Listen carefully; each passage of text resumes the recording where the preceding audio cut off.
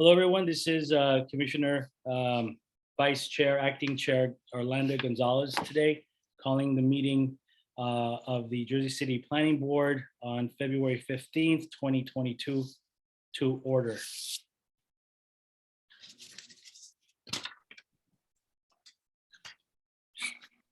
Give a few minutes here for people to kind of come in.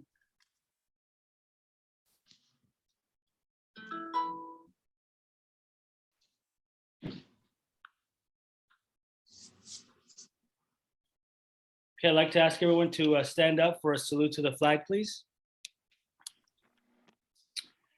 Pledge allegiance to the flag of the United States of America, and to the republic for which it stands, one nation, under God, indivisible, with liberty and justice for all.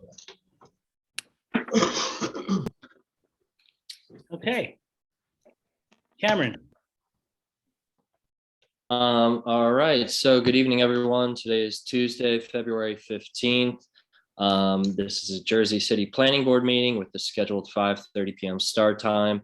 To adhere to social distancing protocols and best practices, this planning board meeting is being held virtually as a video conference that is open to the public.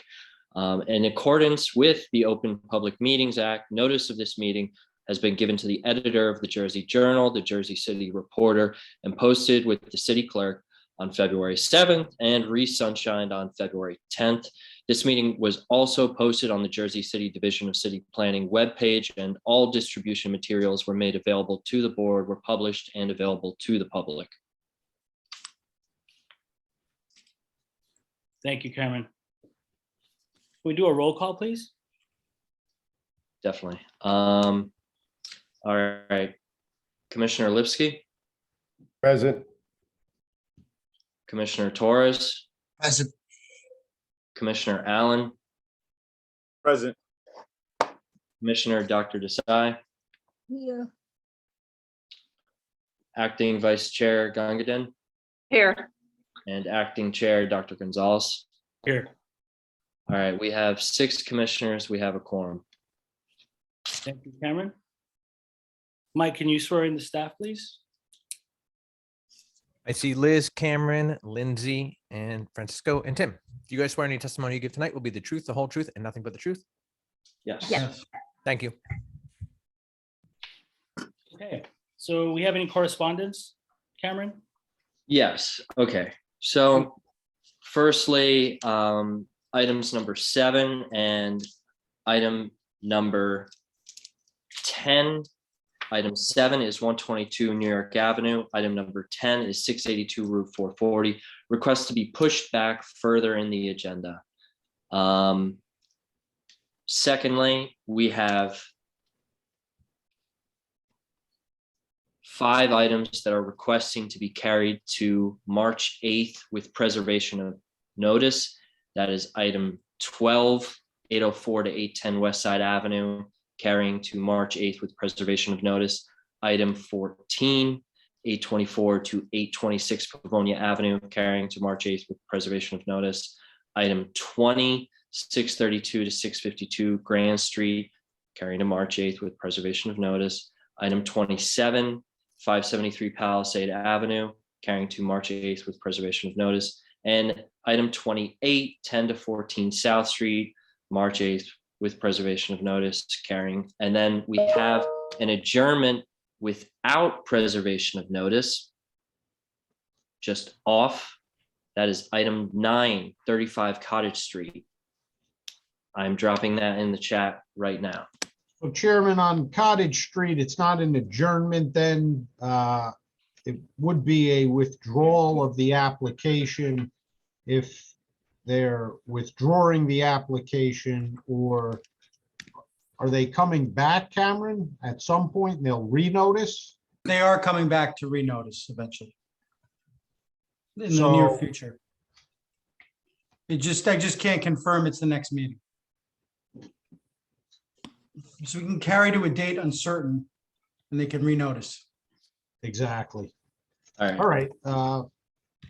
We can do that if everybody wants to do that. That's acceptable. Thank you, All right. Councilor. Duly noted. Okay. So with all that aside, that means that we start on item 8, case number P21-140, address 415 to 435 Summit Avenue. Yes, Cameron. The only thing is if we can look to see if we have Chuck Harrington. Okay, I will check right now. See if we He's can- on there. He's got his hand raised. Okay, Hand up. All right, I'm promoting Chuck, and I'm assuming this is Jim Burke, so I'm promoting Jim Burke as well. Or, Jim Burke is also saying in a message, you can proceed. okay, well, Both of them, and let's get this hashed out. all right, promoting Jim.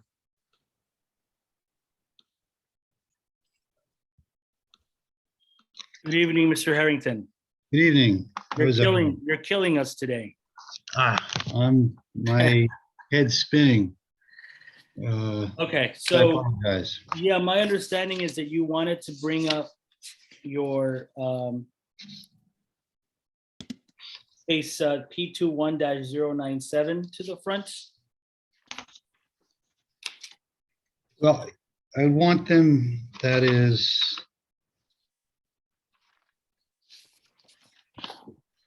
Well, that's Mr. Leans. I was just saying if you need to go, the board, wants to go through some quicker applications.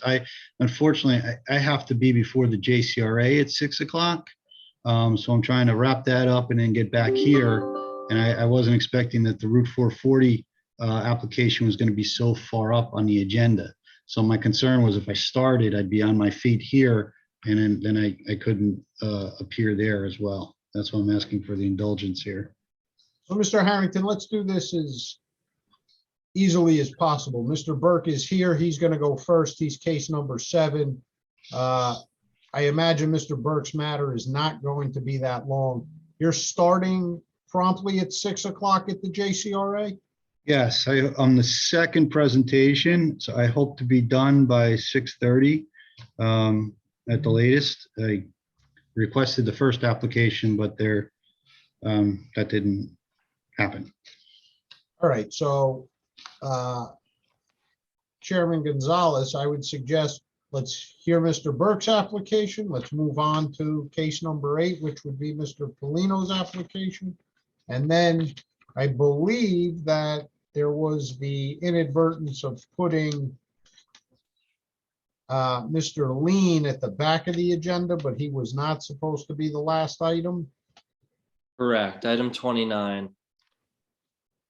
So let's take those 3 in that order.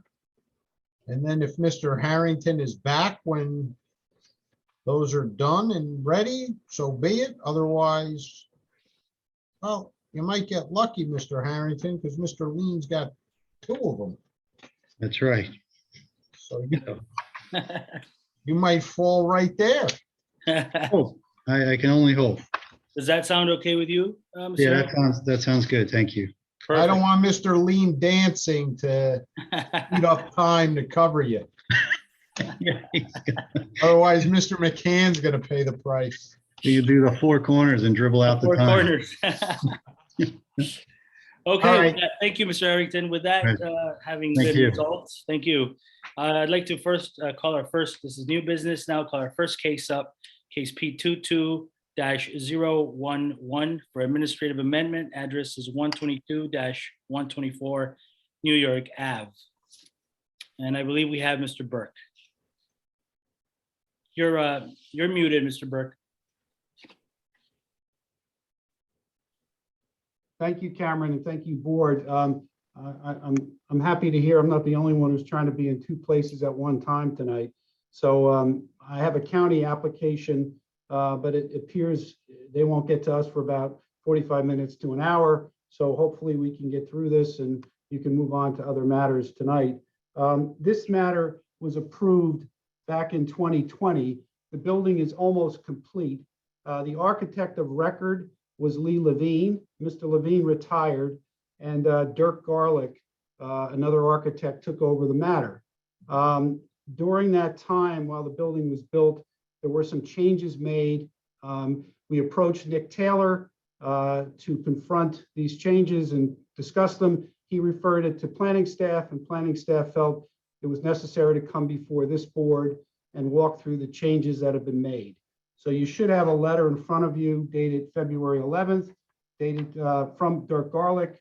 And that letter lays out each of the changes that have been made. And hopefully Mr. Garlick is on with us. I don't see him, but I'm not seeing everybody. And he can be sworn in and then go walk through the changes and then answer any questions the board might have.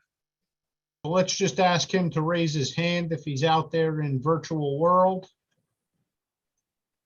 I'm looking.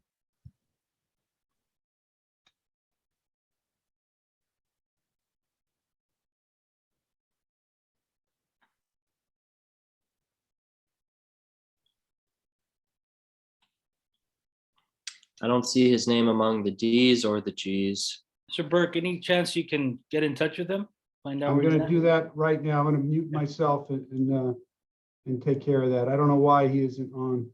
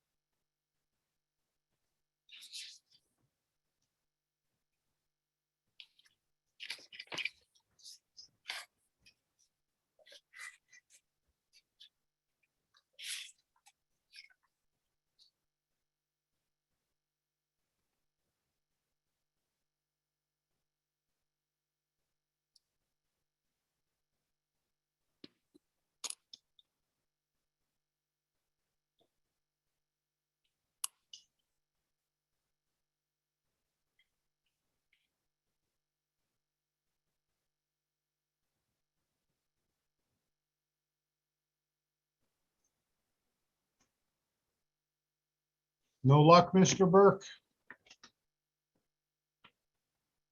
He has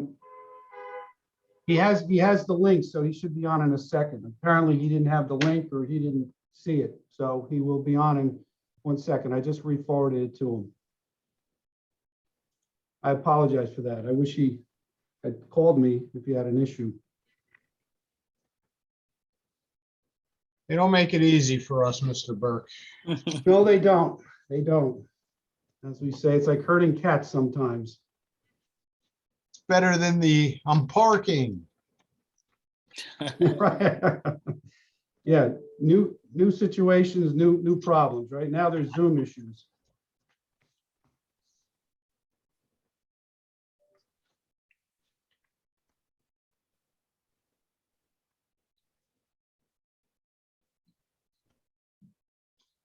Mr. Burke, could you tell us while we're waiting, where are they in terms of the actual construction? Is it?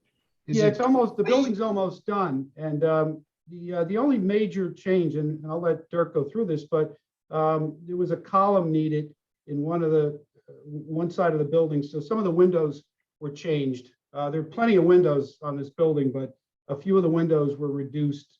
And that's really it, other than some of the facade changes, which involve some of the fenestration and, minor changes, which I think occur in most buildings when they're being built nowadays.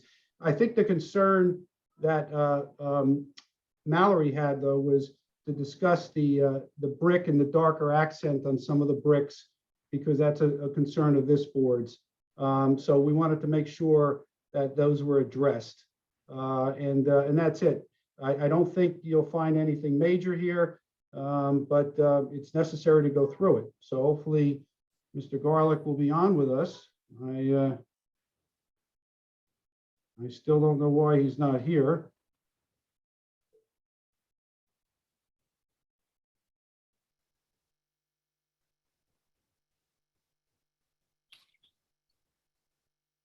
And Mr. Burke, do you have a rendering regarding that darker brick accent? Is there Yeah, some? it was submitted, but unfortunately, I can't bring it up on my screen. He was able to do that on his screen. That is something, you know, he would have to do unless Cameron can do that because it was submitted to the board. Is that the existing condition plan? There was existing, and then there should have been a change, you know, showing the change as well. There should have been a separate one showing the change.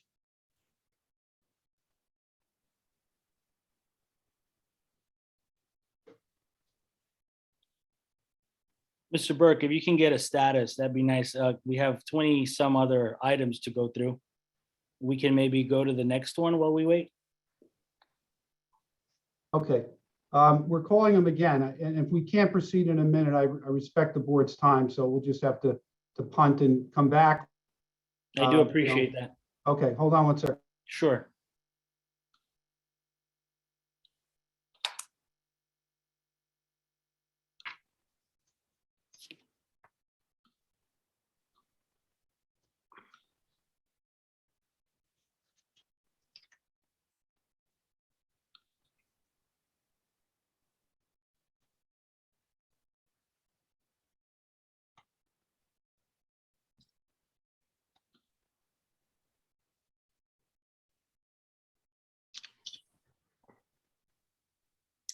I mean, I can bring it up. I have it up now. I just found it.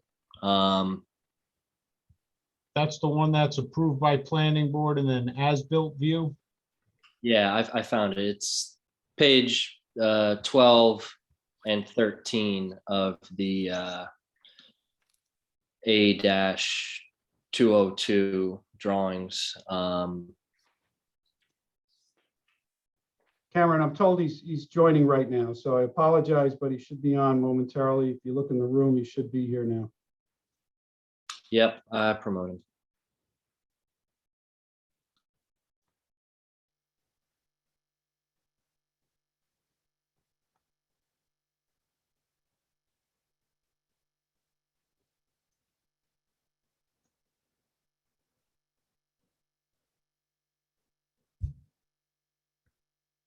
Hi, Derek. How are you tonight? Hey, We just need you to unmute. did you swear in? I just want to swear you in, all right, Dirk?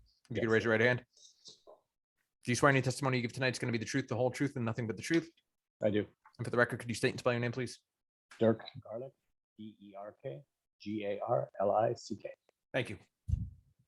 All right, hey, Dirk, yeah, the board's been kind enough to give us a few minutes here. I started walking through the February 11th letter that you sent to the board. So if you could, I'd like you to just walk through this and explain why the changes were made. And then if you have the graphics, put that up on the screen, in particular for the color changes of the facade, okay?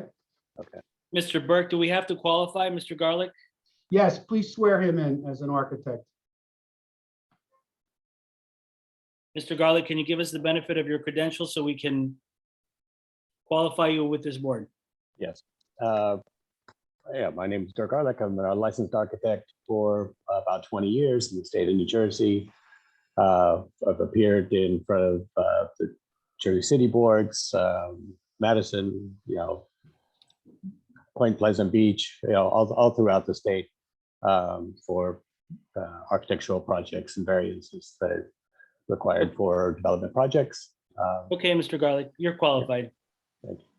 All right, so Dirk, I explained that Lee Levine was the architect of record. The matter's been approved. The building is substantially along in construction, but some changes have been made. So if you could, the board has probably 15 matters tonight. If you could just walk through these fairly quickly and explain why they were made, and then the board can ask any questions it might have. Would you guys like me to share the screen, or is there currently it's disabled for the participants? We'll give you access here. Cameron will. Giving you access right now.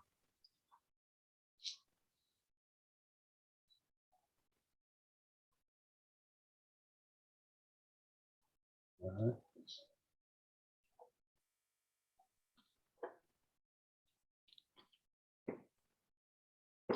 So I'll just go over some of the minor interior plan changes. There was a slight adjustment to the fenestration at the entrance.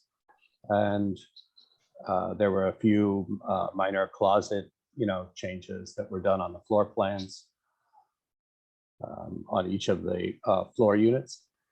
But I think the primary reason why we're here this evening is really to address the exterior fenestration change. There were two locations on the garage level, the window openings to the left side of the garage door and to the right side of the garage door. And then there in this corner unit on this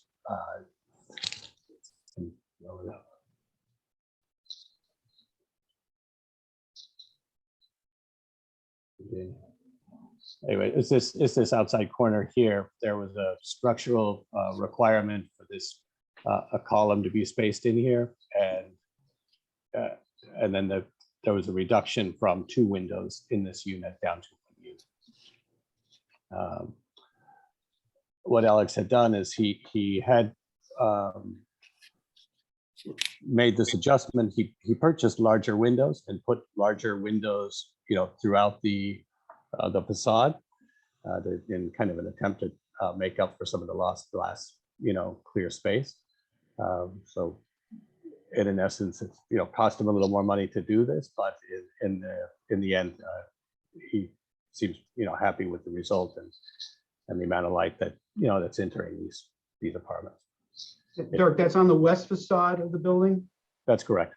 All right, so there was 1 window on second, third, fourth, and fifth floor that was eliminated, correct? That's correct. Okay, all right. And how many And then- windows in general are throughout this building? I mean, there's a significant number of windows, correct? Yeah, absolutely. Like 50, 70, plus the backside, over 100 windows probably. Okay. Another thing that kind of Alex took upon himself just to improve the look of the building, kind of the character of the natural light and ventilation in that parking garage was as he went ahead and purchased full glass divided light windows for all of these windows that were shown as just grills, louvered grills. He went ahead and put windows in throughout that base facade. And then the last change that's itemized on the list was a change from a lighter colored beige banding and a base course here to a darker transition brick and cornice painted cornice. And that's only on the south facade, or does that wrap around the building? It's consistent around both sides. All right. And then I guess what we'd also like to point out is, as we were kind of picking up this project kind of interim as Lee was moving into retirement, and we were stepping in to assist with the project through completion. It really wasn't until later in the process that we found that there were these deviations from the approved plans, because what was a little unique was that the plans had been submitted to the building department and reviewed by the building department, but they hadn't gone through the process of cycling back through the planning board. So I think it was just something, as Lee's practice was kind of wrapping up, that maybe that wasn't something that that they had an opportunity to get to, as he was trying to move into his forced, essentially like a forced retirement. Okay. Have you described every change that you think is material? I have. Okay, all right. I'll turn it to the board. Are there any questions from the board members? So, council, I will say this, Mr. Garlick, since Chairman Langston is not in attendance, I know that he would want to see the difference in the brick. Obviously, we can't appreciate the color differential without a photograph. And that's the type of change that should be presented to us before it goes onto the building, right? Now it's there, it's in, it is what it is, but, you know, we, pre-pandemic, the materials used to be brought to the meeting so we could see the actual color versus a photograph. So I know that Chairman Langston would not be happy about that. So I put that out there for what it's worth. No, I understand, and I think it's a good point. I think there were some particular circumstances here. Again, as Mr. Garlick said, Mr. Levine was retiring and there was the pandemic. So, but nonetheless, I think your point's well taken. This is Commissioner Torres. I don't know if you could hear me. Yeah, we can hear you. Okay. I do have a couple of questions, Mr. Garlick. You did say you did projects in Jersey City before? Yeah. Yes? Mhm. Okay, and this project when Levine was retiring was the changing of the brick, the door on the roof, the windows already done? Or has been something that you saw fit to change after he was decided to leave the project? Yeah, no, absolutely not. We came in after these things had already been changed. Like I said, from our understanding of what's happened is it appears that these changes actually did go to the building department for plan review and approval, but they never came back in front of the board. So when we were at the job site, when we were retained to come out and start looking at some other items on the project, we weren't actually specifically retained to look at this. We just caught it and advised the developer that this is something that exactly as the board is mentioning, that it's something of significance to bring to the attention to the board, because these kind of changes are not taken lightly. It is disheartening to see that so many changes has been made and they feel like we got a lot of windows, we could just add more without it. We got a lot of windows, we can make them bigger, we can make them smaller, you know? While we sit at a meeting for an hour or so looking at this project and approving it, they feel since they have a lot, they can just change whatever they want to change. I mean, the brickwork is not just on one side. When I look at the rendering, it's all over the building, and it's a lot of brickwork. The windows on the first floor that took over for the grill, what kind of exhaust system do we have in that garage now to remove the air from the cars that are parked in there if we have closed windows?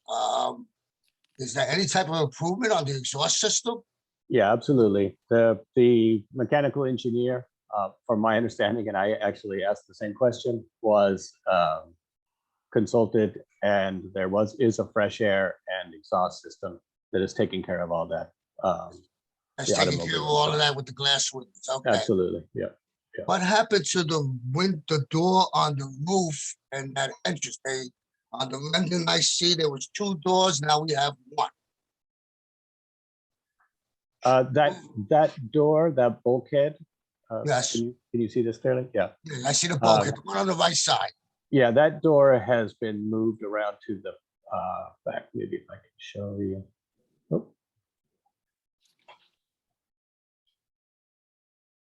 Yeah, so see, that door is no longer, that wing that was out here has been. See, you make it sound like, oh, it's just minor changes that we did inside, but it does change a lot. It doesn't it's just not a minor change. We got rid of this wing, or we got rid of this. If you got rid of the door, there's something else got changed inside to get rid of the door. And it's something that we approved. This is what. And the sad part is, and it's already built. That's the real sad part, you know? Let's go to elevation drawing of one of the north side, the south side of the building. Let's see what that looks like. If we go to any one of these, when we see what was approved and what was not, there was a lot of accent brickwork than there was before. It's not a little bit.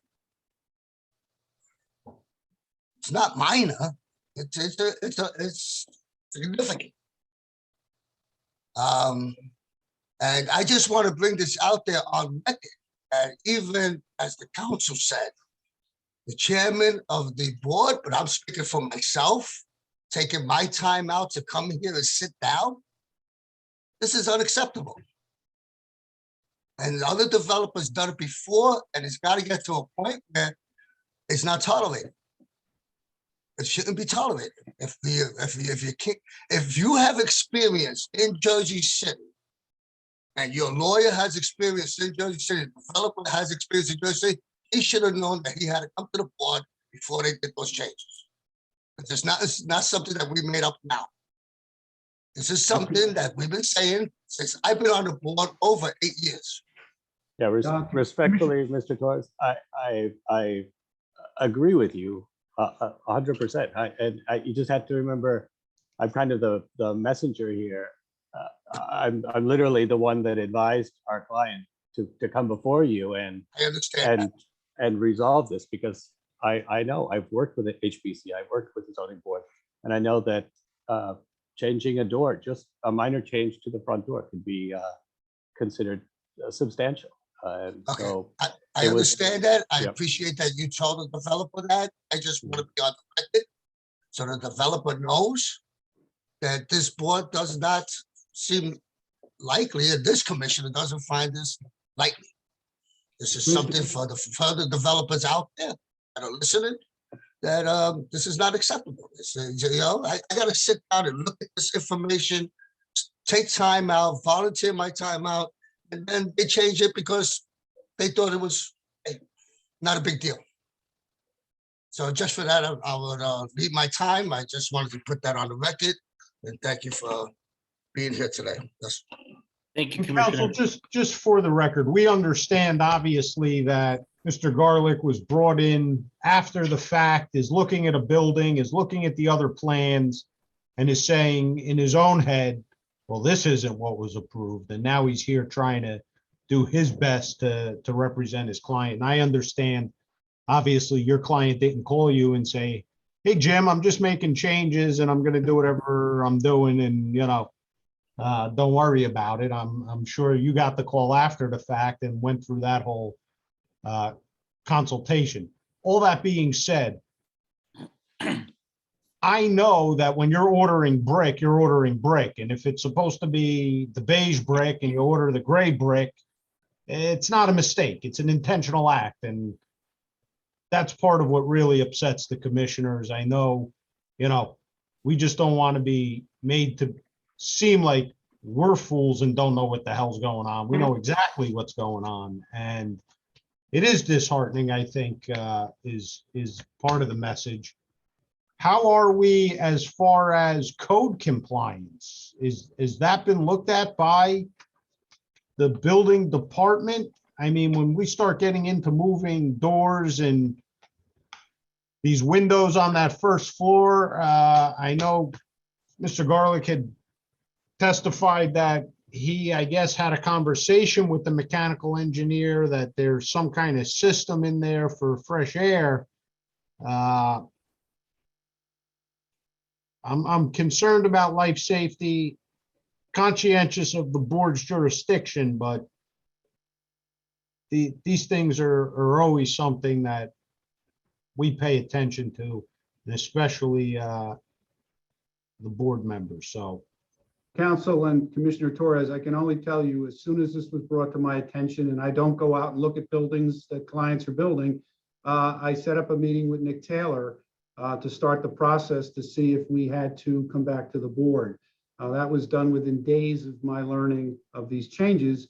And after a week or two, Mr. Taylor met with us and he recommended we go to the planning staff. We submitted this to the planning staff and here we are. So I think Mr. Garlick has explained that he took this over and I'm explaining that I would not hold this back from the board. My recommendation was to come to the board as fast as possible. And here we are. So I can't go back in time. Unfortunately, these changes were made. I think the changes, though, by and large, and I'm not commenting on the color of the brick, but I think many of the changes you see actually are improvements. I don't think he's trying to cheapen the building or cut corners. He's actually trying to make the building look a little better. So council, do we have something regarding a non-issue from the building department with respect to fire safety and all of that stuff? Where are we in inspecting, construction? Was your guy trying to pull a fire? What's the status of all of that? I know building, the subcode officials have been there. There's been no stop work. There's been no penalties or violations issued to my knowledge, brought to my attention. So I think everything is in compliance so far. Their final inspections will be required, but I think the building, and Dirk, you can comment, is somewhere along 90% completed. That's correct. And I do want to kind of go back to the point that there are a portion, I can't say exactly a percentage or how many, but there is a good portion of those changes that occurred and went through the building department review. So, which I believe, I can look back at our notes, but I think all the glass on that ground floor with the exhaust system was all part of the package that was submitted to the building department. And what we kind of discovered was that it appeared to be that what went to the planning board, that a portion of those changes occurred during the construction development, the generation of the CDs, so that when it went to the building department, it was reviewed. But it's different than than what the approved planning board drawing elevation is. Is that somewhat clear? Yeah, I think it's clear. I think part of the concern is, since we're doing this backwards, the board wants to make sure before they consider it that there are no issues out of the building department from building code compliance perspective. Because normally the way it works is, we all know, and again, this is more for the public, we approve it from the zoning perspective, and then the building department says, well, you can't put this pipe here, or this pipe isn't to the level or code necessary. And that whole process plays out. So it sounds to us, and again, just hearing it, it sounds like what you're saying and testifying to is it's your understanding that the building department from code compliance has no issues that you guys are aware of. And I can respect that. I guess the board's going to want to see it. Well, council, I would suggest if the board votes tonight on these changes, that a condition would be to provide an update from the building department stating that there are no code violations and the construction has been done in accordance with the International Builders Code, period.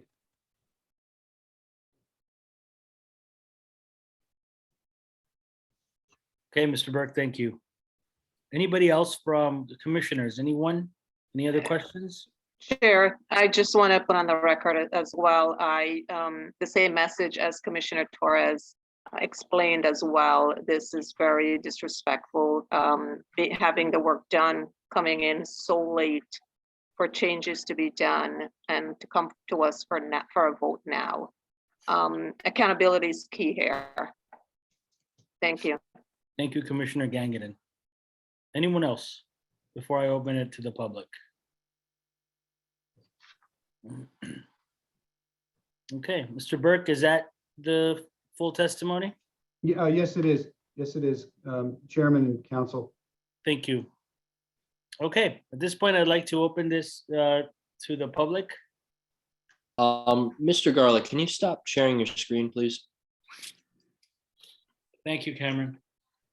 Okay, I see Mr. Weissman in the office, attendees. I'm going to promote him.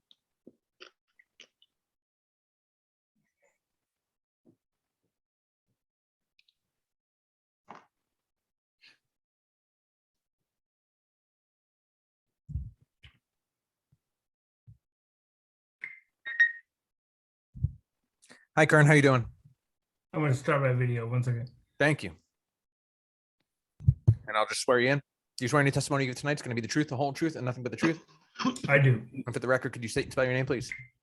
Sure. It's Kern, Kern. Last name Weissman, Weissman. Thank you. Yes. Yeah. Thanks for letting me speak here. Chair of the RNA Development Committee. This project is within the RNA boundaries. I am at 576 Palisade myself. So I've been by the building. I did notice these changes. I'm glad they're at least coming before you guys now.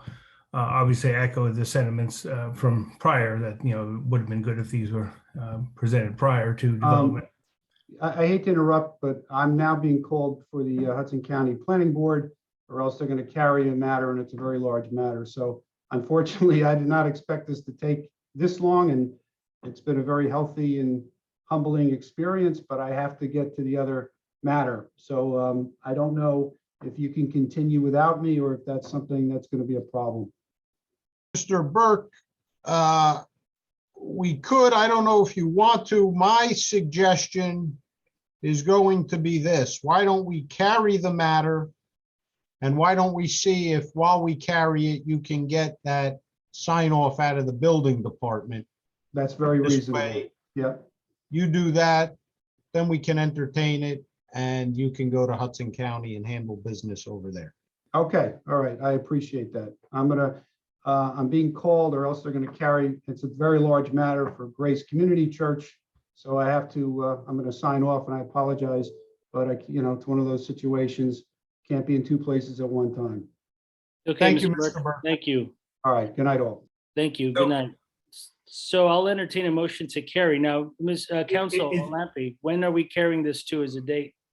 We're going to Certainly. carry it to the March 8th meeting for purposes of letting the public know.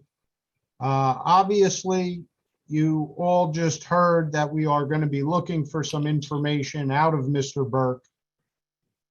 In fairness to Mr. Burke, if Mr. Burke shows up on the 8th, he doesn't have the information, and he wants to put it to a vote, the board can entertain that. I like to believe that we'll have that information for the 8th. So carry it to the 8th, Chairman. And if we're not able to take action on the 8th for whatever reason, we will so notify the public at the meeting on the 8th. I'm sorry, but also I want to interject and just ask, do we want to close the public? Do we want to, because we opened the public? Yes, we need to close the public, right? Well, we're gonna keep it open to the public. Okay. Mr. Burke is going to come back for Okay. procedural purposes. Mr. Burke had requested that he be allowed to walk away from the meeting because of his other meeting. I suggested that we carry it because I get the sense that the board wants this information. I don't want to proceed without Mr. Burke, so let Mr. Burke get that information. And Mr. Kern was the only member of the public that merely was able to place his name on the record. He hasn't even gotten to speak yet, so he will have the full complement of 5 minutes. Okay. We That's what I get wanted. here. And if Mr. Burke has some further information, we will allow Mr. Burke to present that information that the board is requesting and give Mr. Weissman and all the other members of the public their opportunity at the March 8th meeting. Thank you, council. So I'll entertain a motion to carry this to March 8th. Motion. Chair, I'd Right. like to make a motion to carry case P 22-011 to March 8th meeting. Second, All right, Commissioner Allen, Aye. Commissioner Dr. Desai,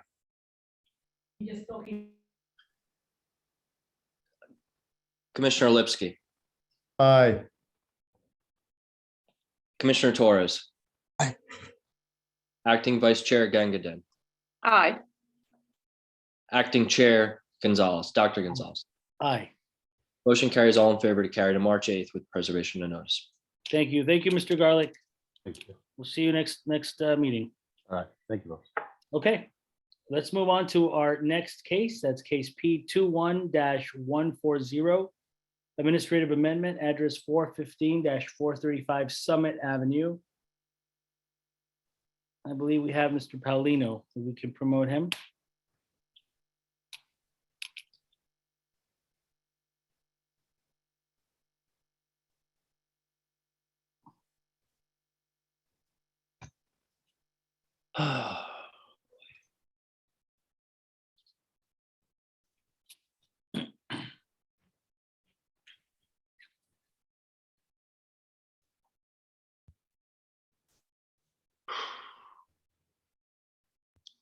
All right, I see a Eugene in the panelists, but I don't see a Eugene Polino no, oh, there we go, E.T. Polino. Yeah, Ite Paulino. All right,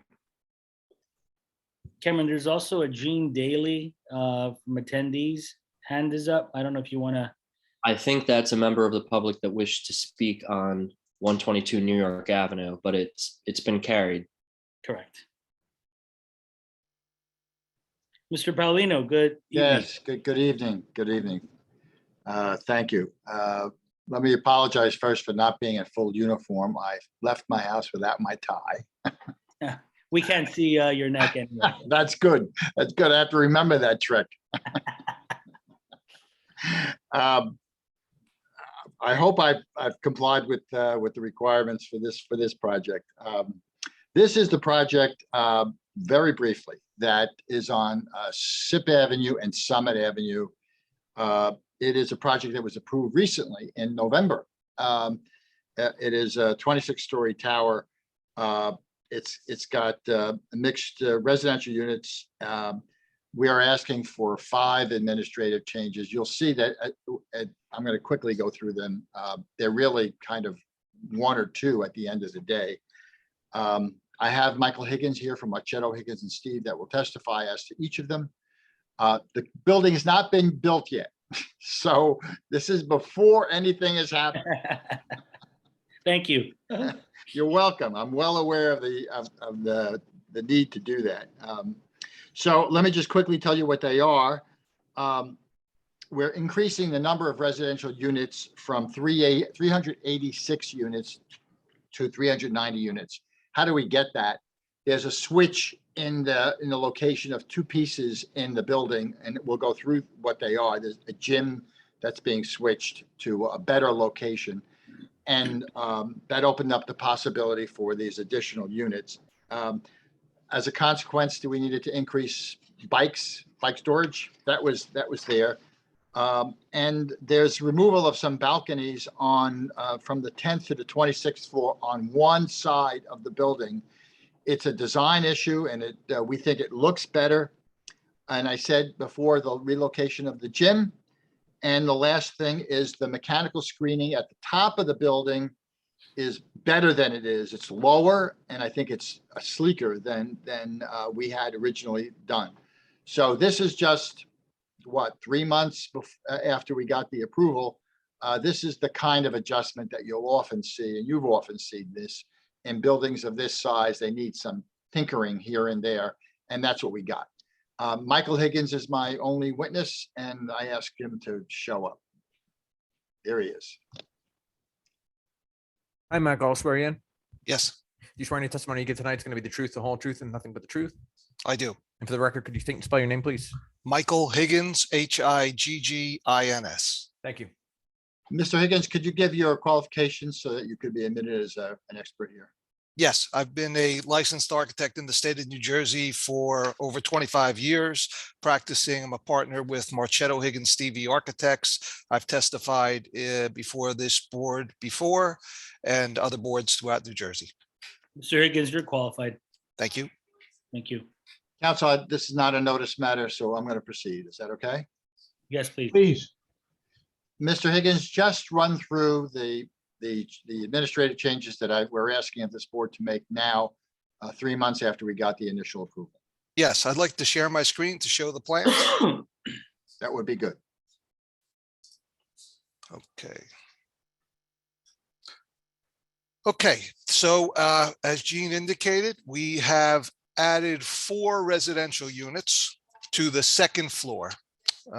Hold on, there we go. Try this again. They are outlined in this clouded red cloud. In this location previously was an exercise or a gymnasium for the building residents. The rest of the floor, as you can see, is all dwelling units of different sizes and bedroom count.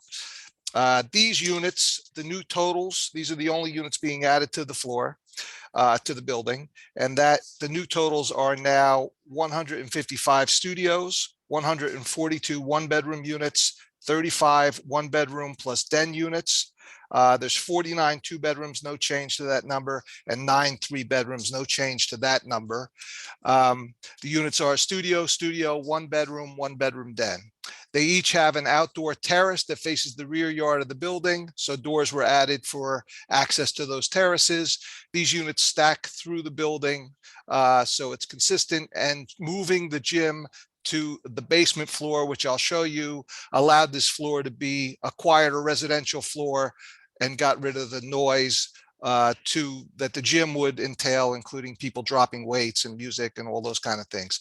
This now on the screen is the basement floor plan, which has an amenity program that include the golf simulator previously. It has the bike storage, and now the gymnasium has been added to here, 3,415 square feet. Having it in the basement again will allow both a little bit more of an activation, so this golf simulator isn't on its own down here, and then it allows the noise to be better contained through the building. In addition, we added the 8 bike parking spaces to accommodate these additional units. We now have a total of 199 bike parking capacity. Regarding the balconies, we eliminated balconies on the northwest corner of the building on floors 10 through 26. It was, they're shown here. These were one-bedroom units, which were, the balcony presented some concerns on the developer's side regarding both the aesthetics of the building and also people storing things on the outside of the balconies, which sometimes can become a nuisance. And there's also some waterproofing concerns. The building residents have access to a common rooftop terrace for outdoor space. And that was, I'll show you the rendering that takes the balconies out so you can see what that appears like. The last change is the rooftop mechanical screens, which were reduced in size. So the mechanical equipment sizing now took place during the construction drawing since the site plan was approved. And we were able to reduce the size of the mechanical equipment and sort of give it a stepped profile. The higher part is sort of above the front main entrance. And now what I'd like to show is a exhibit, which is a rendering that shows the approved elevation and the amended proposed elevation here. So as you can see, by eliminating the balconies that were on that corner, it was a little asymmetrical. This gives it a little bit of a cleaner look to the building. The rest of the building, the base, the alignments, all the things we work to integrate it into the neighborhood have remained intact.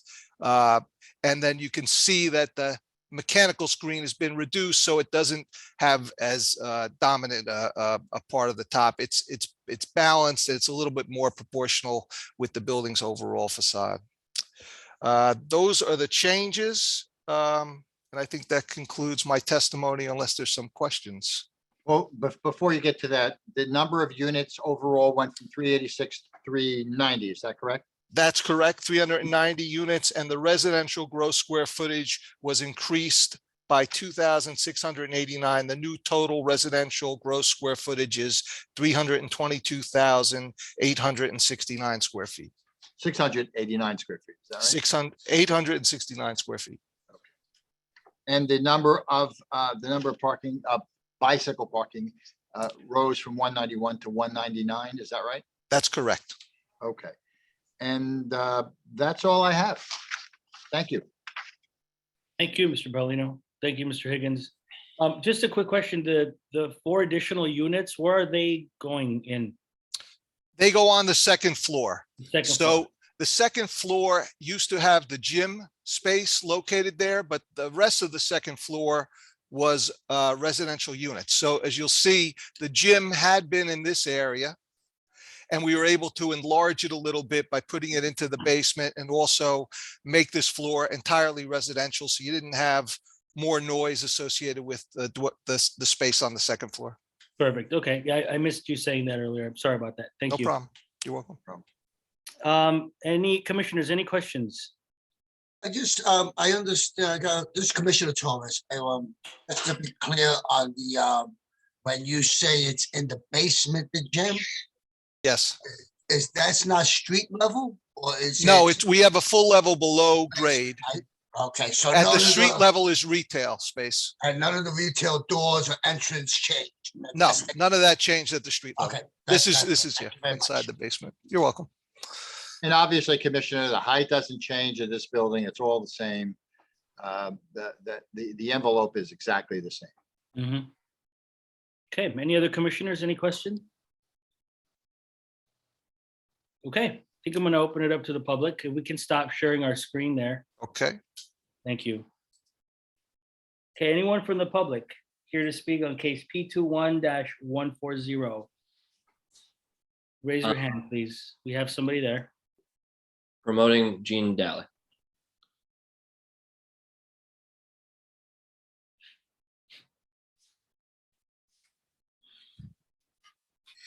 Hi, Gene.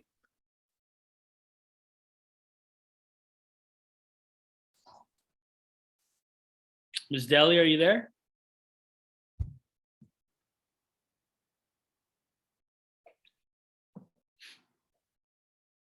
They are unmuted. They just muted. Gene, you have your mute on. There we go. Can you hear us? We can't hear you.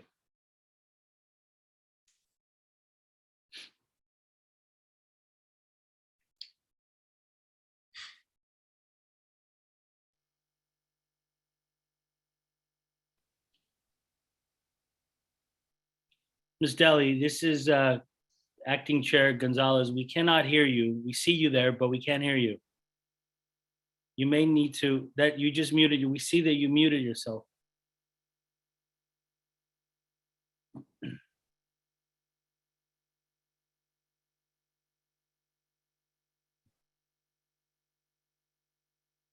Maybe you can call us on the phone.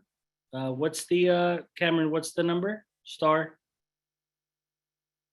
So the call-in number is 1-301-715-8592. You call that number and you use *9 to raise your hand, and then we unmute you.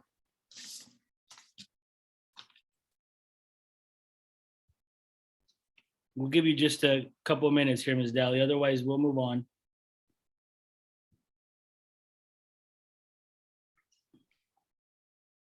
You don't see anybody else from the public, Cameron? No. No, right? Okay.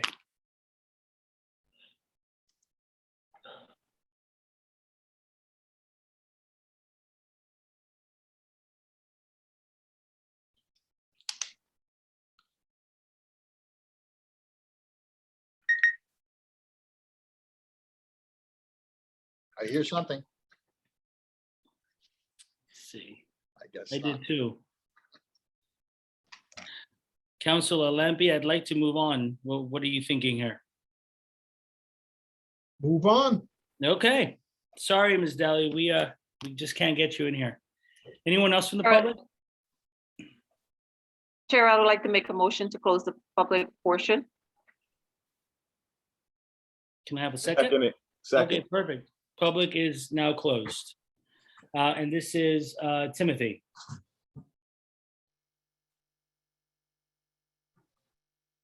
Timothy, you're muted. Thank you. The changes in the, that are requested in the administrative amendment are rather customary in this situation. Planning has no issues with this, and we'll put it to board for a vote. Thank you. Okay, I'll entertain a motion. Chair, I'd like to make a motion to approve case P21-140, which is the administrative amendment changes as presented to the board this evening for approval. Second. Motion made and seconded. Commissioner Torres, I like the cleanup of the balconies. That was great. And definitely the cleaning on the roof was fabulous. And more eye for this. Thank you. Thank you. Commissioner Lipsky, Seems like a reasonable accommodation. Aye. Commissioner Allen, Like the fact that they moved the gym below ground level, the balconies, to remove that, make the building nice and clean. Aye. Commissioner Dr. Desai, Aye. Acting Vice Chair, Commissioner Gungadin. I just want to make one brief comment. I like the relocation of the gym to the basement level, and that way the residential space is not being interfered with the gym and the attraction of people in and out. And Acting Chair, Dr. Gonzalez. 2 points. I like the building actually better aesthetically, to be honest. It looks rounder. The second thing is thank you for coming to us before these changes were made. My pleasure. We really appreciate that. So I know we really do. So I vote aye. All in favor, motion passes. Thank you all. Thank you. Thank you, Mr. Bellino. All right, Mike, how are you doing? You're good. All right. So this is where we are going to call out of order and go to number 29 on the agenda. So I'll call the next case is case P21-097. That is a minor site plan with C variances. Address is 270 to 272 Newark Avenue. Applicant is 270 Newark Ave LLC. Do we have Tom? Yeah, just promoted. Perfect.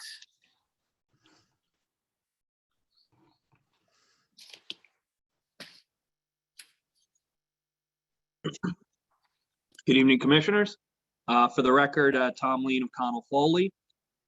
This is a notice case, and we did provide an affidavit. I just want to make sure council has that.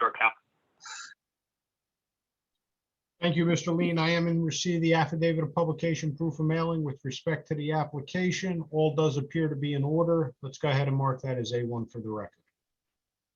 Thank you.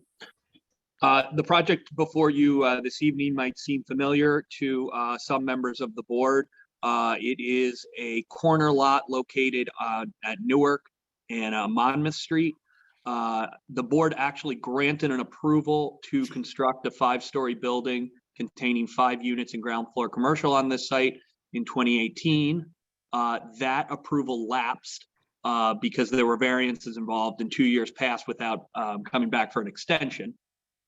The project was subsequently sold to a new developer who is my client, and they're back with essentially the same massing of the building. It is instead a 4-unit building. Each floor above the ground floor will contain a unit, and the commercial space is remaining. The variances associated with the project were granted with the previous application, specifically for a rear yard. I think the variance speaks to itself, and we weren't even sure it was necessary to re-ask for it from the board. but we did notice for it, and my architect will go over why it's necessary. But essentially, the variance was previously granted. The bulk of the building was previously granted, and we're just back with a new exterior design and a decrease in the previously approved density. We are in the NC zone. The NC zone did change previously. The NC zone was changed by ordinance after the previous approval, but we actually are asking for less variances based on the new ordinance as it's written in the NC zone. So with that, I'm going to ask for Jeff Lewis to just run through the building very briefly. But again, this is almost an identical building to what was previously approved by the board.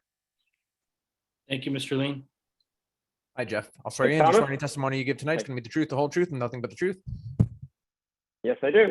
And if you could, please state and spell your name. It's Jeffrey Lewis, Jeffrey-Lewis. Thank you.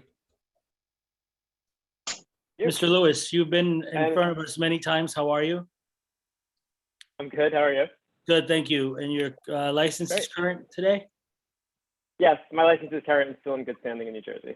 Perfect. Okay, you're qualified. Great. Okay, so I'm going to bring up the drawings right now. Okay, and this is looking at the first sheet of our drawings, the zoning data chart and the photo of the site. We are proposing, as Thomas mentioned, a new 5-story building with ground floor commercial and 4 residential units above in the NC zone, located at the corner of Newark Avenue and Monmouth Street. This is looking, the image here is looking from Monmouth Street. We are an undersized lot. The lot is about 1,931 square feet. And this is as a result of a lot depth that is only 52.33 feet. We are asking for 1 variance with this application for rear yard setback. 15 feet is the requirement, and we are proposing 0 feet. And to explain that a little bit, as I mentioned, we are a corner lot. So while we really have 2 front yards and 2 side yards, but zoning says that we need to make one of these side yards into a rear yard. But if you look, I think, at our site on the right here, what you can see is that both of the adjacent buildings to us are built like right up against the property line, and they're built with walls that don't have any windows on that property line. So I think when you consider the site conditions like that, the undersized nature of our lot, the previous approval that Thomas did mention, the rear yard setback seems to be an appropriate variance for this site. With that, I'm just gonna keep moving ahead. These are our site plans. We are proposing new concrete, sorry about that. We are proposing new concrete curbs or a new concrete sidewalk around the entire site. There are 2 existing street trees in front of our property that will remain. And as you can see, the building itself covers 100% of our lot. However, on the ground floor, there are a few insets, 3 of them to be precise, where we have entries into commercial and residential space. And I'll show them a little more clearly on our floor plans. So the first of these floor plans is the cellar plan. We do have a full cellar into this space. Looking to the left here, the large space is a 1,223 square foot storage area for the commercial space, which is located at the ground floor above. This space has a stair that goes directly to that commercial space, and then has a door accessing the rest of the cellar. And this door is so that the commercial space will have access to the trash room, which is located in the basement. Besides the trash room in the basement, we have gas meters, a bicycle storage area, and then the stair and elevator from the residential lobby above. Moving on to the first floor, so that makes a little more sense. Here's our commercial space located at the corner of the property. It is a total of 1,140 square feet.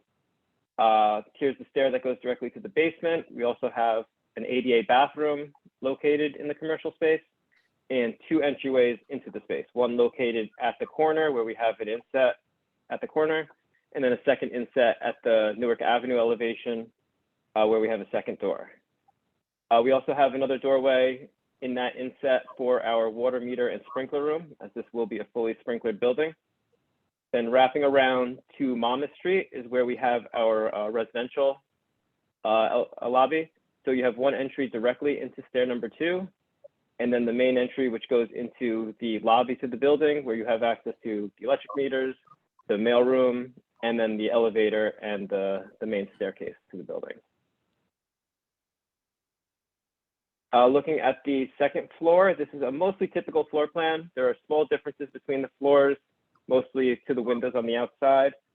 There's one apartment per floor. The apartments are 1,382 square foot, 3-bedroom, 2-bath apartments. All these apartments have washer dryer in the unit, forced air and air conditioning, and all of these apartments are ADA adaptable. Looking at the apartment itself, you have this great large open living, dining, kitchen area, which is located at the corner of the building and along Monmouth Street. There's a hallway with 2 bedrooms and a shared bathroom. And then at the end, we have the master suite, which also has a private balcony up at the Newark Avenue elevation. The next plan we're showing is the 3rd and the 5th floor. There are only a few minor differences between these floors and the 2nd floor. The main one is the window patterns. The windows are much larger. It'll be more obvious when we look at the elevation. The only other difference is the private balcony at the top, Newark Avenue elevation, which is just smaller than it is on the 2nd floor. And then lastly, this is the 4th floor plan. It's exactly the same as the 3rd and the 5th floor, except this window in the staircase is different. This is the roof plan. The roof is accessed by both stairs and the elevator. Looking at the plan itself, we have an equipment area at the corner here for our condensers. And then we have green roof trays to provide buffers around our paver patio roof deck. And the roof deck itself, the patio is 786 square feet, and the green roof trays total 425 square feet. So looking at the building elevations, this is the Monmouth Street elevation. We are going for a modern look with a lot of windows here. All of these windows are black aluminum frame windows. The ground floor main finish is a dark gray fiber cement siding. And then the 2nd floor right above it stays that dark gray color, but these are aluminum metal composite panels. And then 3, 4, and 5, these are also metal composite panels, except we're changing the color from a charcoal gray color to a Sierra tan. The bulkhead itself, which is the stair and elevator bulkhead, is an off-white finish. It's a smooth stucco finish. Wrapping around to Newark Avenue, you can see these are all the same finishes, basically the same elevations. The only thing you can see here that we can't see otherwise is those balconies where we have a glass panel railing on each of the balconies. Then looking at the side elevations, both of these sides are built on the property line. There's generally a building right next to us. If there's any place where there is not a building directly next to us, the finish will have a light gray, smooth stucco finish. And then the other thing you can see on this drawing is that where we have that balcony, that stepped in area, we are wrapping around the metal panels on that elevation. And that's really, that's it. It's a pretty simple building. I'm happy to answer any questions that you may have about it. Thank you, Mr. Lewis. Does anyone have questions? Commissioners? No. Okay. I have no other witnesses. Like I said, this project is almost fully compliant except for the rear yard variance. I think based off of Mr. Lewis's testimony, you can see that there's a hardship here. This board already reviewed this under the previous bulk, so I think the variance is warranted. And with that, I have no further testimony. Okay, thank you. So we're going to go ahead and open it up to the public. If anyone from the public is here to speak on case P21-097, please raise your hand so that we can promote you. Anyone from the public? Chair, seeing no more public, I would like to close the public portion. Second. Okay, public is closed now. And I think this is Francisco, right? Yeah, that's correct. Okay, sir, go ahead. Staff recommends approval with conditions outlined in the staff report. I believe it was sent to Mr. Lean. I am in receipt. We can agree to the conditions. Okay. And that is all. Thank you. Chair, I'd like to make a motion to approve case P21-097 as presented to the board together with staff recommendations, conditions for approval. Second it. Commissioner, Second it. sorry. Commissioner Lipsky, Aye. Commissioner Torres. I think you're on mute. Aye. Okay. Commissioner Allen, That's a nice building for that corner lot right there. Aye. Commissioner Dr. Desai, Aye.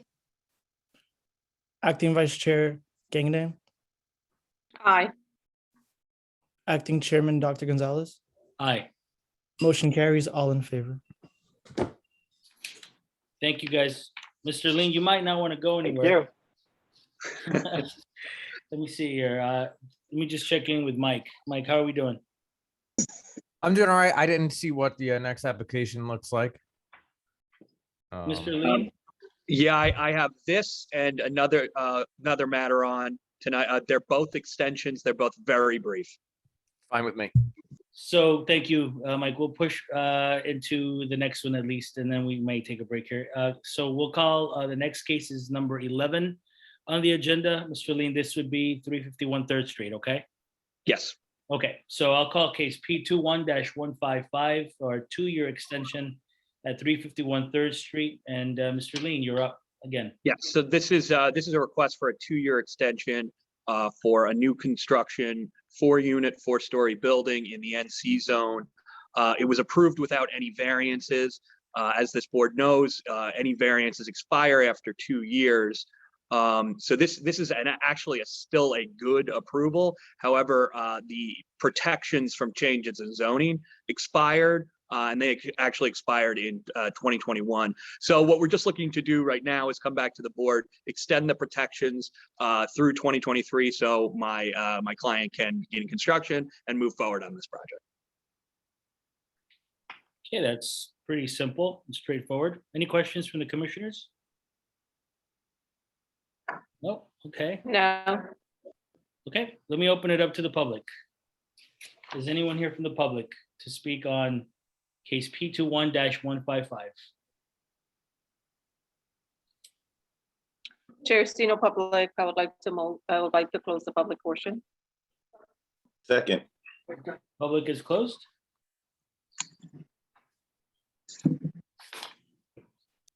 And we'll have staff in here. Planning staff recommends approval. Perfect, thank you. Chair, I'd like to make a motion to approve case P21-155 as previously approved with case P19-027 for a 2-year extension. Second. Motion made and seconded. All right, Commissioner Allen. Commissioner Allen? Aye, sorry. That's okay. Commissioner Dr. Desai? Aye.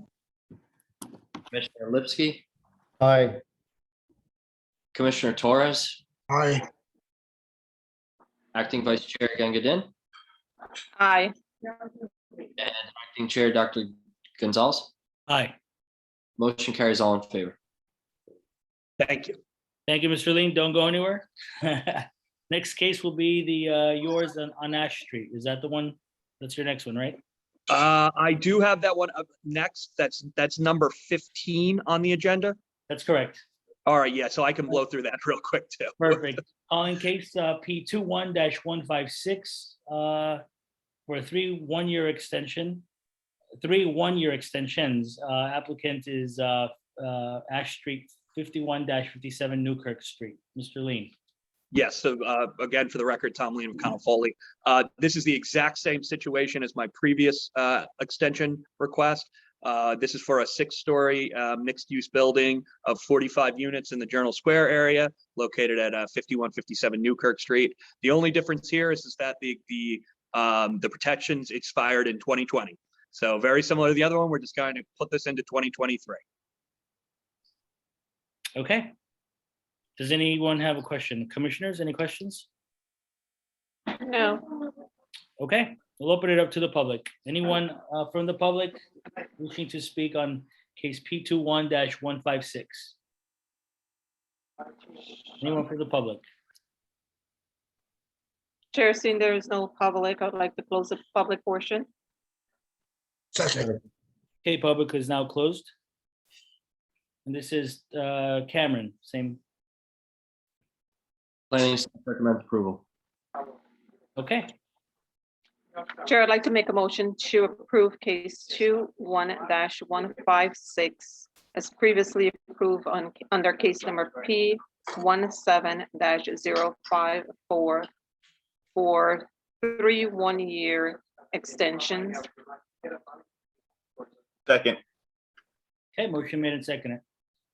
Commissioner Allen, Aye. Dr. Desai, Commissioner Lipsky, Aye. Commissioner Torres, Aye. Acting Vice Chair Gungadin, Aye. and Acting Chairman Dr. Gonzalez. Aye. Motion carries all in favor. Thank you so much, everybody, and thank you for accommodating moving me around. Thank you, Mr. Lean. Have a good night. Have a good night.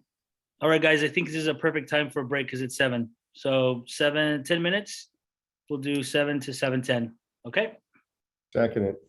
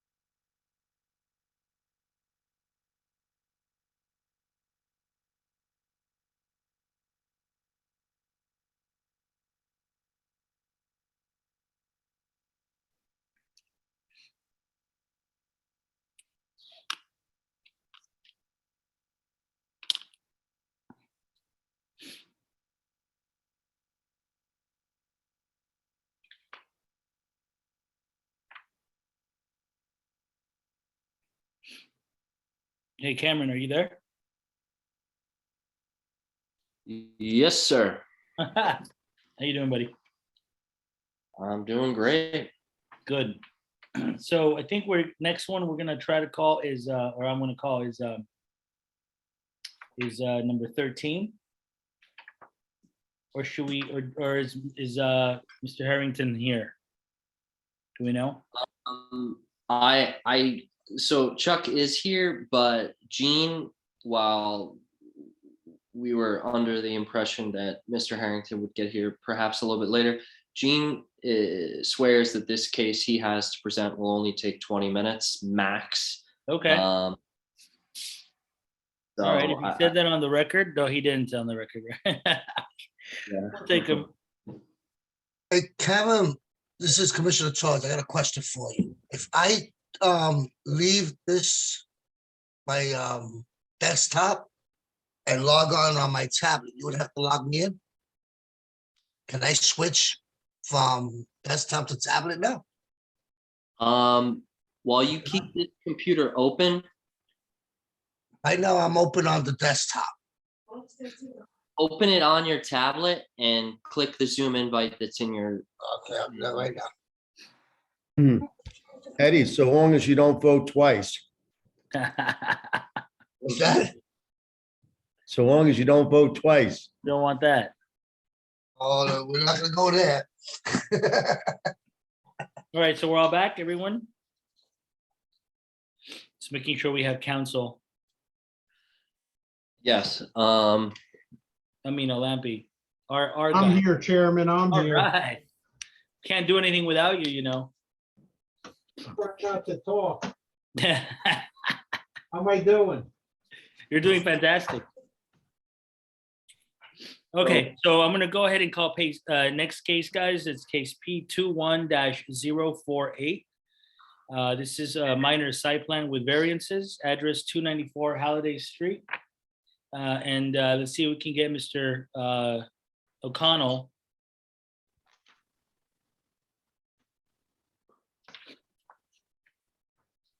To stick to his 20-minute. Okay, I should be unmuted. Yep, here I am. Okay. I actually told Cam 10 minutes. So, Oh, hey. We'll take 10. all right. This application, well, I guess you want to call it a case first, sorry. I did. You're I right, called the case. Okay, so this is an undersized lot, 12.5 feet by 100 feet on Halliday Street between Municipal and Lafayette Street. We did appear before the Morris Canal CDC. They really had no issues with the project. We appeared back in December. There are a couple of variances, but they're all caused because it's an undersized lot. I have two witnesses tonight, Raul Cabato and Sam Bellamy. And if Raul's out there, can he be promoted and share a screen? Counsel, swear you in, for okay? purposes of the record, Mike, just let me do this. For purposes of the record, I receive the affidavit of publication proof of mailing. This matter was carried from the January 18th meeting originally with preservation of notice. All does appear to be in order. We can mark that as A1 for the record. Thank you, counsel. All right, now Raul, I'll swear you in. Do you swear any testimony you give tonight is going to be the truth, the whole truth, and nothing but the truth? I do. And if you could, state and spell your name, please. Sure. Raul Cabato, Raulcabato. Thank you. And Mr. Cabato, you presented in front of us. You've testified. Yes, Is sir, your, I have. Is your license current today? Yes, sir, it is. Okay, sir. Thank you. You are qualified. All right, thank Okay, you, Vice thank you. Chair. And Raul, could you share your screen? Yes. Okay. The project is located in the Morris Canal redevelopment zone. The existing lot is 12.5 feet wide and 100 feet deep, having an area of 1,250 square feet. The lot is undersized by Jersey City standards. The proposed project shall consist of constructing a new 3-story 2-family dwelling with a total gross floor area of 2,375 square feet. The proposed structure shall have ceiling heights of 9 feet and the overall building height shall be 30 feet. A majority of both the front yard and the rear yard shall be landscaped. No street trees are proposed at this time since there exist 2 street trees 30 feet apart flanking the project site. So these are existing street trees. 2 variances are requested for the following zoning bulk requirements: minimum lot area and minimum lot width.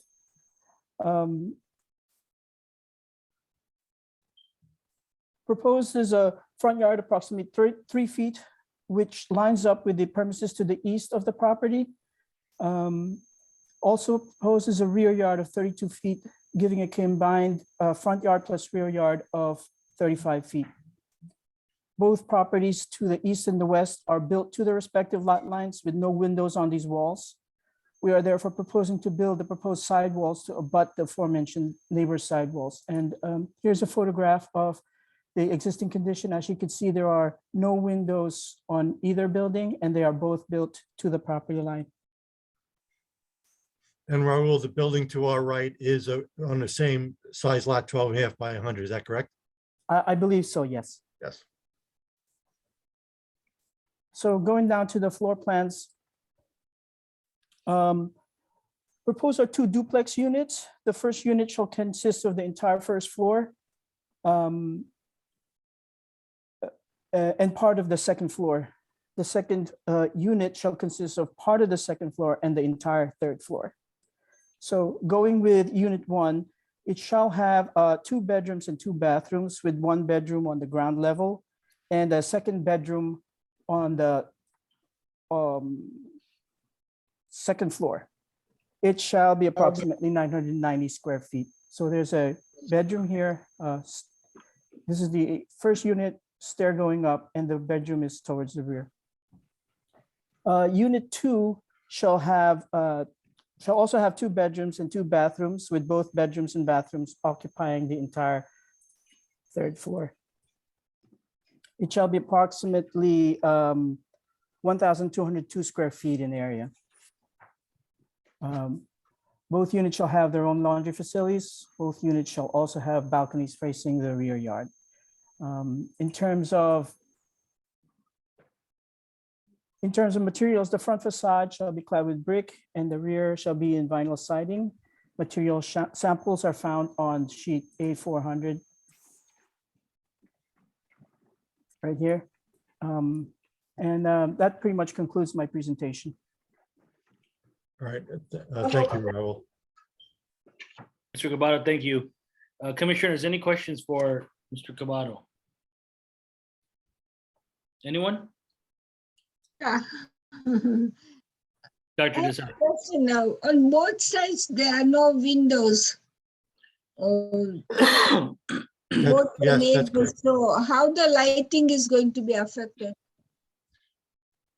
I believe it's not going to be affected because we are proposing to build to the property line also.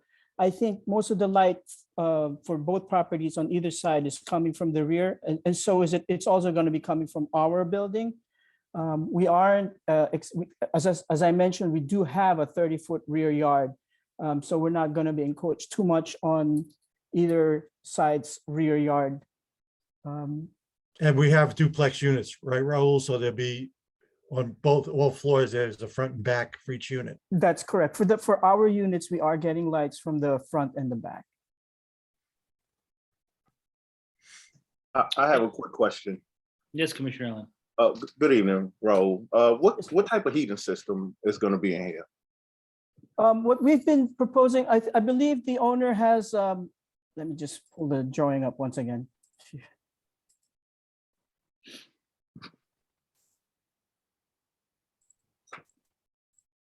We have been using, in this particular case, I believe we are going to be using a forced air unit. We have a mechanical closet where we're going to be putting the air conditioning unit. We do have condensing units in the back, which are going to be on concrete pads. The rest of the backyard will be landscaped. Okay. Okay, thank you. Thanks, Raul. Anyone else? Any other questions? Okay, Mr. O'Connell. Okay, then I have a short presentation from Sam Bellamy just to address the two variances. I say, do you swear any testimony you give tonight is going to be the truth, the whole truth, and nothing but the truth? I do. And for the record, could you state and spell your name, please? Sure. Samuel Bellamy, last name Bellamy. Thank you. And Sam, you've testified before this board before. Yep, and my license is current in New Jersey and in good standing. Thank you so You're much. qualified, Mr. Bellamy. Thank you. Thank you. So yeah, getting right into the deviations that we're asking for tonight, they're really two existing non-conforming conditions for the minimum lot size and minimum lot width. So the existing lot is 12.5 feet wide, 1,250 square feet. So half the required size in the residential district of the Morris Canal redevelopment plan. The lot is currently vacant. There's a chain link fence in the front. What we're proposing is a conforming two-family building on this lot. As Raul mentioned, we are consistent with all bulk requirements in the residential district. So we're matching the predominant front yard setback at 3 feet. We're providing a 37-foot rear yard setback and 32-foot rear yard setback on the upper floors, which meets the minimum required 20-foot rear yard setback. We're also consistent with the building coverage and lot coverage requirement. We're proposing 60% building coverage and approximately 74% lot coverage. And that meets the required maximum standards. So really, notwithstanding the narrowness and undersized nature of this lot, it is in scale with the surrounding area and with the requirements for a two-family use in the residential district. So I really do think that these two existing non-conforming conditions could be granted pursuant to both the C1 criteria, where there's a hardship here, and also the C2 criteria. This is an appropriate infill development, and the benefits would substantially outweigh the detriments. This project does advance the purpose of the municipal land use law, appropriate developmental lot, purpose A, appropriate density with purpose E, and also desirable visual environment by completing the streetscape here that's consistent with purpose I. I do not see any substantial detriment to the general welfare. Again, there's no substantial impacts to the light, air, and open space, in my opinion. It continues to allow light into the interior of the block. And also there's no substantial impact to stormwater conditions, as we do meet those required standards. Likewise, there's no substantial detriment to the zone plan or zoning ordinance. This does promote the purpose of the residential district to promote development in scale with the surrounding residential area. And is also consistent with the master plan with the two-family home here. So with that, I do think that this project meets both the positive and negative criteria. I'd be happy to answer any questions the board might have. Thank you, Sam. Thank you, Mr. Bellamy. Any questions for Mr. Bellamy? Okay. Mr. O'Connell, is that it? That's it. All right, you were right on. Okay. I'm gonna open it up to the public now. Anyone for the public wanting to speak on this case? P21-048. Anyone from the public? Chair, see no more public. I would like to make a motion to close the public portion. Motion made and seconded. I'm stepping in for Matt on this one, and all that I ask is that Mr. O'Connell agree to the conditions in the staff report. Yes. Okay, dated January 11, 2021, written by Matt Ward. Yeah. Okay, yes. Yeah, we read it and we agree to it. Okay, and then planning staff recommends approval. Thank you. Chair, I'd like to make a motion to approve case P21-048 as presented to the board this evening, together with staff condition report. Second. Made and seconded. Motion. All right, Commissioner Allen. Aye. Commissioner Dr. Desai. Aye. Commissioner Lipsky. Aye. Commissioner Torres. Aye. Acting Vice Chair Gangadin. Aye. Acting Chair Dr. Gonzalez. Aye. Motion carries all in favor with conditions. Thanks, Cam, for getting me on, and thanks everybody for listening and approving us. Thank you. Thank you. Mr. O'Connell. Have a good evening. You too. Okay, Cameron, do you think, do we have Chuck Yes, I will promote him momentarily. Okay, yep, here he is.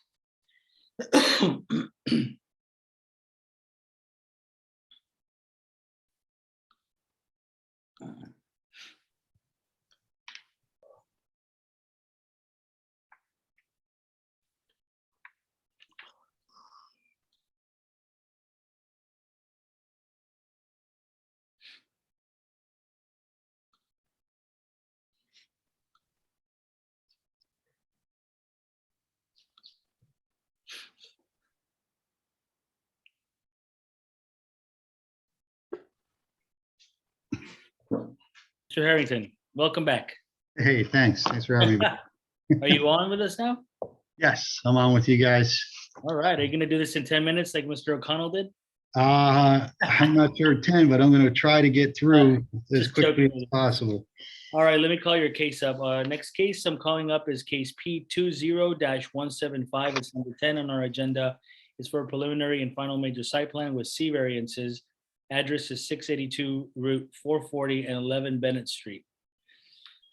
Okay, Mr. Harrington, you're up. Okay, thank you. For the record, Charles Harrington of Connell Foley on behalf of the applicant.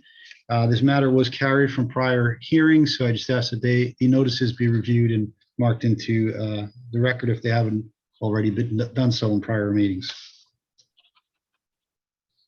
Thank you, Mr. Harrington. I am receiving the affidavit of publication proof of mailing. Mr. Harrington is correct. This matter has been carried. I've reviewed the notices. They do appear to be in order, so we can go ahead and mark those as A1 for the record. Okay. Thank you. Great. Counselor. Thank you. So just as I'll give a background here. My client owns the property. He is also the designated redeveloper of the property. The property is located in the highway, high-rise district of the Water Street redevelopment plan.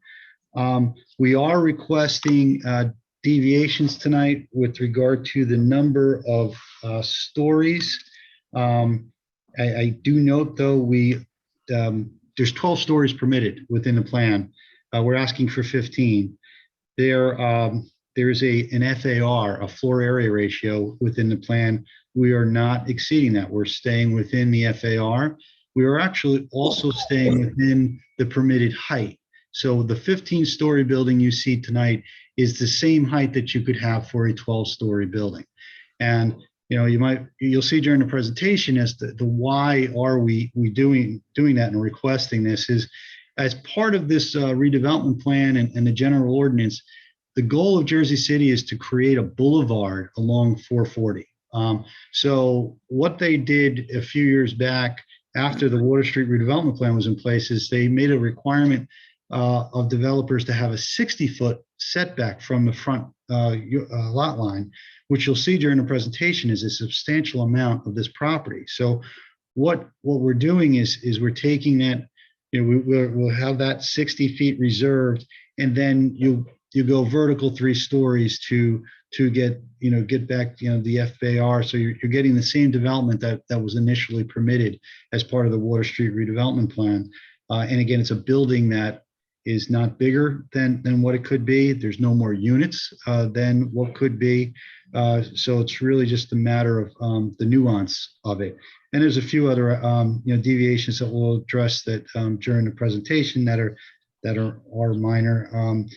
I note that because this is on the state highway, it is ultimately subject to the Department of Transportation approval, the DOT as well. We've had conversations with them, and we're continuing those conversations with them as to that goes to circulation issues around the property, because you'll see during the presentation that there's a jug handle that circles the property.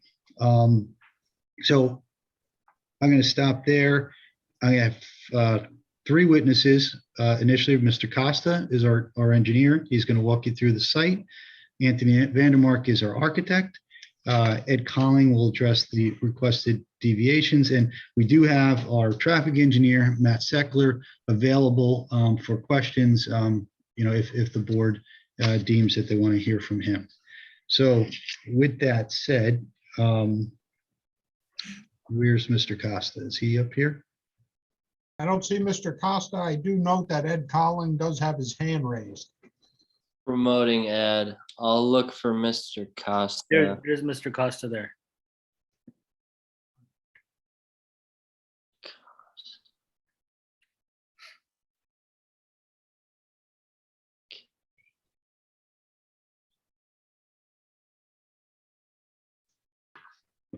All right, I don't see him among the K. What's his first name? Robert Costa, Bob Costa Costa. with a C. Yes. There.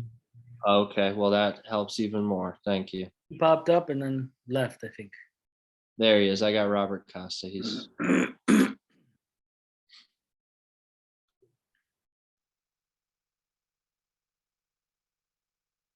he is.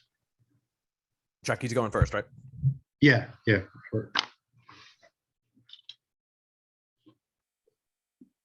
Hi, Robert. You can There hear us he all is. right? I am here, yes. All right, great. I just want to swear you in. If you could raise your right hand. Hang on 1 second. Sure. Go right ahead. Do you swear any testimony you give tonight is going to be the truth, the whole truth, and nothing but the truth? I do. For the record, could you state and spell your name, please? Absolutely. For the record, my name is Robert Louis Costa, Costa. Thank you. 325 South River Street in Hackensack, New Jersey. Professional engineer, 34702, professional planner, 4639. And Mr. Costa, you have appeared before the boards in Jersey City in the past, is that correct?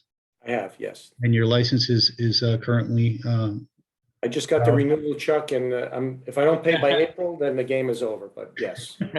Congratulations. You are. Thank you. qualified. Thank you. thank you. All right, Mr. Costa, could you maybe share your screen and walk us through the site? Let's see, if I can't, I'm gonna have to walk down the street to the grammar school. Let's see if this works. Hang on 1 second.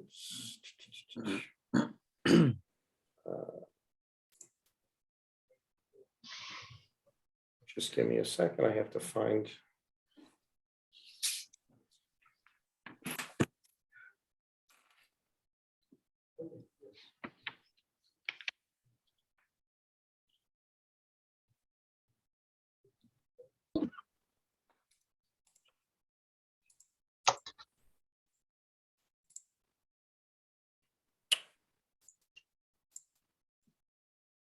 Just give me 1 more second. I'm just gonna find where I put it.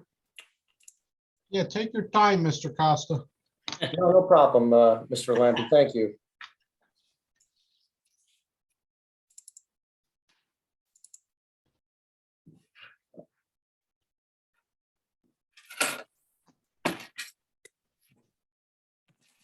Anybody see that yet? No, nothing yet. Nothing.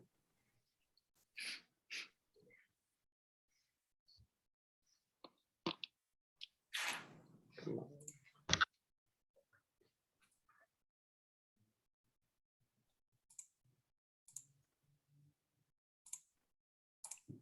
How about now? Yes. Here we go. Okay, we're up and running. All right, as Mr. Harrington first started, and this will go very quickly since I'm getting paid by a lump sum and not an hourly rate. Mr. Chairman, I'm going to try to do this in less than 5 minutes. The property is 682 State Highway 440. Obviously, Chuck started. We need a DOT permit in order to get access to the site. The cover sheet, very simply, has the zoning information, property owners list, so on and so forth. And that should be all in your package. The next is the site plan. Just have it come in. And again, the same thing. Basically, fronts on Route 440. Under the redevelopment plan is a 60-foot setback that's required for the building. We respect that with this project. There's actually 2 streets or 3 streets that circulate, or actually 4 streets, 440. I'm not sure if I can pronounce this correctly. Is it Egg Avenue or Iggy? Avenue? Bennett Street and Virginia Avenue. Virginia Avenue, just for the record, I grew up on 228 Virginia Avenue in Fort Lee, New Jersey. So when I saw Virginia, I got excited for about 3 seconds. As that circumnavigates, there's 2 means of ingress and egress into the site. As far as the parking underneath the building, it's a carousel system, so it's a mechanical system underneath the building. It's a mixed-use building, so there's actually stores in the front. You have the lobby area, and again, it's 218 units. 87 parking spaces on the inside, 18 parking spaces on the outside. The exterior parking spaces are served off of 440. And the two means of ingress and egress, it's a one-way circulation around. So you would come in from the southerly street, go into the building, park your car, and then you would exit to the north on Virginia Avenue. It meets the density requirements, it meets the height requirements. What it doesn't meet is the story requirements. And I think when Chuck first started, basically by squeezing the building to get to the 60-foot setback, the building just got higher by a couple of stories. And the architect could certainly discuss that. We're proposing obviously a sanitary sewer system, which we will deal with the Jersey City Municipal Authority. We're dealing with stormwater control measures that'll be tied into it, also dealing with the Jersey City Municipal Authority. We're proposing streetscape around the entire site. We're proposing lighting around the entire site, which matches your streetscape. We're proposing landscaping in the front, landscaping around the entire perimeter of the building or the property. And basically, that's it. Chuck, I don't know if the board has any other questions, but pretty much a simple design. Again, it was redesigned a few times, and you'll hear testimony certainly behind me as far as the unit mix and the throughout the building itself. Does anyone have any questions for Mr. Costa? And again, right, Mr. Chairman, again, the lighting and it matches your streetscape, like I said earlier. It's in the landscape plan. Other than that, all the details, and again, we'll work very closely with your professionals to make sure that this works. Our client has built in Jersey City, and again, this will be another a project or a feather in his cap if this board so approves it. Thank you, Mr. Costa. Any Thank you. questions for him? Commissioners, any questions? No. Okay, Mr. Harrington. Okay, then I'm going to move right on to Mr. Vandermark. So Thank you. Thank you, Chairman. Thank you, members of the board. Thank you, sir. I will stop sharing and All right, great. Anthony, do you swear any testimony you give tonight is going to be the truth, the whole truth, and nothing but the truth? I do. And for the record, could you state and spell your name, please? Sure. That's Anthony C. Vandermark Jr. Vandermark, V as in Victor, A-N-D-E-R-M-A-R-K. Thank you. And Mr. Vandermark has appeared before this board numerous times and has been qualified. And your license is current, Mr. Vandermark? Yes, it is, sir. You are qualified, Mr. Vandermark. Thank you, Chair. Okay, Anthony, take it away. All right. I know Mr. Costa has stole some of my thunder. We're here to propose a 15-story mixed-use structure with 218 units, 105 parking spaces, and 2 retail spaces at the first floor. The existing site outlined here in red is a full city block. The site area is 29,755 square feet. It kind of stands alone, and it has 4 street frontages. On the northbound section of Route 440, we have a frontage of 192 linear feet. To the south on Eggy Avenue, we have 127 linear feet. To the east at Bennett Street, we have 145 linear feet. And to the north, Virginia Avenue, we have 154 linear feet. Subject site directly in the center here, there's an existing 1-story masonry or commercial retail structure. The existing structure has 11 retail spaces. I believe 9 of them is active. To the southern portion of the site, as you can see, there is a parking lot. There's a continuous curb cut from the beginning of the property to the south all the way to the north. As you can see also is that the site is at 100% impervious coverage, and the existing building coverage is approximately 67%. Briefly, some existing conditions. We have the existing turnoff on Eggy Avenue, 1-story structure in the background. As you can see here again, no curb. You're either pulling in off of the shoulder, nose into the retail spaces, and then you're backing into the shoulder and hopefully not into Route 440 as you drive north. Directly to the south, we have the newly constructed Starbucks. Directly behind to the east, you have 16 Bennett Street at 5 stories, and the multifamily Agnes directly to the south of that. Bennett Street, directly to the east of our property, we have a series of 2 families at approximately 45 feet in height. As you can see here, a series of curb cuts for all these garages, so there is no street parking on that side of the street. Wrapping around from Bennett into Virginia Avenue, you can see the retail wraps all the way to Bennett Street, where there's parking at the curb line at Bennett Street. Final existing photograph here, you have the intersection of Virginia Avenue and Route 440 northbound. 3 lanes coming into the intersection.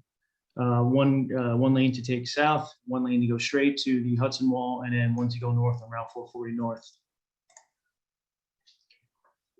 Some general information about the project. Again, Water Street redevelopment plan, high-rise zone.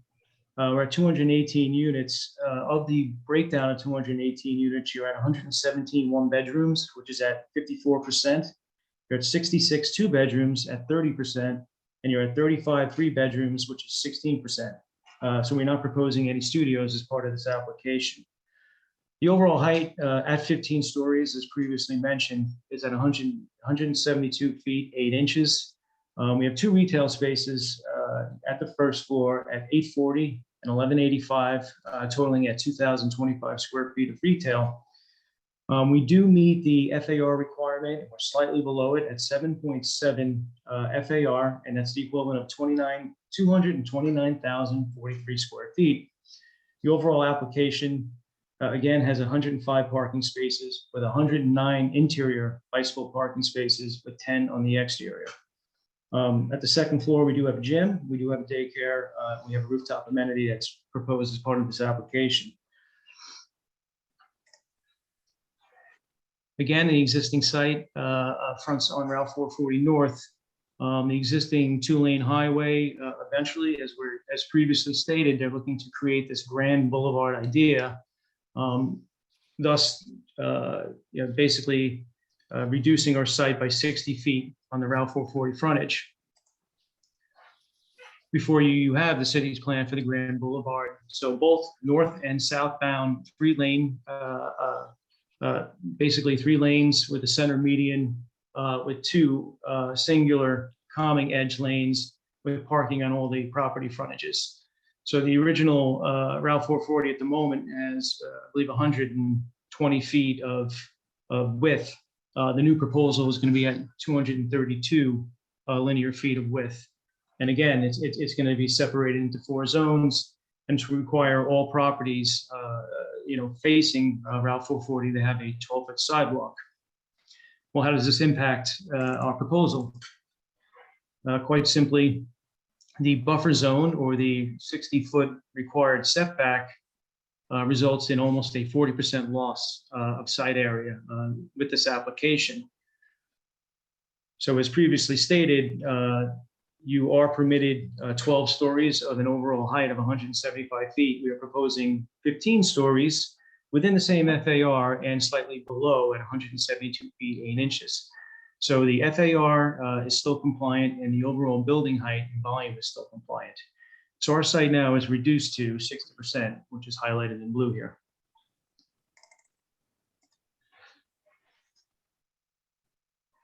When you insert our new proposal of 15 stories into the boulevard concept, again, fully compliant, we are providing at the minimum the 12-foot sidewalk at the frontage of our building, and it does flare out in the center of our project to 15 feet and 16 feet at the entry lobby. Here in section, you can see to the rear, we have mechanical stack parking, 87 spaces in total in the parking garage, 85 which are mechanical. Reason why we have so much mechanical parking within this garage is that, again, the footprint was reduced. We had to make up the parking some way, so mechanical was a perfect solution for this. Not to beat a dead horse, but again, fully compliant building was on the left-hand side, overall height of 175 feet, and with a greater width of 112 feet, 10 inches. You can accommodate this FAR in 12 stories. By slightly reducing the floor-to-floor height within compliance, we are at the overall height of 172 feet 8 inches and an overall width of 98 feet. So we have a permitted volume, we have a narrower volume, and a full compliant building other than the number of stories requested. The overall site plan, as Mr. Costa had mentioned, we're providing all new sidewalks, all new curbing around the whole perimeter of the property. We are providing a pervious paver apron, as you can see around the perimeter of the property at the curb line. We're providing 12 new street trees. Reason being for the permeable paver, it also acts as part of your stormwater management plan. All the street trees are going to be compliant with the forestry standard of Jersey City. As you can see here, within the 60-foot buffer zone, at the owner's expense, he's going to construct grade level parking. At the moment, we are providing 18 parking spaces, and this will remain until they do redesign and construct the Grand Boulevard. If that never occurs, which it may never, we will provide 18 parking spaces that provide access to both the retail and the main lobby of the building. From this parking lot, we're providing a 30-foot wide entry point, and it's about 1/3 of the way down to the southern portion of the site. Again, as Mr. Costa had mentioned, we are providing two 28-foot curb cuts, one on Edgy Avenue and the other one on Virginia Avenue. The ingress into the garage will be from Virginia Avenue, and the egress will be from Eggy Avenue. This way, and our traffic engineer will discuss this to give you better sight lines entering garage and exiting garage. Building footprint at the first floor is at 100% of that 18,000 square feet, but still a lot less than the previous condition. As previously stated, we are providing on-site stormwater detention, and we're also providing 4,600 square feet of extensive green roof on the upper roof. That's the equivalent of 25% of the new site area. So again, a fair amount of extensive green roofing with stormwater detention and a permeable paver system around the perimeter of this property, making this a much better condition from a stormwater management plan. As you can see here, the building shape is an irregular U shape. We have a center courtyard that's 3,078 square feet. We have two amenities that open up to the second floor. And at the upper roof, we have a 3,015 square foot rooftop amenity that feeds a 1,887 square foot deck with a 474 square foot outdoor pool, which is in the northeast corner. Working way in the building, we are not proposing a cellar. We are in the AE flood zone. We are only proposing pits for the mechanical parking and also for the elevator system. As you can see here to the left, stormwater detention system will be in the drive aisle. Main entrance lobby is centrally located, again, fed from the grade level parking in front of the building. We have two retail spaces, one at 840 square feet, which is at the south corner, and we are at 1,185 square feet to the northern corner. Again, mechanical parking at 87 parking spaces within the building envelope, 18 without. We're also providing a loading bay to the service corridor that feeds the main entrance lobby. This loading bay will be for obviously move-ins, trash removal, more of a long-term loading and unloading. What we have considered is that both Uber and Amazon will be probably pulling up within the exterior parking lot as opposed to pulling into the building. So all short-term drop-offs and pickups will be from the front apron off of Route 440. And then again, long-term garbage removal and delivery and loading and unloading will be from within the building envelope.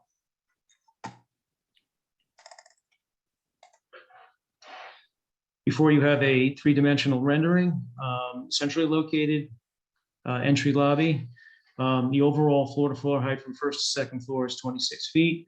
You are permitted up to 32 feet over 2 floors of commercial space, so we are slightly below that. We have, again, double height retail spaces on both the south and the north. In the foreground, you can see the new sidewalk and new 5-foot buffer apron before you enter the grade level parking. At the base of the building, and I'll get into this when we discuss the exterior elevations, we have a copper color, terracotta color cast stone base with an ACM panel extension canopy over the entire first floor. This staggered lighting, again, will be down lighting that highlights the entry point and also the commercial retail.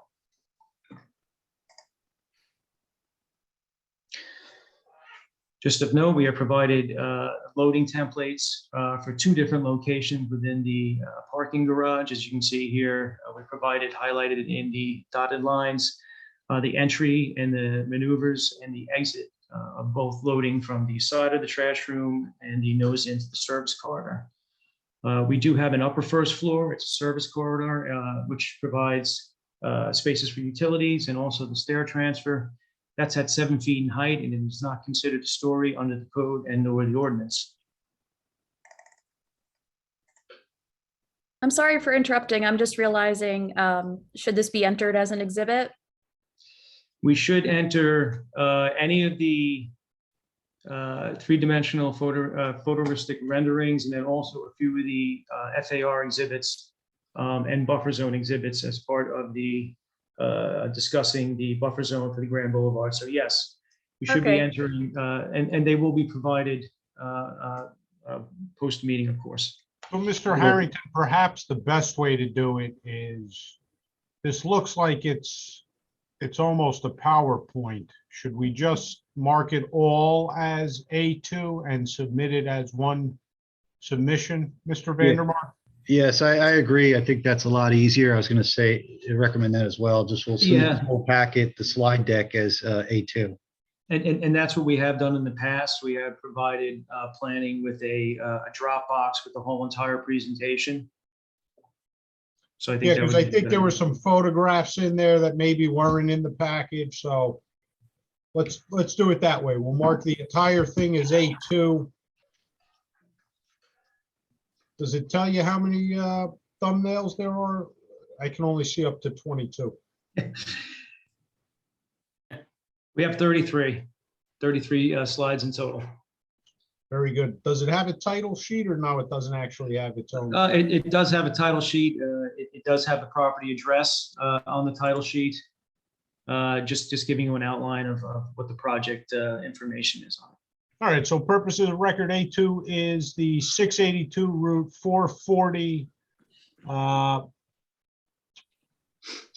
photograph presentation consisting of 33 thumbnails. Is that satisfactory to everybody? Yes. Yes. Noted. Have a Thank date? you. Don't see a date, so.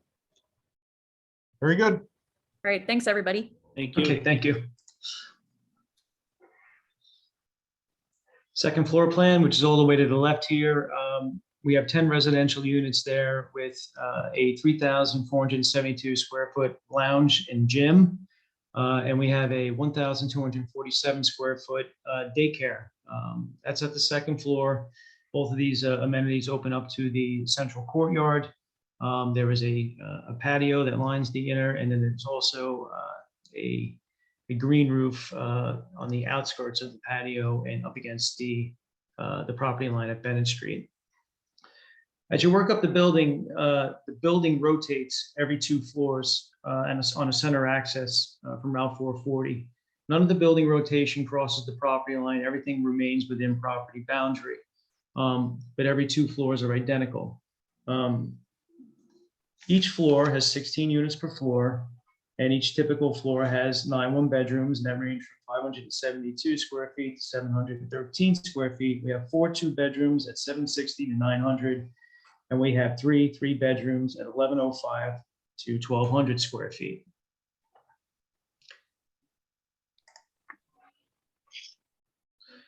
We did provide interior layouts for both typical floor plans. They're identical except for the outdoor spaces that are created from the roof plane of the rotation. All the way to the right of the roof level plan, as previously stated, we have a rooftop amenity at 3,015 square feet, a large amount of extensive green roofing, as previously stated, a 1,887 square foot deck. And we have, again, a 474 square foot infinity pool that faces northeast. All the rooftop equipment, and at the moment we are proposing a VRV system, everything will be screened. So you will not be seeing any of the rooftop mounted mechanical equipment.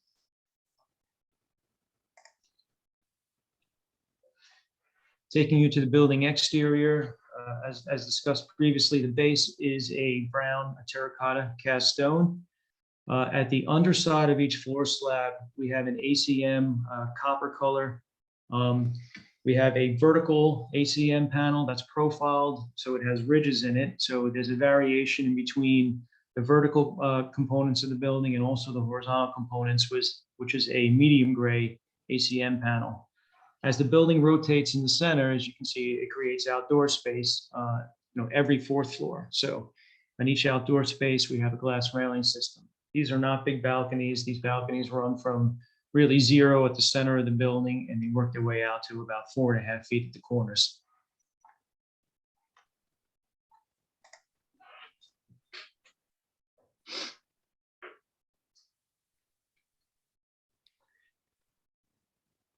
The overall building height, again, 172 feet and 8 inches. The first floor to second floor, floor-to-floor height is 26 feet. The typical floors from floor 2 all the way to floor 13 are at 10-foot floor-to-floor height. And then the last 2 floors, the penthouses, are at 11-foot floor-to-floor height, totaling at 172 feet, 8 inches. Materials and colors are directly to the top right here. And at the bottom right of the page, you have the Eggy Avenue elevation with the 24-foot wide garage door opening.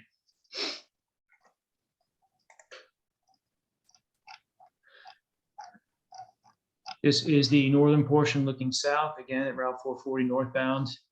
As previously stated, the materials, the only thing I missed was the aluminum window color again, which is a gray to match the vertical panel and also the horizontal ACM panels at each floor level. The back of the building, we have a center courtyard, which is above the first floor parking garage. On the interior, we have a 5-foot cantilevered balcony that wraps the interior, all of them facing east. So any of the units in this courtyard will have a 5-foot extended balcony for outdoor space. There will be privacy screens that do separate any of these units. But again, we have a fully wrapped 5-foot cantilevered balcony. In this graphic, you can see the extensive green roofing system does cover the majority of the roof. We do have some outdoor space to the top right-hand corner with the outdoor infinity pool.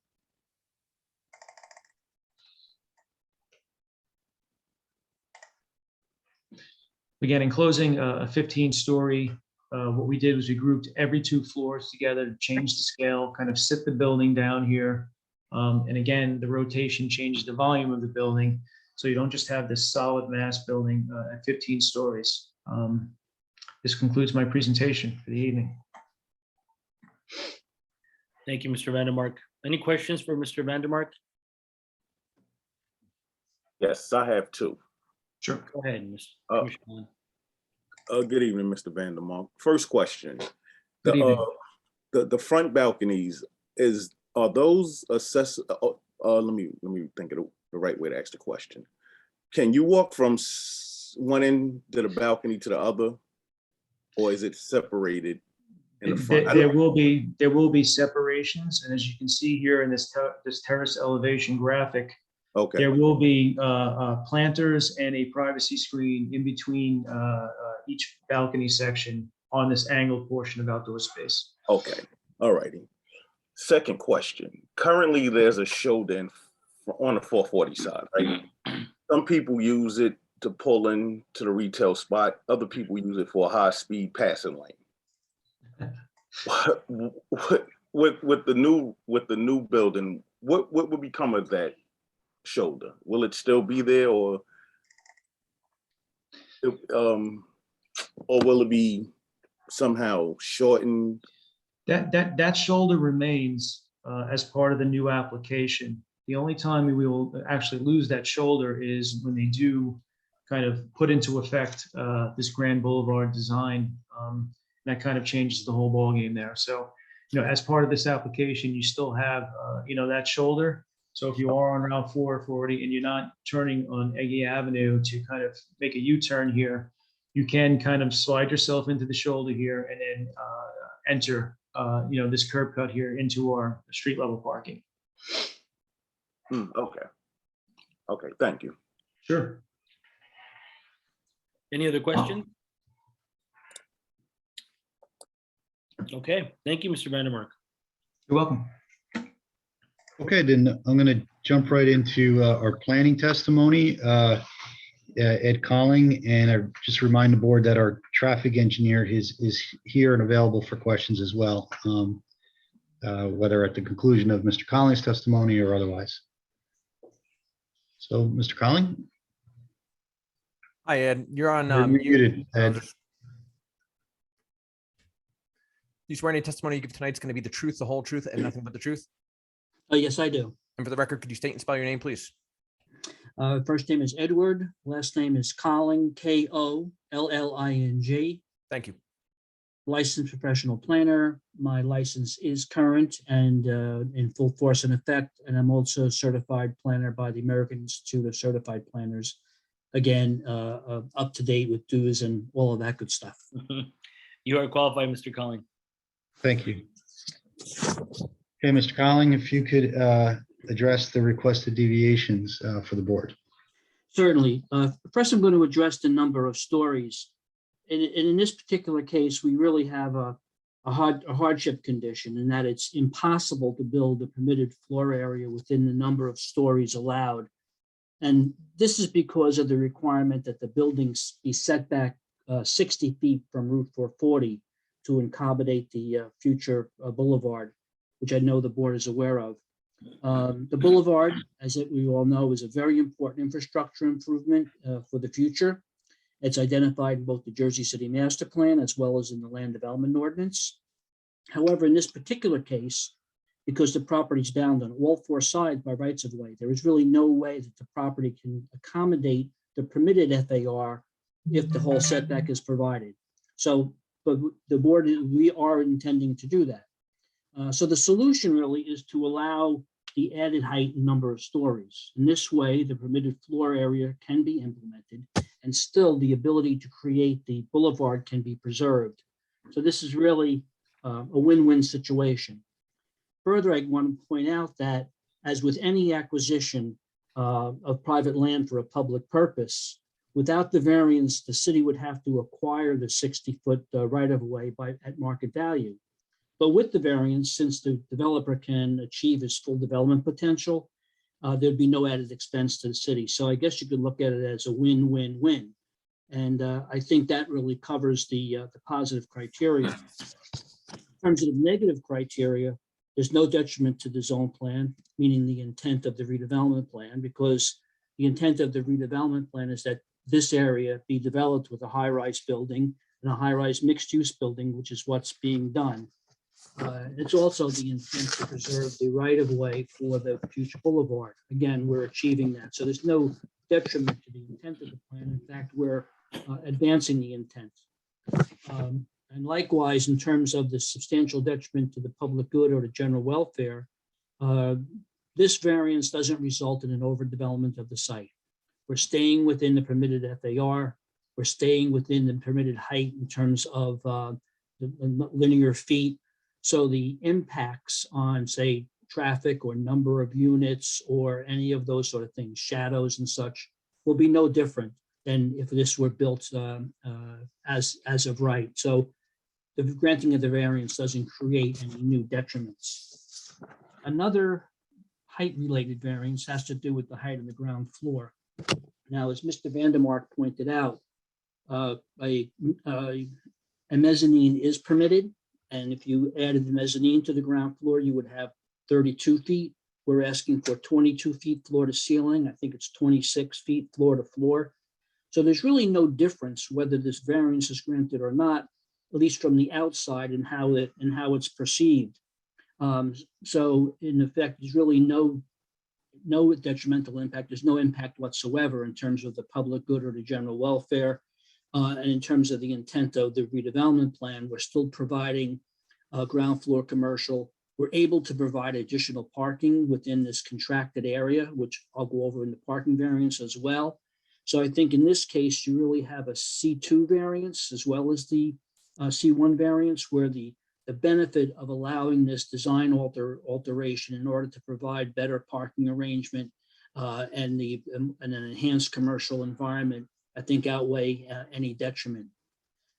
Going to the parking variance, in the initial development, at least, we have a very, very minor parking variance.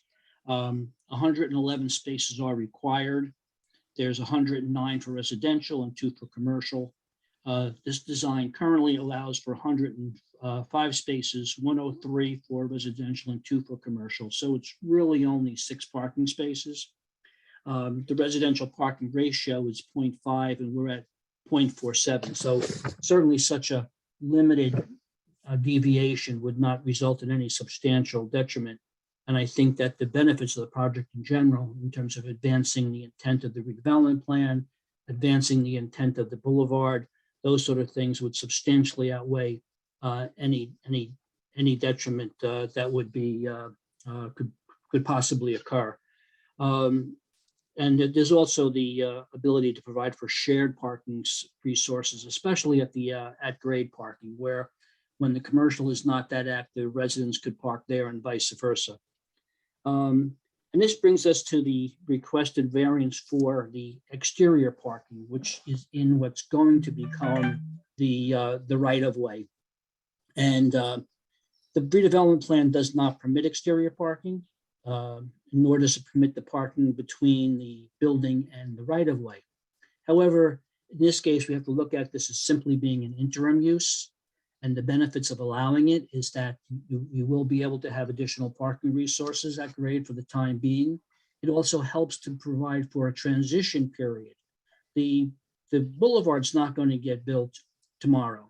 It's a long-range plan, and it's a good plan, but it is long range. So this allows for the transition from a highway commercial area as it is now to the mixed-use area that it's really envisioned. When the right-of-way is constructed, this parking will be removed. However, I think what you'll find is that the street immediately adjacent to the highway will become a local road, and parking is envisioned on that on both sides of the street. So some of that parking is going to be replaced. There's also envisioned a busway, a dedicated busway along the right-of-way, which will provide additional public transit. So any parking variance that we're asking for now will be mitigated significantly in the future with the boulevard. So in this case, I think you can see as well that the benefits of granting this deviation would substantially outweigh any detriment. So I think we've met our positive criteria for all the deviations and variances that we've requested, and I believe that these variances can be granted.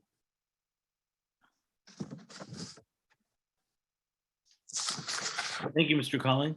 Any Commissioners, questions? any questions for Mr. Colling? No. Okay. Well, Mr. Chairman, that then completes our application, our presentation. Okay, thank you. I have a question for council, or I'm not sure who to refer this question to. Maybe the planning staff, but Mr. Collins could stay on too, because he might have the answer. When we're going north on 440 and we turn on Iggy Avenue and go wrap around that building, is there any plans of getting rid of the medium sidewalk that stops you from continuing east on Iggy? Would like to open up that road. I think that would help traffic a lot there. If you're all stuck on 440 going north, you come out of Starbucks, you could actually go back into Jersey City without staying in the traffic of that corner to relieve it. You know, as being a resident from Jersey City, when you're stuck in that corner, you have nowhere else to go. You know, you're just stuck in a gridlock of traffic that's coming from the mall into the, trying to get north, on the south side into the north side. And you have this little medium right there that if it wasn't there, it'll open up the whole through. It says, any talk of that? Anybody know of? Well, I don't think we've had discussions about that with Jersey City Engineering or the DOT, but I think that's really that's in their wheelhouse. They would have to make that decision. And again, it's, it is subject to the DOT's review and approval. And, maybe they have that discussion with the Jersey City Traffic Department to see if that's something that they would recommend. Well, then maybe Liz from planning staff could, guide that the right direction, maybe. I think that would be a big help for that development and any future development in that area. To look into. That's all I have then. Thank you. Thank you, Commissioner Torres. Okay, so if there's no further questions, I'll open this up for the public.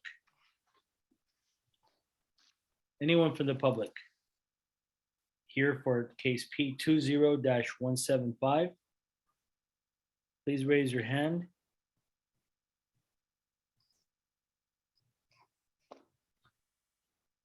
Anyone? I think we have somebody.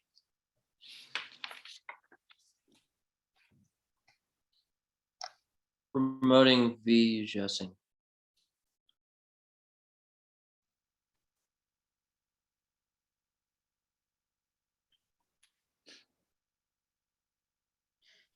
They've declined to be promoted. It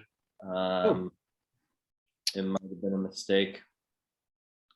Okay, you want to try it one more time? If not, we'll move on.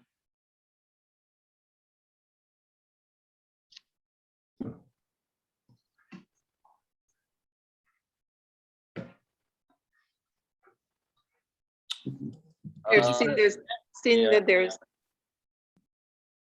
is there They've anyone more from public? I don't see anyone. They've joined. Oh, they have? Okay. Thank you.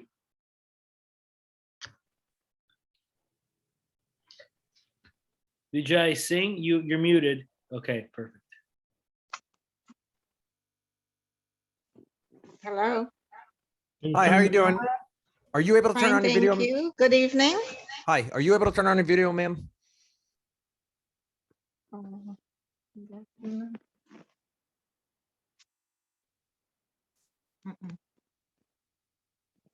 It should be right there next to the unmute button. There, yeah. Great, there you are. I saw you for just a moment. Hello, I just want to swear you in before you speak, okay? If you could raise your right hand. Do you swear any testimony you give tonight is going to be the truth, the whole truth, and nothing but the truth? I do. And for the record, could you state and spell your name, please? Vijay Singh. Thank you. Ms. Singh, this is Acting Chair Dr. Gonzalez. You have 3 minutes, okay? Okay. My name is Vijay Singh, and I live in this area for over 20 years. And I would love to see this project goes up in the 440 area. This will be very great for the community.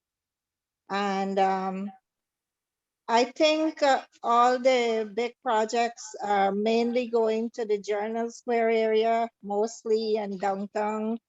So we would love to see this beautiful project go up on the 440. Thank you so much for your time and good evening. Thank you, Ms. Singh. We appreciate that. No problem. Take care. Good night. Good night. I do see a couple of other hands raised, Cameron.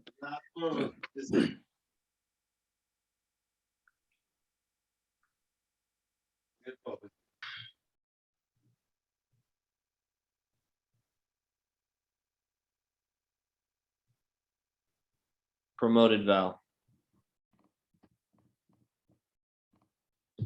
Hi, Val. I'll swear you in. Do you swear any testimony you give tonight is going to be the truth, the whole truth, and nothing but the truth? I do. And for the record, could you state and spell your name, please? Valery Verkhovsky, Valery. Last name Verkhovsky, Verkhovsky. Thank you. Thanks. Mr. Rakowski, you have 3 minutes for us, okay? Sounds good. Since Perfect. Chairman Langston is not here, I figured he wouldn't mind if I wear my Jersey City Jazz Festival shirt. I'll make sure to let him know. Oh, yeah. Cool. I just wanted to echo what Ms. Singh said. Most of my family live on the west side. I'm happy to see this type of development coming to the west side. I feel we were kind of neglected there for some time. And I'm very happy that 440 is getting the recognition. I can't wait for the change on 440. It's a mess as it is now. And I think this project really opens the door to the dream of the 440 that everyone hopes and envisions for the future. So I do hope that this project does get approved. And that's it. Thank you so much and have a good evening. Thank you, Val. Appreciate that. Thank you. All right, promoting Sabbatry.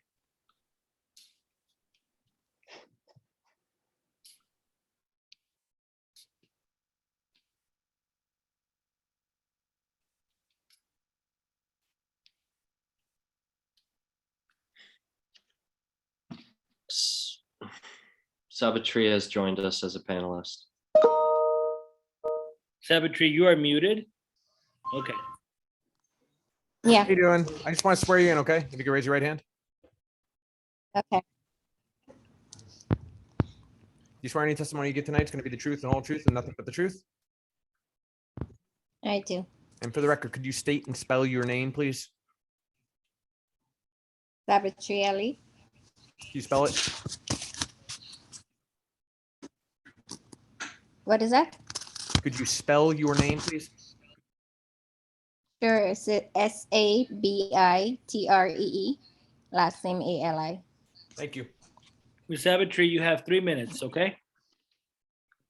Okay, thank you. Yes, you're welcome. A resident of Jersey City. I've been in this neighborhood almost 20 plus years. And this project, I think, would be a plus for the neighborhood. And I would really love to see it go up.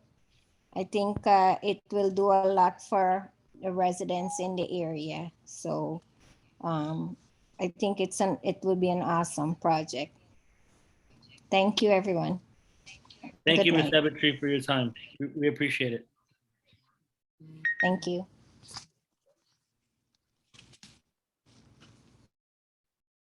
Anybody else from the public? I don't see anyone else. Chair Sita, there's no more public comment. I would like to close the public portion. Okay. Motion is made and seconded, so public is now closed. I think we have Liz. Yeah, hi. All right, we haven't heard from you all day today. Yeah, so I just wanted to pull a few items out from my staff memo for you all. Also just highlighting the fact that this site is partially in an AE flood zone, so that requires a 0.25 green area ratio. This project complies and exceeds at a 0.26 GAR. And then also I wanted to note that the boulevard concept includes bus rapid transit. So there's a dedicated bus lane going in each direction on Route 440. That's the plan. So in the widening of the 440 for that concept, this project would lose its surface parking spaces, but I think having that access to bus rapid transit would greatly reduce the need of individual private automobiles. And then, yeah, typical conditions. Chuck, has your team had a chance to review the condition specific to engineering comments? Yes, they would be, the conditions in your report would be acceptable, including your reference to the engineer's comments. Okay, great. Thank you. That is all. Thank you, Liz. Chair, I would like to make a motion to approve case P20-175 as presented to the board this evening, together with staff recommendation report. Second. Motion made and seconded. Take a roll call. Great. Acting Vice Chair Gangadin. I'm very happy to see this project going up. It will truly, truly uplift 440, Route 440. It's a very beautiful project. Thank you so much. Aye. Great. Commissioner Dr. Desai. This is a nice project in 440, and we were expecting so much development over there, and I would say aye. Commissioner Allen. The building is beautiful, beautiful, nice design. I vote aye. Commissioner Torres. Yeah, it's good to see the development already on 440, but it's kind of further pushed back. Now that we get this closer to 440, will be a big help. The escape of on 440, so I definitely vote aye for this. Commissioner Lipsky. Love the design, and to quote Jerry Garcia, nothing left to do but smile, smile, smile. I vote yes. And Acting Chair Dr. Gonzalez. I'm going to be repetitive here with echoing everyone's opinion here. Beautiful building. Love the building. I think it's the area we need this. I think it's a beautiful design as it fits with the area. The variances that were requested, I think are appropriate. So I gladly vote aye. Good job. All in favor, motion carries. Thank you very much, everyone. Thank you. Have a great evening, Chairman, members of the board. Thank you. Thank you. Okay, Mike, how are you doing? I'm doing well. How are you? I'm doing well. You're okay? We punch through a couple more here? Yeah, absolutely. Thank you. Okay. Okay, I just would like to add one thing first. Received notice that case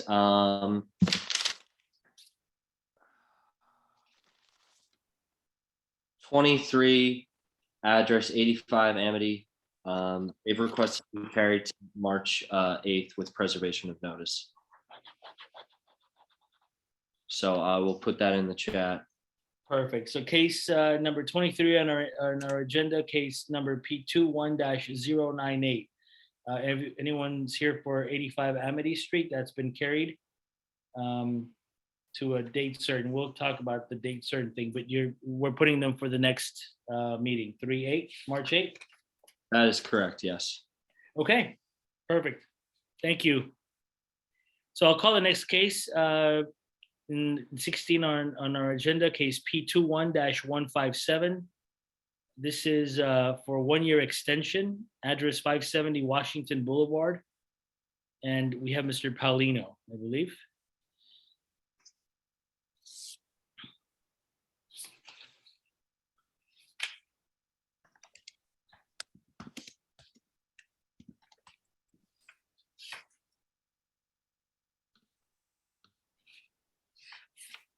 I've promoted Gerard. Okay.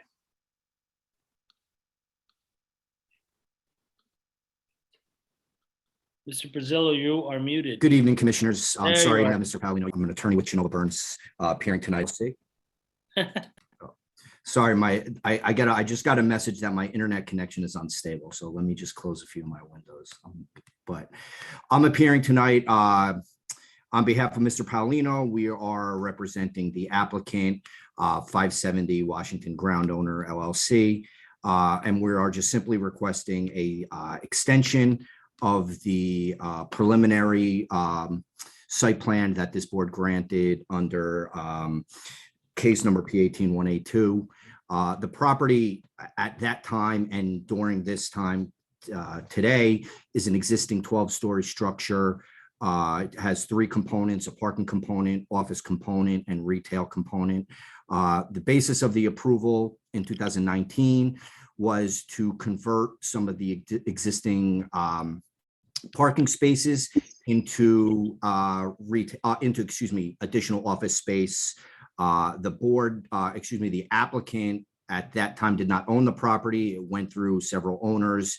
Ultimately, my clients now own the property, and we are just looking to extend that preliminary approval. reasoning being is with the uncertainties with commercial office, COVID and return to work restrictions and how that looks.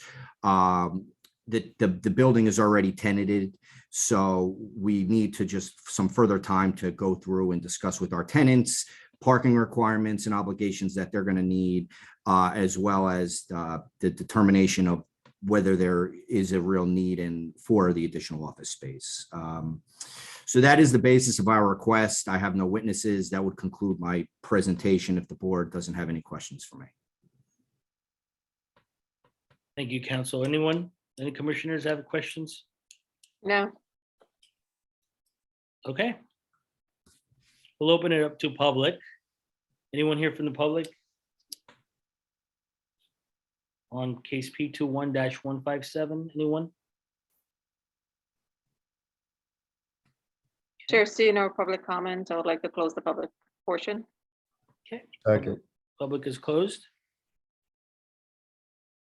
And this is Cameron. Yes, staff recommends approval. Thank you, sir. Chair, I'd like to make a motion to approve case P21-157, previously approved under case number P18-182 for a 1-year extension. Second. Okay, motion made and seconded. All right, Commissioner Allen, Aye. Commissioner Dr. Desai, Aye. Commissioner Torres. Aye. Commissioner. Oh, Say what? aye. I said aye. Oh, okay, Commissioner Torres and now Commissioner Lipsky. Aye. Okay, Acting Vice Chair, Dr. Gangadin, Aye. and Acting Chair Gonzalez. Aye. All right, we did it. 6 in favor, motion carries, approved. Thank you, commissioners. And just for the record, I didn't forget, I went home and did get a tie. So have a good night, everyone. Thank you. Thanks, Gerard. We'll see you later. Okay, bye-bye. All right, next case, P21-002. This is a preliminary and final major site plan. Address is 25 Clinton Street. Clinton Avenue. And I believe we have Jody Luciani. Vice Chair, Yes, before we get started, I have to recuse myself from this case. okay, All right. noted. For the record, Commissioner Allen will recuse himself from this. We'll call you back and Okay, thank you, sir. you're welcome. Lindsay, is Elnardo Webster part of the team He's an attorney. Okay, promoting.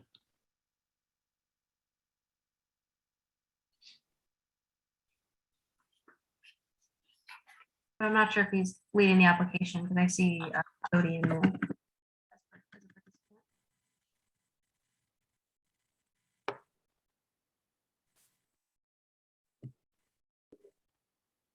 Hi, Mr. Webster. Good evening. Good evening, team. I am going to be handling the application this evening. Okay. Perfect. We've called your case up. You're on. Good evening. My name is Elnardo Webster. I'm an attorney with the law firm of Inglesino Webster, which is Scala and Taylor. We represent the applicant 25 Clinton Avenue Realty LLC, the designated redeveloper of the project to be located at 25 Clinton Avenue and identified as block 18801, lot 5 in the tax maps of the city of Jersey City.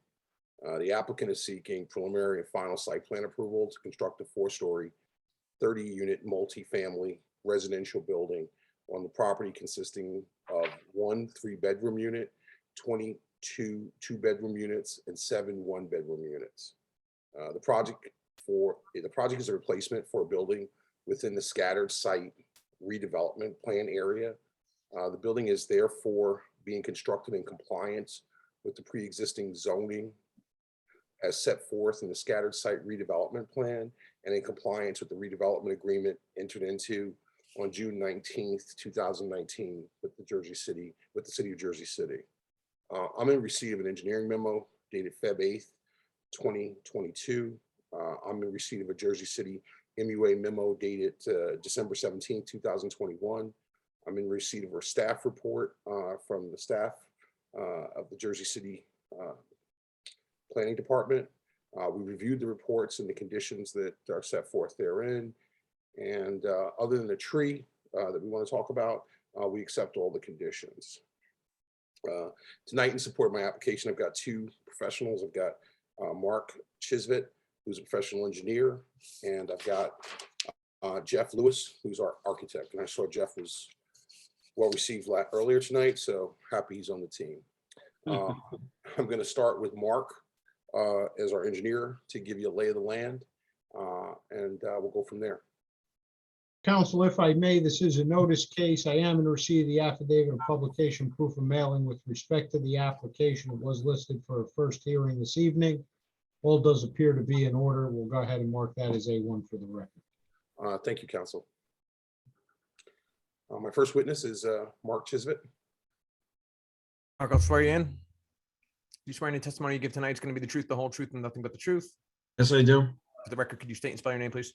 Mark, M-A-R-K, Chisvett, C-H-I-S-V-E-T-T-E. Thank you.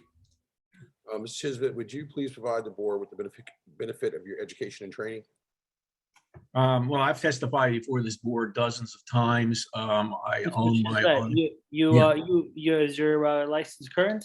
Yes, it is. I don't mean to cut you off, but we know you very well.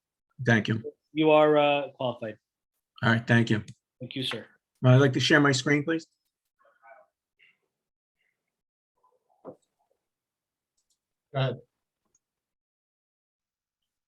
Okay, you should be looking now at a grading and drainage plan.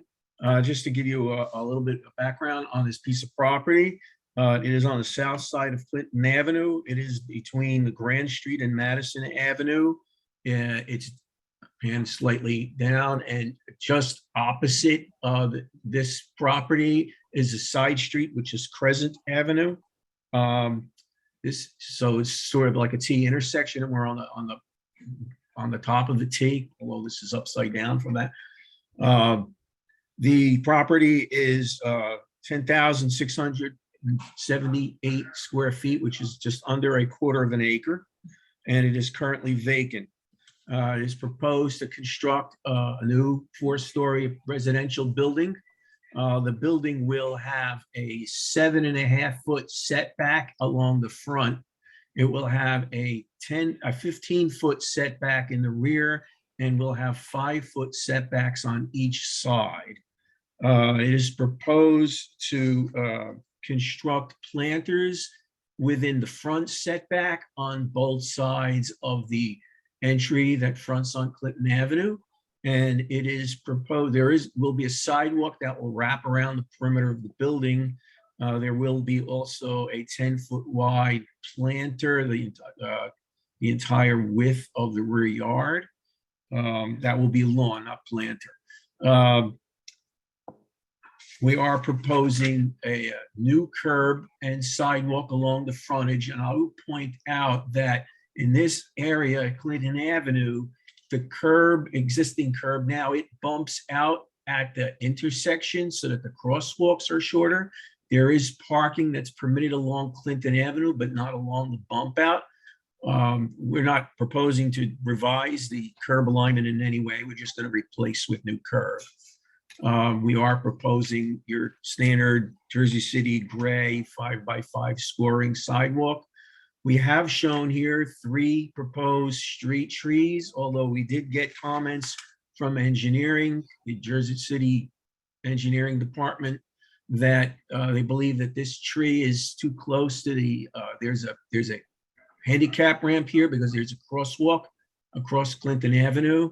And so this tree is in conflict with that, and it's if we move it, it will be in conflict with an existing curb cut that's just next to where we're proposing that tree. So under the recommendation of city engineering, we would not place this tree here. We are required by ordinance to have a tree for each 25 feet of frontage, which would mean we would need about 2.9 trees, so let's say 3. So 1 would be a donation to the city for a tree to be planted elsewhere, and we would keep the other 2 on this property. This curb cut, just to explain its purpose, currently the adjacent property utilizes the strip. There's a concrete driveway here. Most of that driveway is actually on the applicant's property, but in order to allow continued use of that strip, we will maintain the curb cut, and with the setback that's proposed and the existing setback of the building that's adjacent, they would have the same width area to continue to park cars in that area, in that side yard.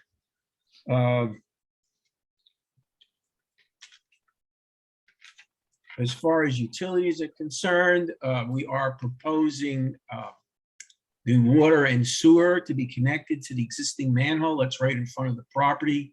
I'm sorry, the sanitary and storm, the roof runoff. The water would be connected to the existing main. There's an 8-inch main on the opposite side of Clinton Avenue. And we are proposing overhead connection for electric to the side of the building, to overhead lines that exist on the opposite side of Clinton Avenue. There are no overhead lines on this side of Clinton Avenue. We have comments from the Jersey City MUA that indicates that we should be providing stormwater detention because of the new ordinance that had reduced the thresholds for major development. But I would contend that this project was submitted, plans were submitted months before that ordinance was enacted, and I believe we are grandfathered. We will work with JCMUA to confirm that. Otherwise, we have no issues making all of the other recommendations as part of the conditions of approval. And unless you have any questions, that is the end of my presentation. I have no further questions for this witness. Okay, perfect. Any commissioners? Do we have any questions? I don't. Commissioner Torres. Yes, I have a question. Then. Yes, please, go ahead. You mentioned the overhead line that comes over from the electrical. In the lot 4, is that property line right up against your property line? Is there something there that would interfere? There's a the property line is 5 feet off the proposed building. I'm not sure I understand your question. Oh, okay. So your property line's 5 feet off. So if you came to the side of the building, it wouldn't affect the little one. Right. It would be within that. Yeah. I mean, it would, public service would have to drop a pole across the street somewhere on that line, probably. And they would line it up with the side of our building. Okay. That's what I have. Thank you. Thank you. Thank you, Ed. Anyone else? Okay, Mr. Webster, next witness. Thank you. My next witness is Jeffrey Lewis. Hi, everyone. I'd just like to acknowledge that I am still under oath. Thank you. And your license has not been revoked in the last hour? Let's pray not that I know of. Good man. Okay, you're still qualified. Thank you very much, sir. I'm going to start with my screen share. So I am right now on the bottom right corner of our title sheet, just to show you the existing site as it exists, a little less than 74 feet wide, 145 feet deep. And then to the right, this is an older map showing the Crescent Arms apartment, which is what used to be on our property. Again, this was a 31-unit, 4-story building. And in the scattered site redevelopment plan, the goal of this plan is to preserve past density on the site. So we based our building on this building. So that's why we are also proposing a 4-story building, which is actually 30 units. So one less than the 31 that previously existed on the site. And with that, I can skip over the site plans because they were dealt with very well and move on to our floor plans. Starting on the left, we have a very small cellar that's underneath our lobby. Down in the cellar, we have our meters, our sprinkler room, as this will be a fully sprinklered building. and a pretty large trash area. And one stair and the elevator go down to our cellar. Moving on to the first floor, we have at the front left corner a pretty large lobby. And in this lobby, we have a set of stairs and a ramp that each bring the ground floor up about 3 feet above grade. Also in this lobby, we have our mailboxes, we have a parcel room, and then we also have our bike storage. Lastly, on this floor, we have elevator, 2 stairs, which are connected by a central corridor, and then 7 apartments located on this floor. All the apartments are a mix of 1 bedroom, 1 bath apartments and 2 bedroom, 2 bath apartments. And all of the apartments in the entire building are ADA adaptable. They all have washer dryer in the unit and have ducted heat and air conditioning. Looking at the second and third floors, these are roughly the same as the first floor with the exception of the front of the building. So the changes is we added a 2 bedroom, 2 bath unit where the lobby used to be. So this floor has 8 units total where we had 7 on the floor below. And we have a 2-foot cantilever in the front of the building, which is flanked by Juliet balconies on each side. Moving on to the 4th floor on the left here. Again, this is very similar to the floor below. There's only one change on this floor as well, and that's to the back here, where we took 2 apartments, which were a 1 bedroom and 2 bedroom below, and combined them to make one 3 bedroom, 2.5 bathroom apartment with a den as well. So we made one very large apartment on this top floor. Sliding over to the roof, most of this roof is used for equipment area.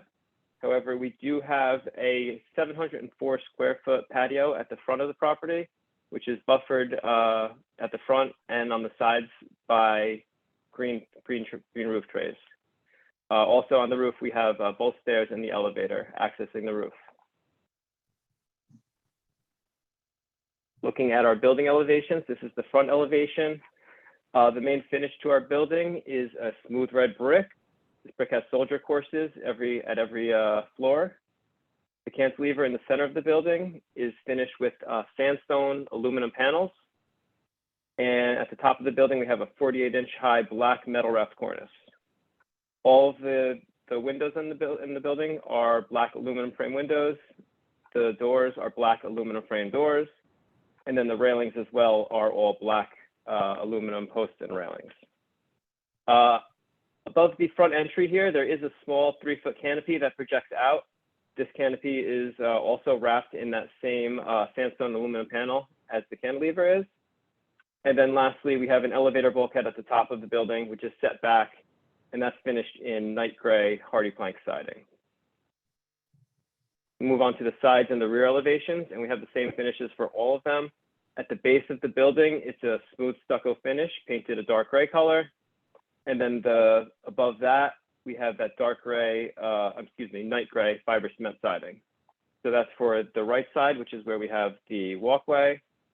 Then this is the left side where we have the driveway. And then this is the rear elevation on the bottom left, which is also the same finishes. And then here we also have a black painted metal door, which is the second exit out of the building. And I guess the last thing we could see here is our line of sight, which is showing that elevator bulkhead and stair bulkhead is set back enough from the front of the building where you're not going to see it from the street. Okay, so that's actually a presentation of the plans, of the drawings. If you have any questions, I am happy to answer them. Thank you very much. I have no further questions for the witness. Thank you, Mr. Lewis. Any questions for Mr. Lewis from the board? Okay, counsel, on to your next witness. That concludes my testimony for this evening. I have no further witnesses. Okay, any other questions, guys, for anyone? No. All right, thank you. We'll open it up to public. I do see a hand raised. Promoting Mr. Guzman. Yep. Mrs. Guzman. Sorry, I was.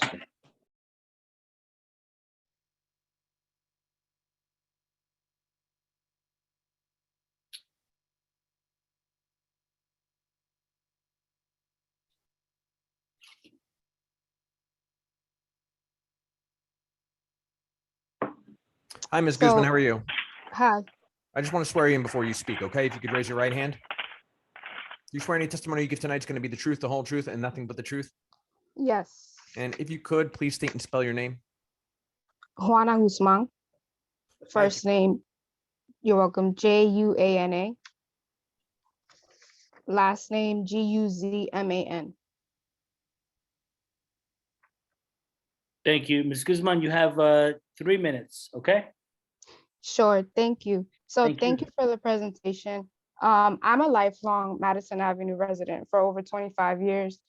Looking at the project looks beautiful and things like that, but it doesn't fit in with the neighborhood. It's not going to really benefit this area. It's already heavily populated with people that already live here, moving in from New York and things like that. People that live in this area are older African-American families, working class families.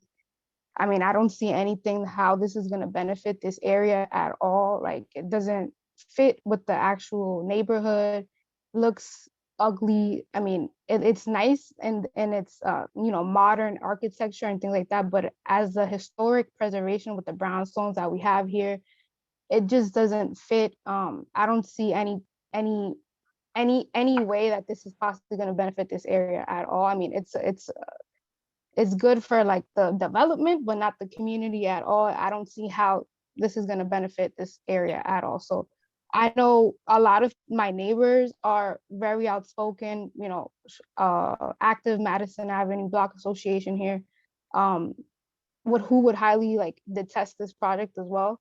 So unfortunately, like, I don't know if they're here, but I know that they're very outspoken. And to me, to us, my family, everyone else in my community, I mean, this wouldn't benefit at all. It just not the place to build this development. Maybe Journal Square, 440, awesome project, beautiful project, but no, not here. It just doesn't fit here. Thank you, Ms. Guzman. That's all for me. Thank you very much for coming out and waiting. Thank you. Okay. Voting Carol McNichol.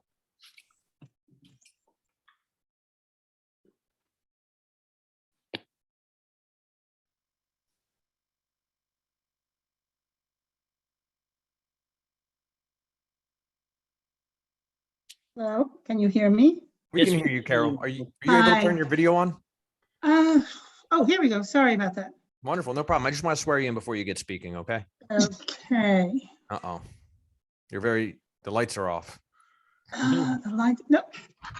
I did the video. Do you have something still- blocking the camera? Like one of those little, No. No, the camera's on. all right, we don't need to go nuts. I just want you to, I just want to swear you in. So do you swear any Okay. testimony you give tonight will be the truth, the whole truth, and nothing but the truth? Yes. All right, thank you. And if you could please state and spell your name. Carol McNichol, Carol, M as in Mary C, and it's in Nancy, ICHOL. Thank you. Hi, guys. Hi, you have 3 minutes. This is Okay. Chair. Well, thank you so much. Thank you. I'm the president of the Crescent Avenue Block Association, and we partner very closely with the Clinton Avenue Association as well as the Madison Avenue Association. And as this young lady who just spoke, we are united in our feelings that this building does not belong in this neighborhood. This neighborhood is next or on the list of potential historic designation by the city, as was downtown Jersey City, as is they're trying to do it with Bergen Hill, and this neighborhood, Madison Avenue, Bram Hall, Crescent, so on, all fall under the same picture. It's very old buildings, very, very historical. There's no parking because the buildings are built so that nobody can make driveways. So it doesn't fit in. That's one thing. The other thing is the developer lists that they're not going to provide any parking, which I believe in this zone, it's an R1 zone, and it's a property that's 50 feet or bigger in width. They're required to provide one-on-one parking. And I'd like someone on the planning board to explain to me if that is not the case, and I want to know why, because that's what I'm told. New buildings are required to do that. This area does not have any extra room. There's other 3 or 4 lots in the neighborhood that will be developed in the near future. And we're going to, have problems. You cannot force the people in the neighborhoods that live here and are invested in these neighborhoods where we pay taxes to have nowhere to park cars. Some people use their cars for their livelihood, if not all. So that's a very serious problem. At the very least, if this can't be looked at seriously tonight, I please ask you not to vote on this tonight and to table it, because there's other issues that need to be discussed before we can just close this out. The other thing is affordable apartments. Not one affordable apartment. I tend to think that the previous building could have or might have fallen under rent control. Okay. Do you guys know if it was rent control? Is there anyone looked into that? Because you're trying to grandfather this in under the scatter lot redevelopment plan, but you may not know the full story about what that previous building was. And anyway, regardless of that building, we need affordable housing, or at least market rate affordable housing for the community. You can't force people out of the city by not giving them something, to live in. So I have several other points, but I know the time is clicking. The other ideas that I have is this, I want to know about the setback requirements. It seems like you're just going to go full-fledged ahead and come up to the margins. The scale and design of the building is not good. A roof deck, who's going to have parties on the roof deck? Probably the people that live in the building. Will that disturb the neighborhood? Okay, so this developer did not meet with the community before tonight. There was no meeting, no consultation, nothing of that nature. And we're not happy about this at all. So I don't know what else to tell you. I have a lot of questions, but the time is probably going. Yes, you are. You've passed your time, Ms. McNichol. But we appreciate your comments. I hope you take it seriously. Thank you. Yeah, we will. And I'm deferring over to planning now to see if somebody can answer some of the questions. Good evening, Commissioners. Acting Chairman Gonzalez, you were referring to city planning staff to provide some comments? Yeah, I don't know if you have anything to add, Lindsay. I'm sorry. Yeah, I don't want to jump ahead too much, but just to address the parking, since the scatter site redevelopment plan allows for the use of grandfather non-conforming rights, parking is not required since parking was an aspect of the original building. So that's why parking is not required, and this is considered an as of right proposal. There are no variances requested for this project. Perfect. I don't, and Jeff can comment on it, but I don't believe we're providing a rooftop deck, are we? We are providing a small rooftop deck, yes. Okay, I'm sorry, I was mistaken. Okay. Promoting Donna Hightower. Thank you, Lindsay, by the way, for that insight. No problem.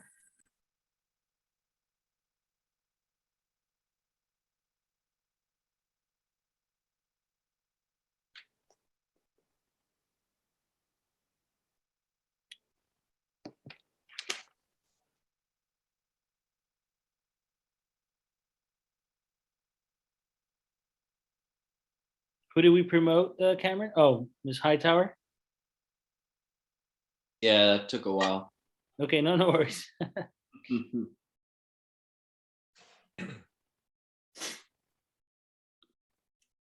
Ms. Hightower, if you're there, you can unmute and turn your video on.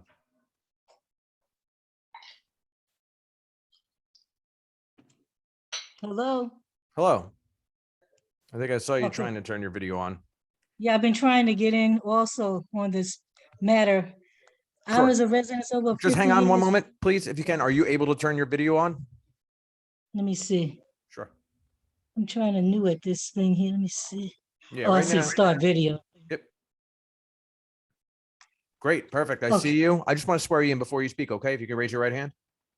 Do you swear Mhm. any testimony you give tonight is going to be the truth, the whole truth, and nothing but the truth? Yes. And if you could, please state and spell your name.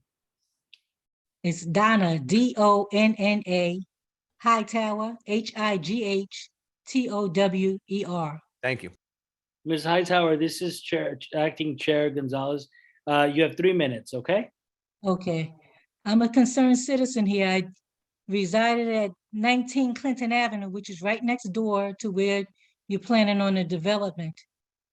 Not too happy of a camper of being there for so number of years, because I'd like to know too where the people is going to be parking, because that driveway belongs to me and my sisters of our family here. And we have been living for over 50, 60 some years with my mother. We go back a long way on that block. And it's going to be quite a big difference what you are developing in here. I see the same things that other people are saying about this development, as far as you having nowhere for these people to be parking and stuff. I thought the new ruling is if you have anything that's being built, it's supposed to provide parking for the people, whoever's residing in that building. I don't know when the law changed, because I know my rights and I know the law. So I don't know how you can make a building without somewhere for the people to have for parking. That's a great concern. They're already having issues around here now with parking, so that will make it even worse. And like the other speaker person said also, it's all like the way it would stick out almost like a sore thumb, because it's more moderate than the other buildings. You're looking at around the corners and the other areas, it's like brownstones and stuff. So you're trying to build something new, but you got to be able to accommodate the people as well. So I don't know where they're going to be coming in, because that driveway, that's my driveway. That's our family driveway now, because my mom has passed on, but that's historical and it means a whole lot to me. And I'll do whatever I have to do, because that will not be right. So I don't know which side you're going to make your path on, but it sure is not going to be on my side. So can you tell me what side is this thing were you talking about? The lot, the trees, where is it going at? That's what I'd like to know. We're proposing not to put the tree in, to pay the additional $500 fine to maintain your driveway. You're not going to put the trees in? We're gonna ask to have the board grant us relief, so we do not have to put a tree in, because in all likelihood that tree would block your driveway. We do know that your driveway does extend onto our property, so we will work with you and grant you an easement so you can continue to park in your driveway and continue to access your backyard. Well, we have to all have to work together. That's what it's all about, because Yes. we're all passing through this land. So it's all about working and accommodating everybody, because we all have rights. So I appreciate that too, so much. And my mother would appreciate it as well, because we know what was said to us and everything. So I thank you. Thank you, Ms. Thank you. Hightower. It sounds like Thank they're you. working with you, and sorry about your mom, but thank you for coming out, okay? Okay, thank you so much. Thank you. Okay. Promoting Mr. Perez.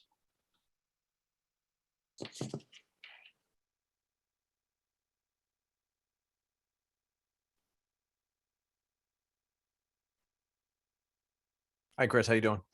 Hey, good evening, everyone. Swear in. You swear any testimony you give tonight is going to be the truth, the whole truth, and nothing but the truth? I do. For the record, could you state and spell your name, please? Chris Perez, ChrisPerez.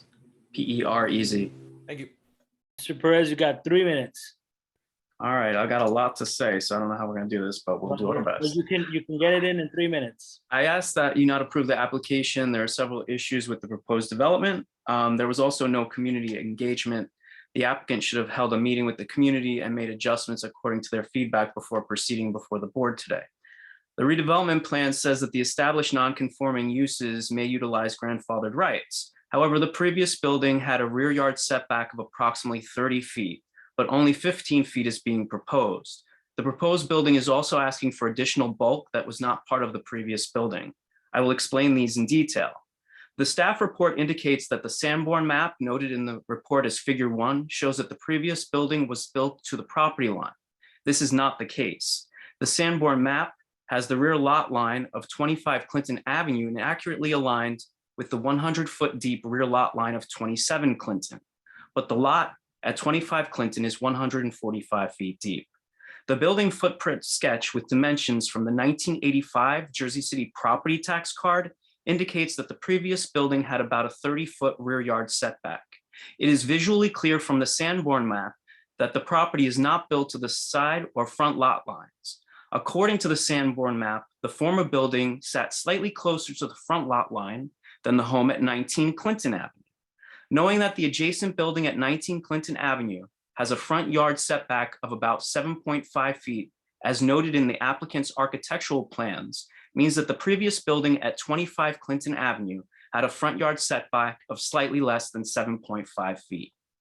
The 1985 Jersey City property tax card showed that the previous building at 25 Clinton Avenue was 62 feet wide and 108 feet deep. The lot is 73.64 feet wide and 145 feet deep. This means the previous building had a combined side yard setback of 11.64 feet, or an average of about 5.75 feet per side.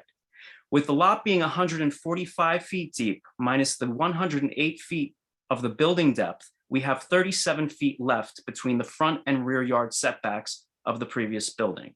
Deduct the just under 7.5 feet front yard setback we mentioned earlier, and it is clear the previous building had a rear yard setback of about 30 feet. According to the 1985 property tax card, the previous building had a footprint of 5,916 square feet, or 55.5% building lot coverage, which was within the 60% maximum of the R1 zone.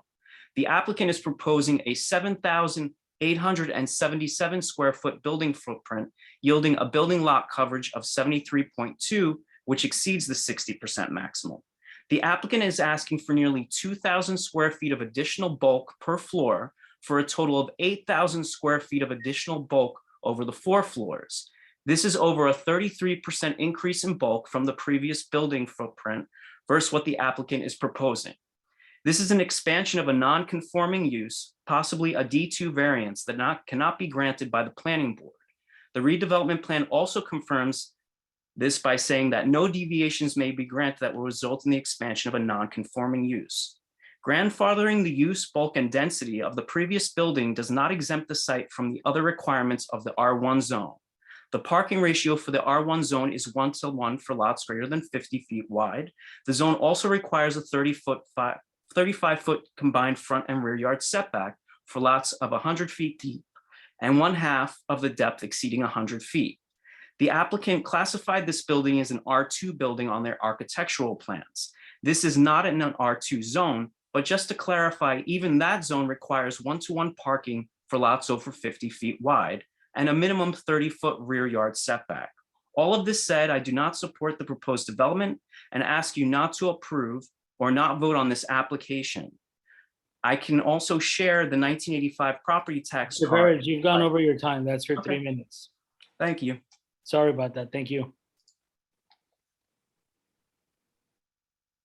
Promoting, Yes, go ahead. No, go ahead. I'm sorry, Cameron. promoting Maria Rosier.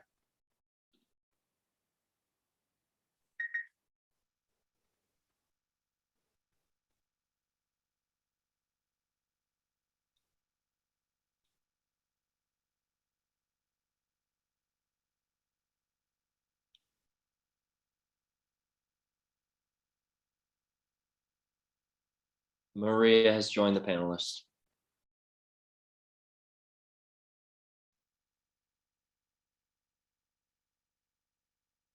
Hi, Maria.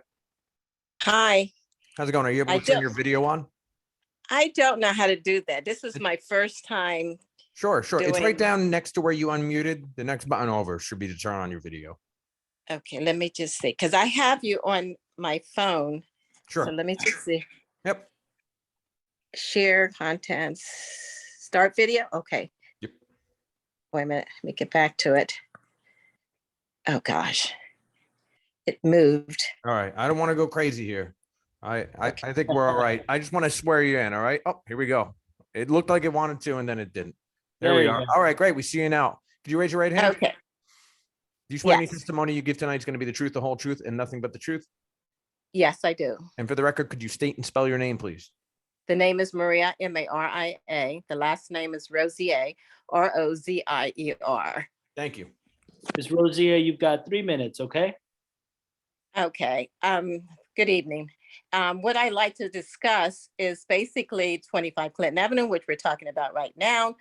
And I was the Block Association for Clinton Avenue. And this is not our first time basically talking about redevelopment on Clinton Avenue.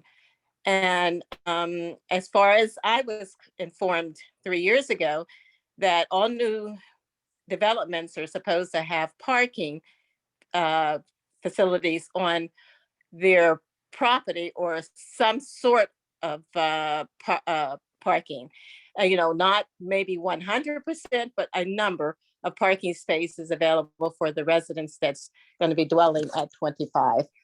And also, the community itself is not really set up for, like everyone has been saying, for a modern building.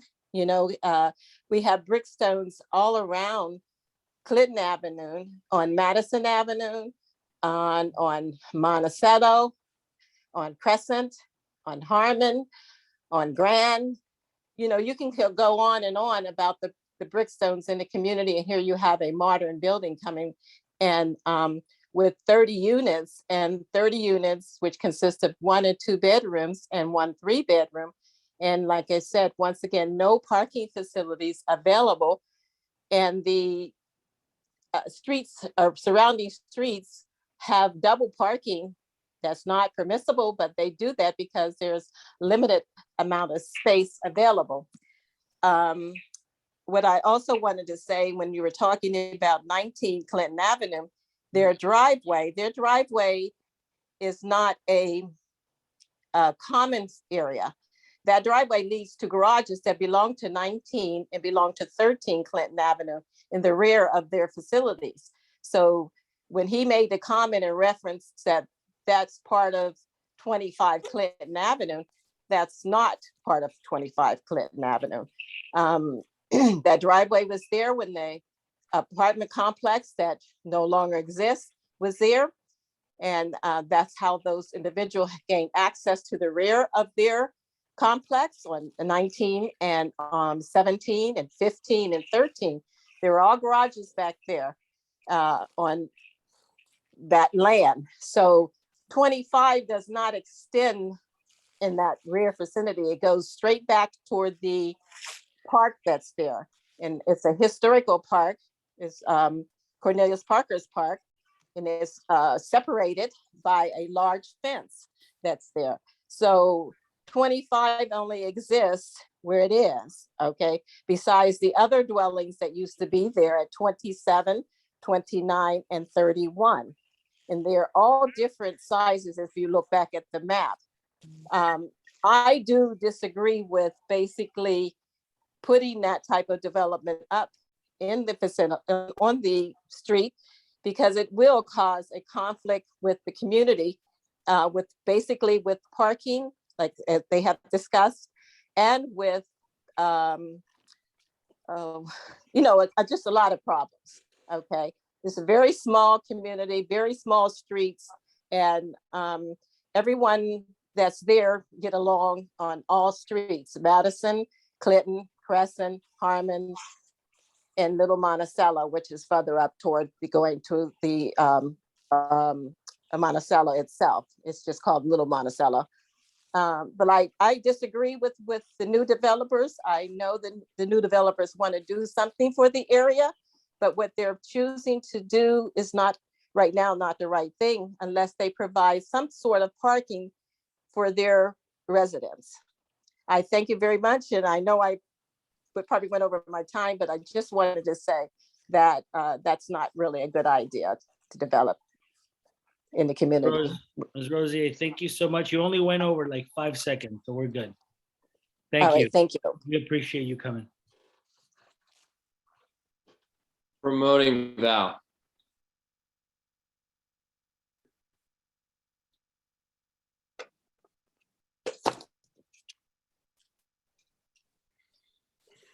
And Val, just before you go, if you could confirm that you are still under oath. I confirm. Thank you. Good evening once again. Thank you. And Val, you have 3 minutes again, okay? Thank you. Thank you. I just want to echo what Chris Perez said. Myself, as part of the Bergen Community United group, it is essential for any development, any developers coming into a neighborhood, especially such a niche, that they need to meet with the community, with the block associations. It's essential to, how everything goes around here in our city. And to hear so many neighbors have no idea of this development is definitely disappointing, to say the least. So I would ask if the developer would meet with the block association that's nearest in this area and figure something out where everyone meets a middle ground. But that's pretty much all. Again, I think Chris really laid it out perfectly about all the issues with this particular development. And I think it's best to carry this and have a discussion with the community. Thank you so much. Thank you, Val.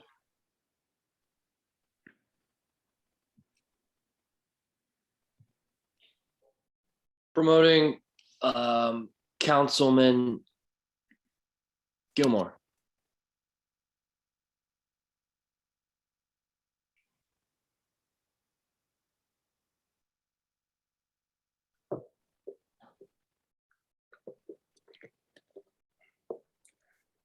Okay, there we go. Good evening, Councilman. I just want to swear you in before you go, all right? If you can raise your right hand. Yes, sir. Do you swear any testimony you give tonight is going to be the truth, the whole truth, and nothing but the truth? Yes. Thank you. Councilman, you have, this is Chairman, you have 3 minutes, okay? Thank you. I just want to request if this developer can meet with the community. I mean, it's pretty seeing that parking is a huge concern. Seeing that it's going to have 30 units in here. I think it's a unique opportunity though to develop this land, and we are appreciative that they want to develop this land, but I think it would be best served for the community as well as for the developer. As you can see, it's after 9 o'clock and people have been waiting for hours just so their voices and concerns are heard. So I guess my question to maybe the lawyer or the developer or whoever's there representing them is, are they willing to compromise with regards? I mean, I heard Lindsay say that it's as a right project, and because it's grandfathered in, parking is not required. Is there any way we can still consider parking even though it's not required? Are they willing to do that? Are they willing to meet with the community to at least listen to these concerns so we can find some common ground? Councilman, unfortunately, my client has instructed me that it's an as of right project. So they want to proceed with the hearing tonight. Okay. So he's not willing to meet with the community at all. I don't know if he has or hasn't. He hasn't expressed whether he has or not to me. I don't know if he has or hasn't. I only know that I've been given instructions that it's an as of right project and to proceed. And is it his disposition that because I know I've heard some developers argue that people are not driving cars or whatever, because I mean this is like a pretty condensed area as it is, and I'm really scared of 30 units with no parking at all. I mean, I get it, I understand. Bottom line, develop and they want to make their money. I get it. I understand it's as a right. I'm just saying to at least be cognizant of the community and the concerns. If we can at least do that, if there any way, if you could ask him if he's willing to do that, that's just my request on behalf of the constituents in that area of the ward. If we can somehow do that.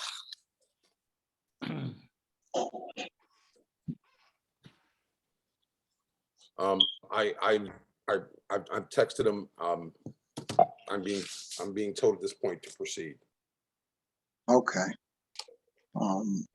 So I mean, in light of that, I as a council person in this area, I just can't support this project. For the life of me, I just don't understand how individuals come to develop communities and at the very least not do a community meeting. Like, it just leaves a nasty taste. It's not a good, inviting, welcoming interaction, and it's just sets all of the bad examples. It's everything wrong with the development, which we don't want to see. For the life of me, he's not even willing to meet with the community. That is something that is extremely alarming right there. I mean, that's my 2 cents. Oh God, man, it's just really disheartening to see this type of business taking place in our community.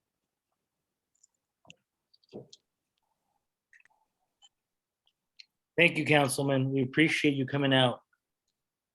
Yes, thank you. All right, promoting Jocelyn O'Keefe.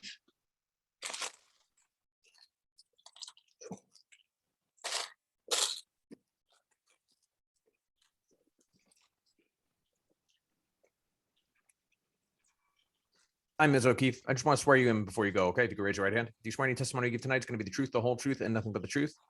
Yes. And for the record, could you state and spell your name, please? Jocelyn O'Keefe, Jocelyn, O''Keefe. Thank you. Thank you for letting me speak tonight. Ms. O'Keefe, you have 3 minutes, okay? I'm sorry. Just letting you know. Thank you. Thank you. I live on Madison Avenue. I am part of the different community groups here with Clinton, Crescent, Madison. This entire neighborhood all knows each other. I know everyone pretty much who's gotten on this call. I know about 20 other people who probably also want to speak. I echo our ward councilman's concerns. Every developer in this area has had a meeting with all of us. This is the first time they've just kind of scooted around everyone who lives here and just brought it immediately up to you guys. Parking, everybody's going to talk about it. It is very bad here and it's only going to get worse. Right across the street, we're meeting with another developer from this project who's going to put in parking and has been meeting with all of us. So this is all happening constantly with the parking issue. But I just ask the architects on this call, can you just do a little research? This is one of the most beautiful streets in Jersey City. It is all built in the 1800s, gorgeous buildings. This building does not fit. Try a little harder to come back with a design that looks a little bit more like this area. I think that would go a long way with getting a little bit more community support. And why aren't there any affordable units, even if it's market rate? I thought that was something that had to be had. Is that also like grandfathered in that you don't have to have affordable housing? So those are my couple questions. I want to know about affordable housing, affordable units, and then please, this metal kind of bump out, that does not fit here. I ask anybody on this call, go take a drive down Madison. I'll send you a photo if you want. It's beautiful. Please make this building look better. Thank you. Thank you, Ms. O'Keefe. Promoting Teresa.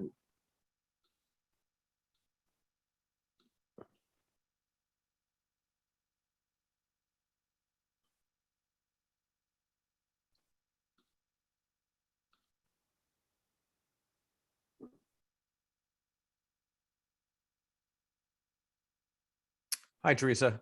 I just want to swear you in Hi. before you go. Could you raise your Sure. right hand? Do you swear any Yep. testimony you give tonight is going to be the truth, the whole truth, and nothing but the truth? Yes. And for the record, can you state and spell your name, please? Teresa Elynyatome, Teresa Elynyatome. Thank you. Ms. Natomi, you've got 3 minutes. Okay. I know there was a question earlier on whether we were notified. I just wanted to come on and be clear that no, we were not notified. We've met with many developers who have worked with us and had multiple meetings. I'm a homeowner on Madison, and I moved out of here to be away from the downtown and away from exactly this. I bought this brownstone because it's beautiful, it's quiet, and we have a really nice community. And parking is a problem. We don't even require permits in our area, Jersey City, like downtown. So the parking is completely out of control. And another piece to it is we don't live in the safest neighborhood. So if you're going to push 30 cars into this area, then you're going to put us at risk for safety. And I don't appreciate that. We've been here for years and years and years, and adding 30 cars to Madison, there's 2 blocks to Madison. That's all there is on Madison. And Clinton is 2 blocks itself. So there is nowhere for 30 cars to go, let alone, some of those people might have more than 1 car. So you could be bringing 40 cars to our neighborhood. And to me, that's a problem. And I think the fact that parking, that we were not met with before and the parking is not considered, I think is just pure greed, that there's no consideration for any of us. And I think it's disheartening. And I want to be clear that all the other people on this call, we've been waiting for hours and we all know each other. And there are more people that want to be on the call, but just couldn't hang on longer. So I just want to stand with the fact that I do not, I hope you guys do not go forward. I think it's disheartening to hear that you will not even speak to us. And that there's no consideration for us that are homeowners and residents currently in this area. It will completely change our quality of life. And that's all I have to say. Thank you, Ms. Nayatone. Thank you very much. Yep. Okay. I don't think I see anyone else waiting.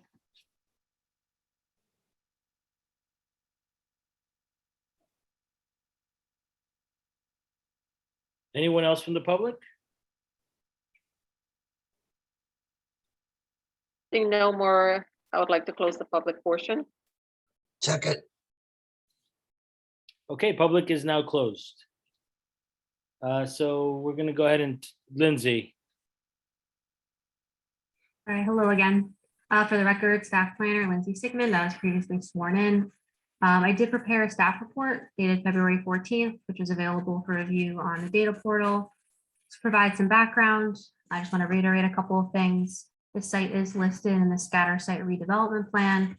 This plan was previously known as the vacant buildings redevelopment plan, adopted in 1999. In that original study, the building that was on this site that has since been demolished was considered in poor condition. It was a vacant structure, and the building included 31 units and was 4 stories. Like I said, the building has since been demolished and the site has been vacant for around 20 years. It's just based on Google Street View. The applicant is proposing to construct a 4-story multifamily building containing 30 units. With the scatter site redevelopment plan, when utilizing grandfathered non-conforming rights, it's required to provide evidence to indicate that the existing use and the bulk for that property to provide evidence of the existing use and bulk for that property at the time it was designated, And that is what sets the bulk and density requirements, or the underlying zoning must be met, which here is R1. Since they're using the grandfathered non-conforming rights, we looked at the historic tax information and Sanborn maps to verify that the proposed project mirrors the now demolished building as required by the redevelopment plan. Regardless of the historic evidence, the front and side yards do conform to the R1 standards, but the height is 4 stories rather than 3, and the rear yard setback is 15, where 17.5 would be required if this was R1 standards. The Sanborn map from 1928 that I provided in my staff report shows that the now demolished building was built up to the property line as shown on that map. The 30-foot setback that was referenced earlier was for the light well of the previous building. And I can share my screen and show that again if commissioners want to see what that setback was referring to. Tax records from 1985, so another source, indicated the building was constructed in 1920. It was 4 stories, contained 31 units, and the vacant building study confirmed that. In the scatter site redevelopment plan, the maximum number of dwelling units is the number of units recorded at the time of designation. So the 30 units that are proposed is conforming, and the proposed 4 stories is conforming based on those same standards. Staff recommends approval since this is an as-of-right project. I did have a couple of conditions in my staff report. I would just want to make one revision regarding the street trees. No, I would defer to Jersey City Engineering due to the conflict with the underground utilities and the adjacent driveway. And then instead, a payment in lieu to the Division of Parks and Forestry is made, and evidence of that payment is submitted to city planning prior to the issuance of a certificate of occupancy. Yeah, that's the revision I would make. I'd be happy to answer any questions if the commissioners have any. Anyone? Chair, yes, I think one of the speakers did mention about affordable housing. If you can just comment and clear that for the public to know as well. Yes, thank you. So this project was submitted back early 2020. So they are not required to provide affordable housing. And even if it was, it wouldn't meet the requirements of the new inclusionary zoning ordinance, since this is an as-of-right project. Thank you. Thank you. Thank you, Lindsay. Lindsay, on many other projects, or seems like most of the projects, we have gathered communities' input. So to the extent that tonight we've heard quite a few people, including people who represent block groups, who are saying that they didn't have a chance to opine. And yet part of the documents submitted for the application say that notice was made. How do we reconcile the two? So noticing requirements apply to properties within 200 feet, property owners within 200 feet. The notice packet, so all the certified mail receipts, all the properties that notice went out to is publicly available. So if you did not receive notice, it's likely because you were within 200 feet of the property. So that's to answer that question. Okay, so then the only opportunity, it seems, for the community to have voiced their opinions and concerns would have been tonight. Correct. Right. Or if I remember a couple of neighbors had called the office and spread the word. The information was available on the data portal. City planning staff is always available to discuss the projects. We always ask when a project is proposed if a community meeting was held, and that same question was posed here. Whether or not a community meeting is held, I defer to the applicant on that. So if the question was posed, was an answer proffered to you? I don't recall. This has been a really long timeline, this project. So I guess my question is, look, I know counsel and I have the highest respect for him, and I think he is his family and his involvement in the community goes without question.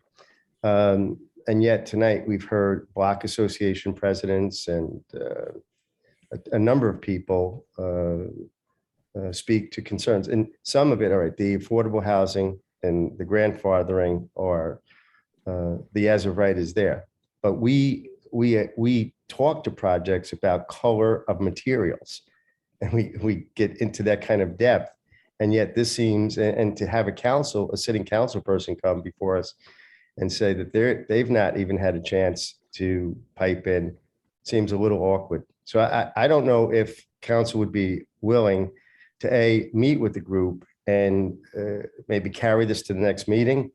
It's only 2 weeks. I don't know if that, I would hope that's possible. Councilman, or I guess Commissioner this evening, I've known you for a long time.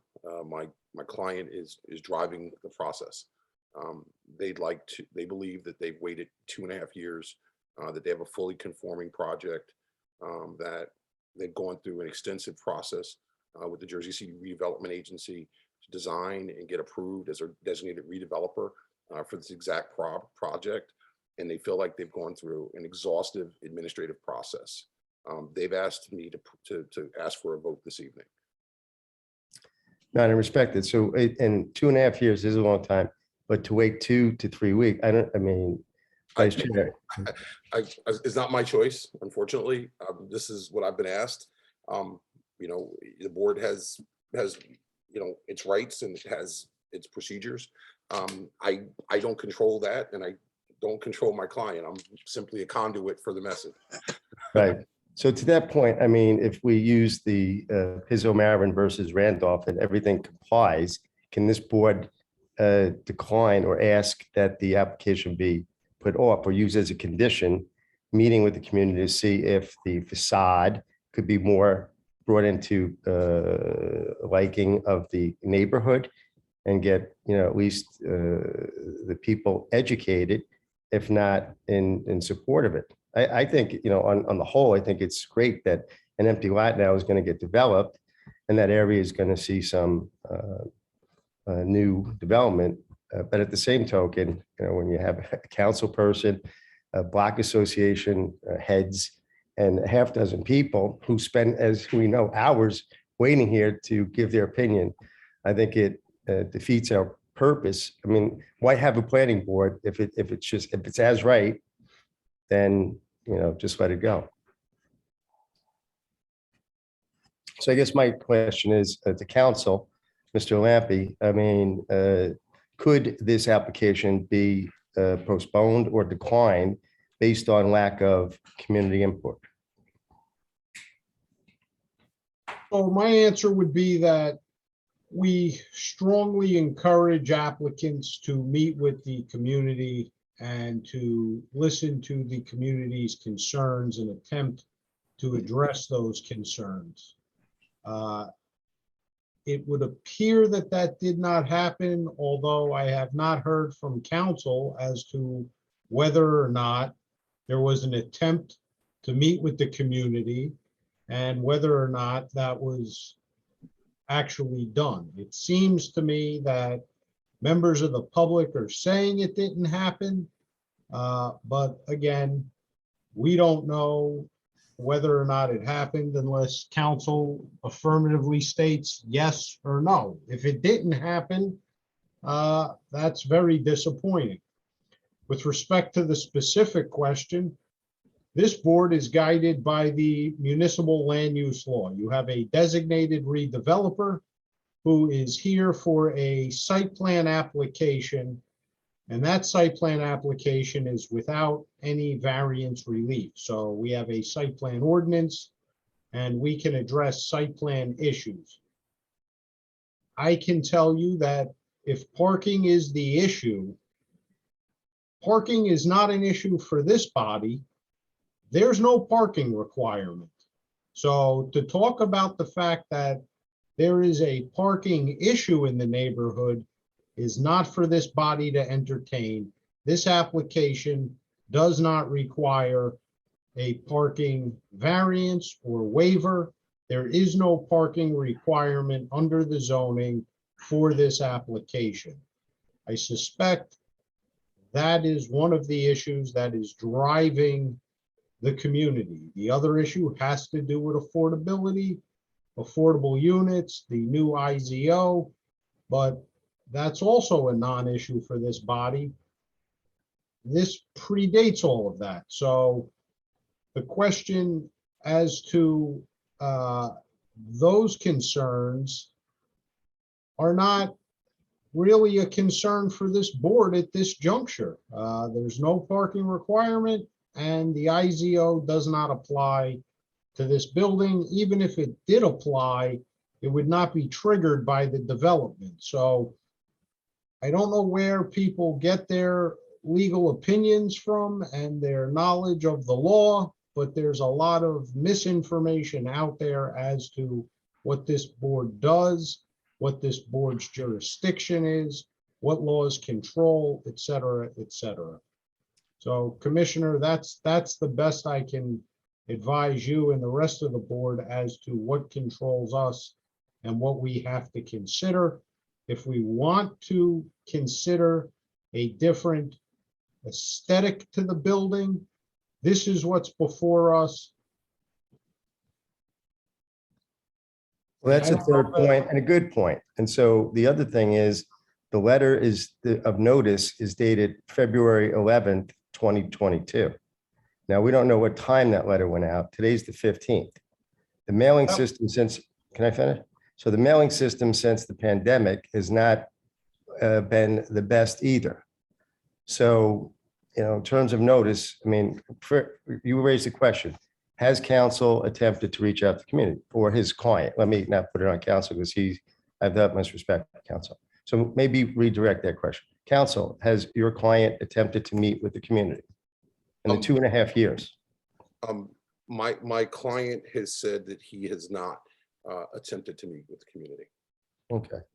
So that being said, and then coming back to your Oh, and Commissioner, I do want to clarify the record. The notice was sent on February 3rd, according to the affidavit. The affidavit was signed on February 11th, which states that it was sent out on February 3rd. It has to be sent out 10 days prior to tonight's hearing, which we found, or I found, that is in accordance with the law as it was sent out on February 3rd. So. Yep, I stand corrected. I look further down. The letter to us was the 11th. Okay, fair enough. So, but now let's come to the point. Let's say aesthetics. We, as a board, have gone over colors. We've gone over materials. We've gone over design. I think it's a fair enough point that if a community is saying that the current design is disjoint to the character of that community. I mean, the only 4-story building is further down, the new Millennium. I mean, next to it, you've got the Parker Funeral Place, and you got 19, a 2-story. I don't know that it would be imprudent to ask the developer to meet with the community and carry the application one meeting. That's my opinion. I'll rest my point. Thank you, Commissioner Lipsky. Certainly, you're right in terms of, asking and just as a nice gesture, but it is my understanding, and I may be wrong, but I'll have Councilor Lampy chime in with this, and maybe even Lindsay, that there is no requirement that developers meet with the community. We like it when they do, and I've been on this board for 10 years, and that does play a big role in terms of showing some generosity towards, if you're going to build, or you want your people, your community there to be part of what you're doing. But as far as I'm concerned, there's not a requirement. And I just wanted to kind of put that on the record. And I don't know, Santo, if you can chime in on that. If I'm correct, I may be wrong. Yeah, it's a request of this body. It's disappointing that it hasn't taken place. If it hasn't taken place, it should take place. And we tell everybody that, and I don't know why it did not happen. But from a legal standpoint, there's nothing that I'm aware of in our ordinance that requires it to happen. So, again, when you're coming in looking for variance relief, and you haven't met with the community, that's a problem. That's a real problem. Yeah. In this case, Council, given that there wasn't a community, or it doesn't seem to have been, council's representing that his client did not attempt it, and we've had nearly a half dozen people, including a so sitting. I'll accept that that's the case, right? It has not happened. Yeah, if I'm reading the text message right, he said he has not met with the community. Okay. And so our council will accept that. Now, given that, and given that tonight we have a sitting council person, we have it seems to be 2 block association heads, Crescent and Clinton or Madison, whichever ones came before us, and several other people. Not one has opined in the affirmative for the advancement of this project. All they're saying is they asked, as you so eloquently put, Mr. Lampy, that they looked for affordable housing, parking, which, given the fact that that's not what's being considered given the law, but aesthetics. I don't think it's grossly inappropriate for the architect or his client to meet with the community, hear what they have to say, and delaying it, for one meeting. And well, so here's my question. Is that inappropriate or illegal to ask? So I'll answer the question this way. As far as the issue of the parking and as far as the issue of affordability, I think that we've beaten that horse. I understand the community's position. Unfortunately, their position is not grounded in the law. So I feel for the community. I understand the community. That's for them to use their councilmen to continue to push that issue of affordability in their community as well as parking in their community 100%. That's not What for about this aesthetics? board. We don't legislate. What about aesthetics? As for aesthetics, there's nothing in the plan, and Lindsay, correct me if I'm wrong, but there's nothing in the plan that guides the aesthetics of the building.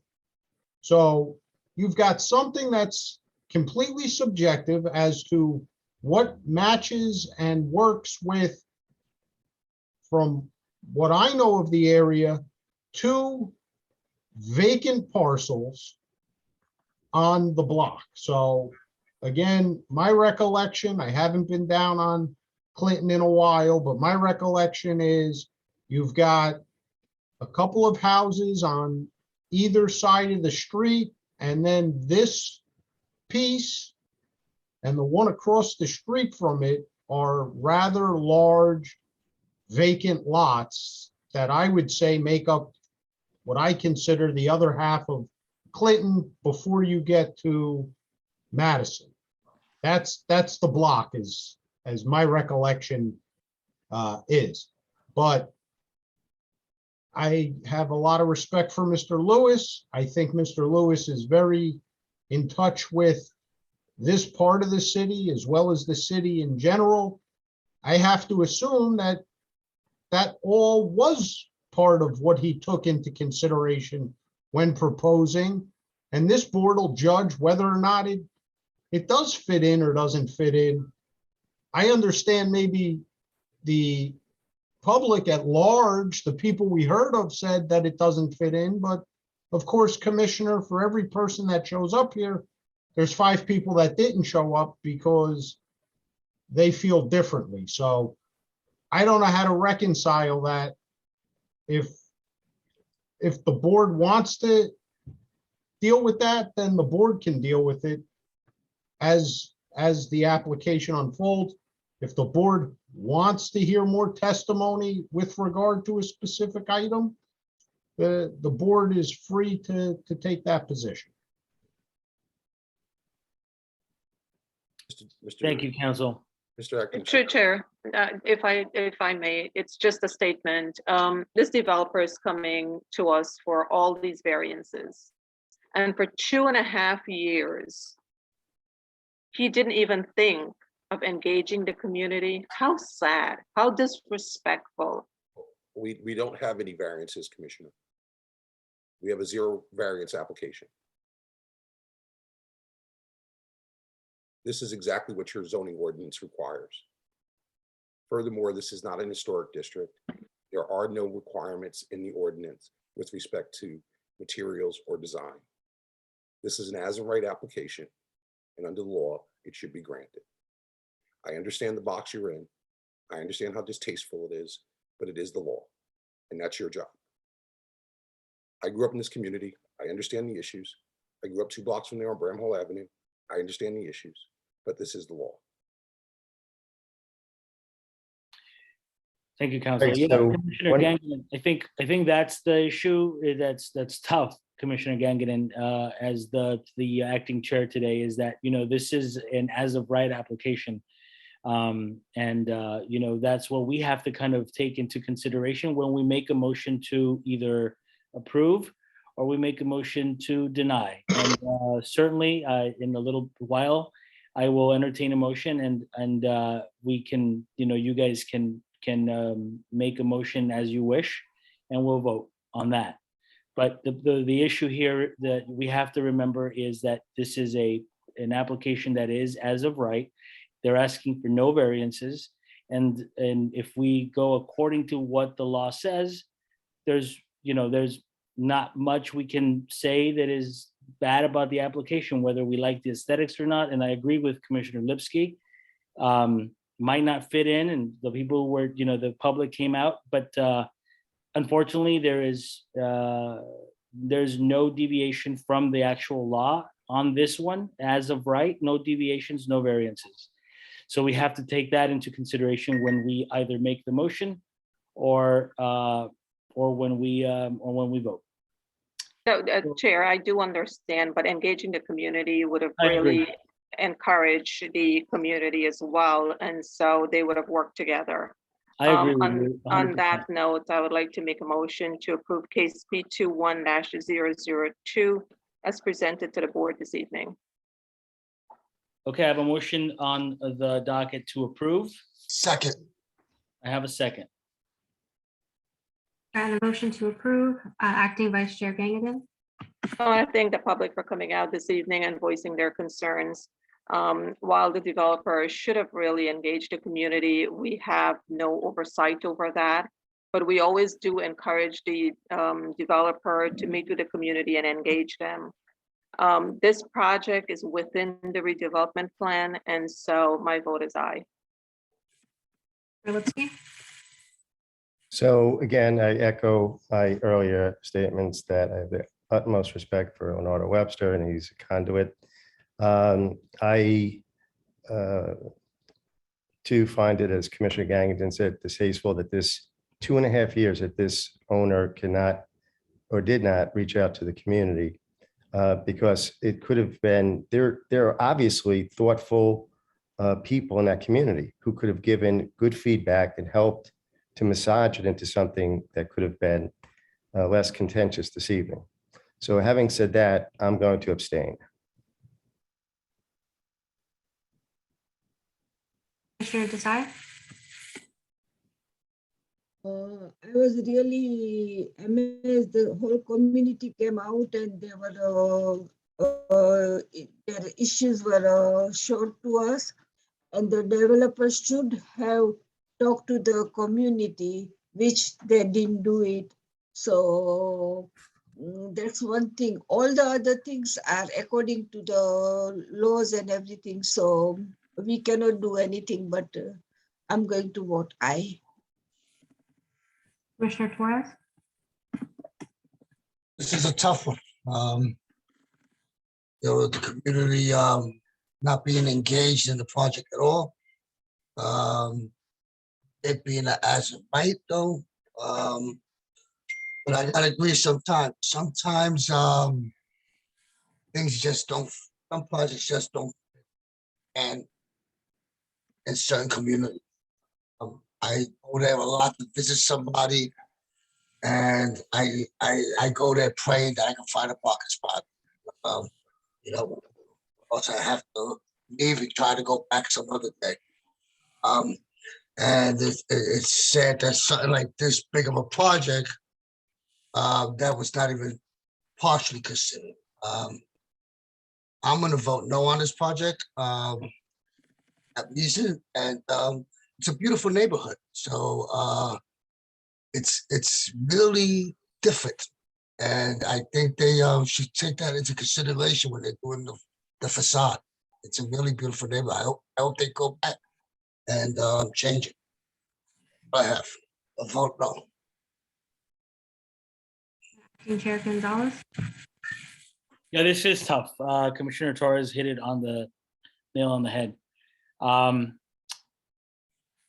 There are two, and I will remind everyone, and I'm saying this out loud for the record to remind myself, our task as commissioners of the planning board of the city of Jersey City is to look at a project and deem it either acceptable from a municipal land use in terms of the laws that we have existing passed by our own council, and decide whether or not we can approve. I mean, even though aesthetics are a big part of stuff, and that's why we require people to actually bring materials in, I think that's important. But at the same time, you're looking at this case and you don't have any variances, and I don't have any deviations. They don't require parking, they don't require affordable housing, and it's going on a lot that is completely empty. And I will tell you, and it should be a forewarning to any developer that comes in front of us, that this board does not look favorably on anyone developer who comes in and does not meet with the community. And Mr. Webster, I hope that you relay that information to your client, because that is the rule number one, I think, of having a good Samaritan coming into your neighborhood. And if you don't include your neighbors, you're not starting off in a very good spot. And so we don't look favorably on that. But unfortunately, when it comes down to my vote, as much as I really understand and feel for all of the constituents of that ward and the neighbors of that neighborhood, there's nothing in the MLU that I can say that will prevent me from voting from this, having it be a completely as of right application. So having said that, I'm going to vote aye. Council, correct me if I'm wrong, but with 3 in favor, 1 opposed, and 2 abstaining, motion is approved with conditions. Yeah, 2 abstaining. Who abstained? Yeah, there's only 1. I believe Commissioner Allen abstained. Alan abstained. No, he recused himself. Okay, I didn't know if that was a different. That's different. So yes, the motion passes 3-1 with 1 abstention on 5 members. Thank you, commissioners, and I recognize this was a difficult decision, and we all found ourselves in difficult positions this evening, and myself included. But thank you for your attention, and thank you for your careful consideration. Thank you, Mr. Webster. Appreciate it. Have a good night. All right, guys, I think we have a much deserved 10-minute break coming up. Councilor Lampe, do we start calling people yet, telling them, or what do we hold off? You're the chairman. My clock tells me it's 10. I'm gonna kill Chris is what I'm gonna do. But anyway, it's 10 o'clock, Chairman. This is what I refer to as the witching hour. Yeah, that's why I'm asking. I know you got knees to replace in the morning. So. Not tonight, not tomorrow.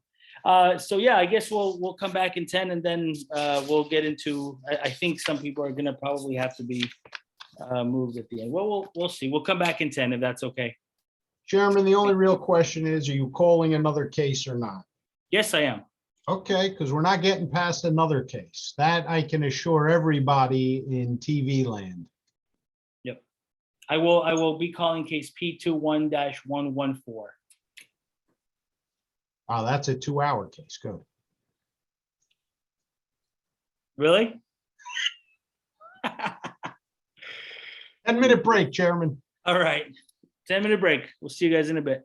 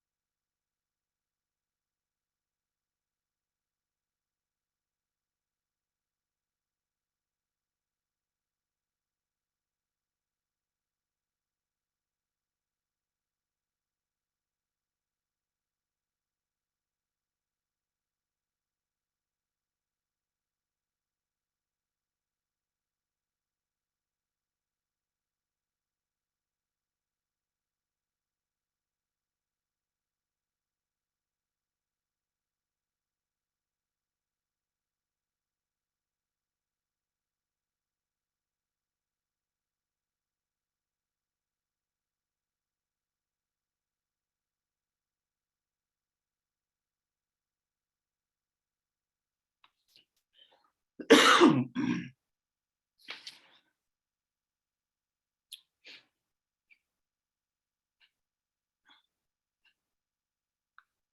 right, guys, we're coming back to order.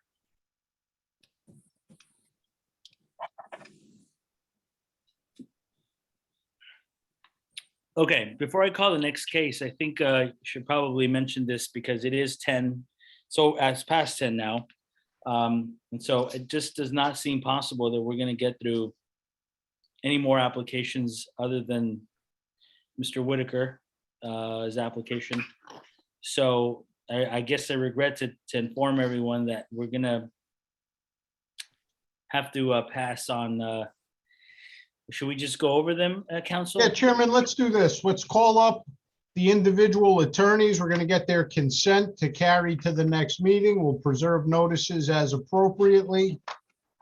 And then we will give Mr. Whitaker the final 15 minutes of tonight.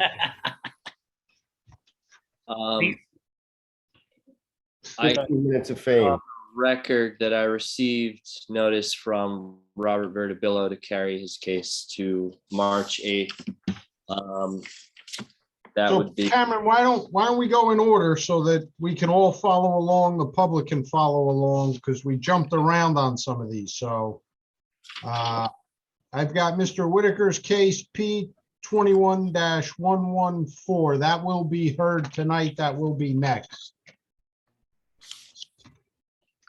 Yes, and then we have the next case is Miss Jennifer Porter, case P21-084.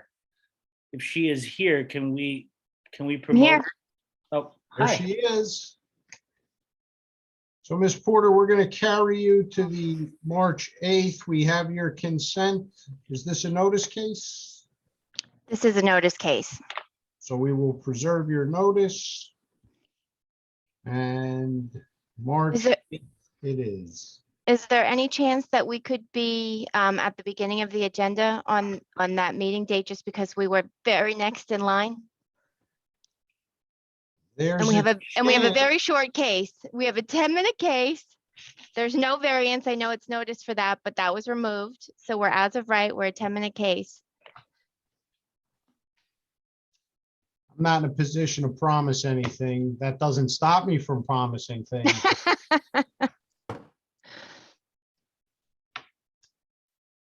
Heard and understood, Ms. Porter.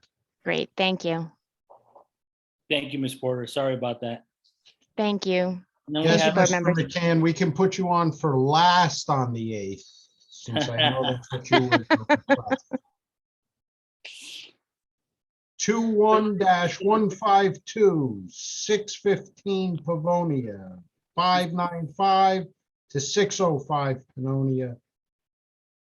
Mine says FK. I'm gonna, 595. Jim McCann, on behalf of the applicant, I'm gonna put myself right in there behind Jennifer and say I'll be second on the agenda.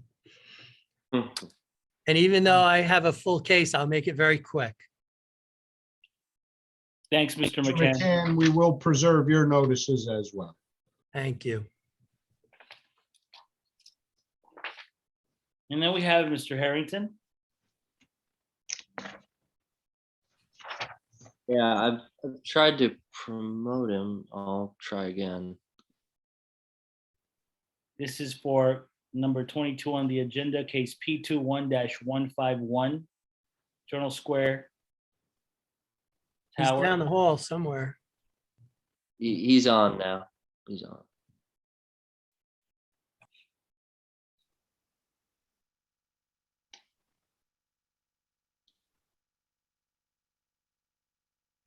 There he is.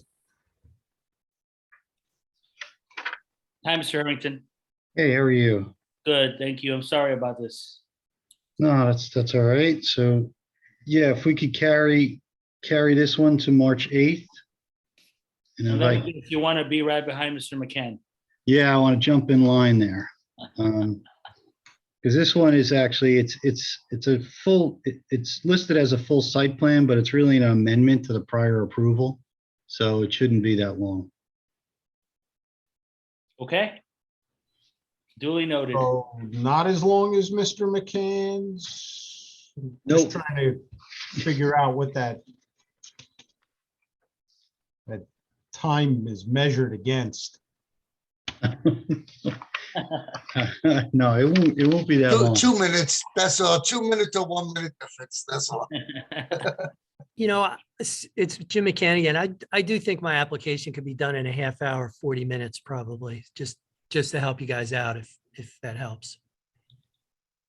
Half hour denial? Move on. We'll Case answer all the P questions. that you asked. 21098. This is already been carried to March 8th. That's been carried. That's correct. P 21147. This is Mr. Joseph's case. Was this carried already or no? No. Is Mr. Joseph on? Tim may have received an email. Tim?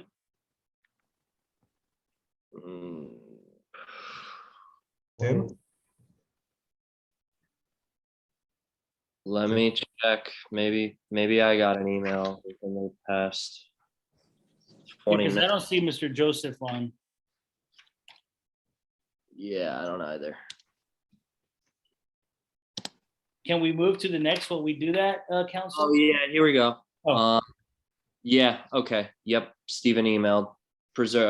Carry with preservation of notice. Okay. Yeah, And that's also for March 8th?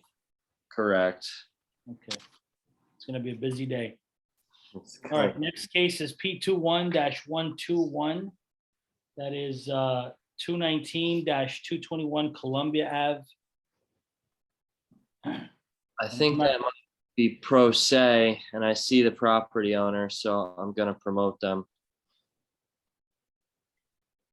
We can call March Madness. I thought of that. I like that.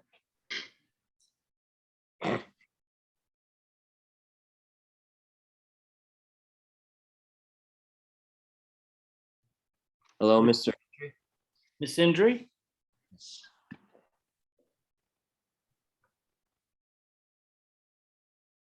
Yes, I'm here. Can you hear me? Yes, we can hear you. Sindri, this is Santo Alampi. I am the attorney for the board.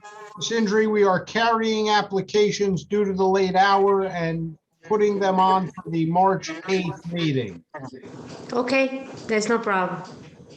So you will be on the March 8th meeting. And if you sent notice out, we will preserve your notice. Thank you. We'll see you then. Thank you. Thank you. Case P 21-131. Pam, this is the one you said you received the correspondence from Mr. Vertibello requesting it be carried to March 8th. Correct. I I have. don't believe that was a notice case, but if it was, we'll preserve that notice as well. Case P 21-128-573 Palisade Ave was previously carried to March 8th. Correct. P 21-107, which is 10-14 South Street. That was Mr. Harrington's application and previously carried to the March 8th date. And that was the last one. We handled case P 21-097, correct? Correct. So for those members of the public still in attendance, if you are here for any case other than the case that is about to be called, That is I'm sorry, that's case P 21-114. Calling case P 21-114. Preliminary and final. 4th Street. Yes. Any matter other than that is being carried to March 8th. There will be no further notice. If you're here for 318 4th Street, that application will be heard in 10 seconds as soon as I shut up. In the meantime, any other case will be heard on March 8th. If you receive notice, you will not get any New notice, March 8th, here on the Zoom. Chairman, your meeting. Thank you, sir. Mr. Whitaker, how are you, sir? Good evening. I'm doing fine. Good evening, Mr. Chairman, Good. members of the board. For the record, Bruce Whitaker from the firm of McDonald Whitaker, representing the applicant Hashimi Enterprises LLC, seeking preliminary and final site plan approval and variance approval for the property at 318 4th Street. The applicant is proposing to construct a new 4-story, 4-unit residential structure on the property. The property is in the R-5 residential district. The property has a lot area of 2,500 square feet, which exceeds the 1,800 square foot minimum. It has a lot width of 25 feet, where 18 feet is the minimum required. The applicant's proposal complies with your maximum building coverage. Your maximum lot coverage will exceed the minimum requirements for landscaping. There's actually a reduction in lot coverage, as you will hear from our first witness. We have had the opportunity to review your planner's report dated February the 14th of 2022. We concur with the observations made in that report, and will stipulate that we can meet all of the staff recommended conditions set forth on page 3 of that report. We have provided to the board secretary appropriate notice through a affidavit of service and proof of publication. Unless there's any questions of me, I'd like to call our first witness. I understand the lateness of the hour. I have 3 witnesses this evening, but we will attempt to be brief. Mr. Whitaker, thank you. Good to see you this evening, sir. Very good to see you also. I am in receipt of your affidavit of publication proof of mailing. It appears to be in order. We will mark it as A1 for the record. Let's call your first witness. Okay, Mr. Hashemi, Reza Hashemi. Yes. And Mr. Whitaker, who are your other witnesses? If they could raise their hand, we'll get them up here. Okay. While Mr. Hashemi's All right, testifying. we have Russell Bonar and Paul Greigel. Thank you. All right, Mr. Hashemi, do you swear any testimony you give tonight is going to be the truth, the whole truth, and nothing but the truth? I do. And for the record, could you state and spell your name, please? Reza Hashemi, Reza Hashemi. Thank you. Mr. Hashemi, I'd like you to give the board and members of the public the benefit of your educational and professional background.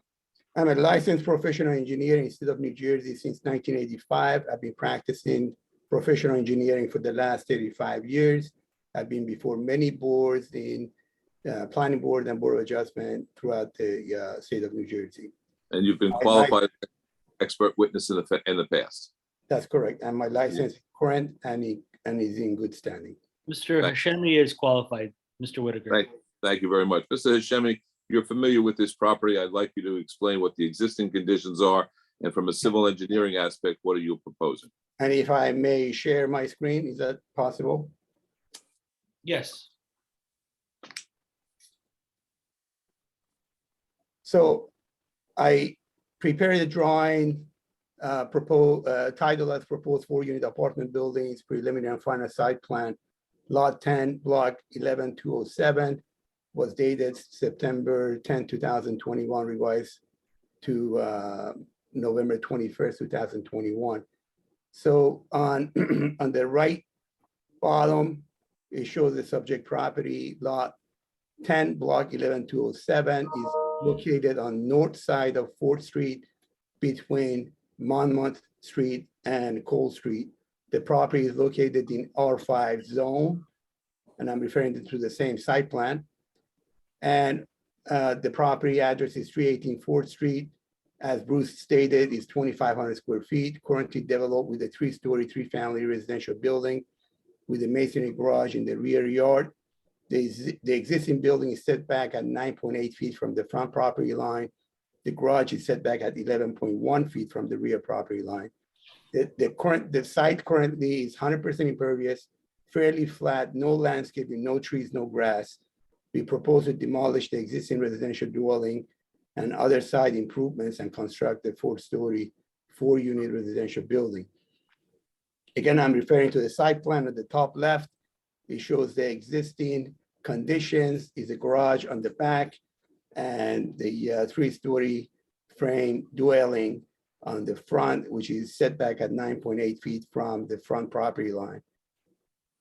I have some photos that we have taken. The first photo shows our property right in the middle. There's a white kind of grayish building. The next photo shows a different view of the building.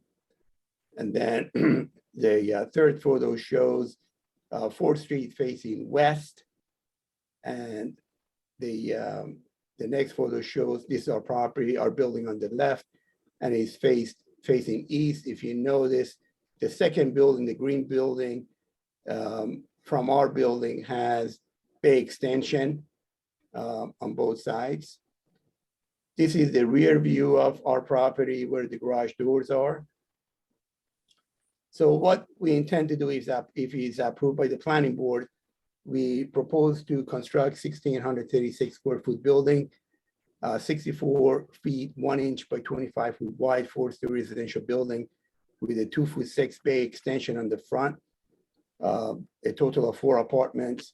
The front yard setback to the main building is 9.8 feet, but since we are proposing a bay window, a 2-foot 6 bay window, the front yard setback to the bay window would be 7.3, requiring a front yard setback.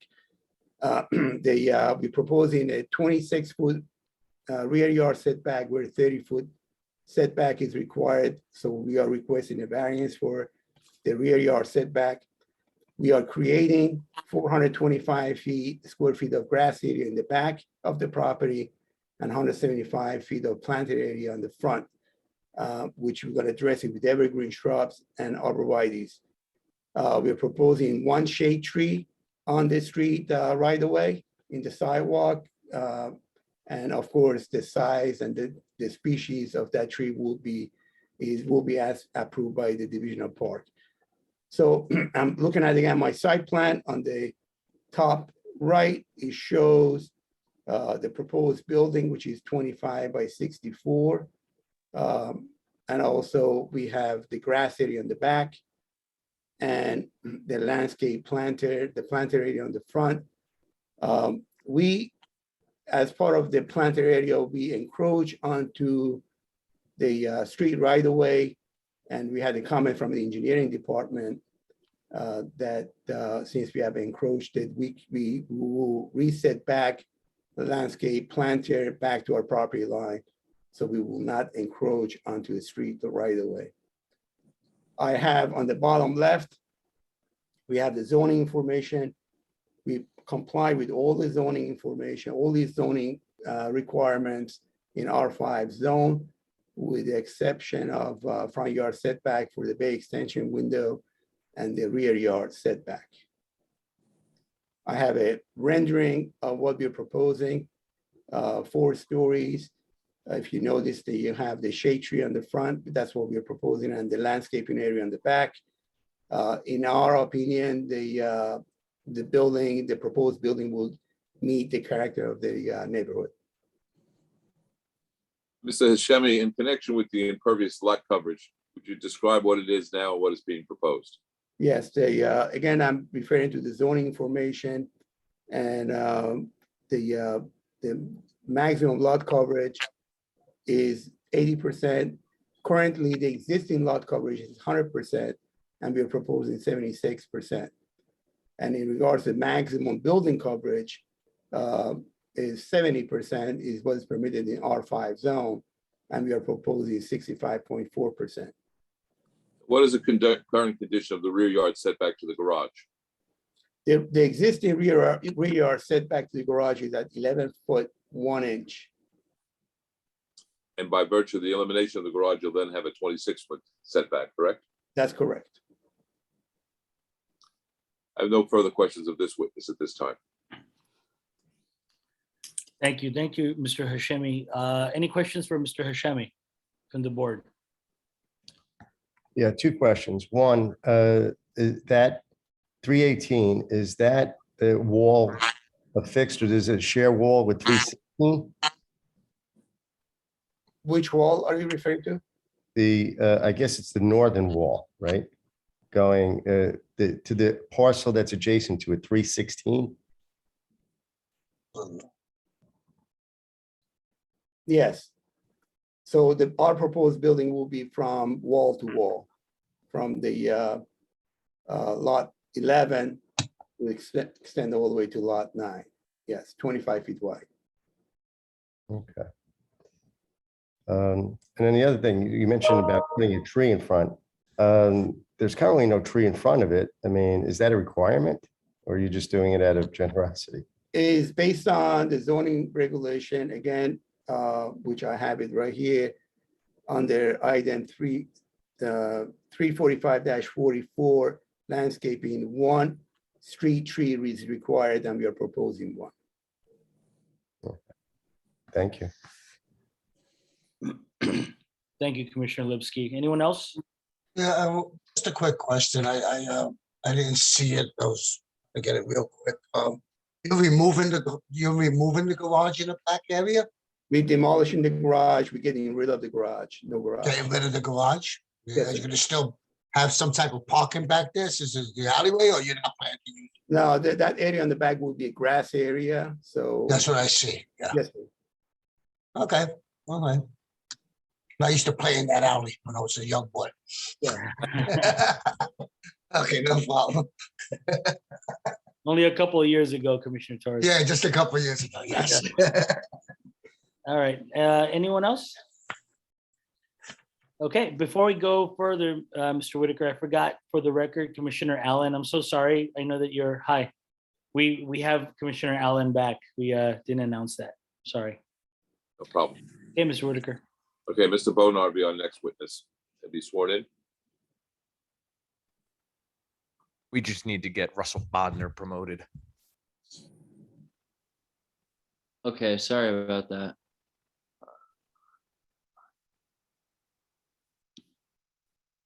Is he under, okay, never mind.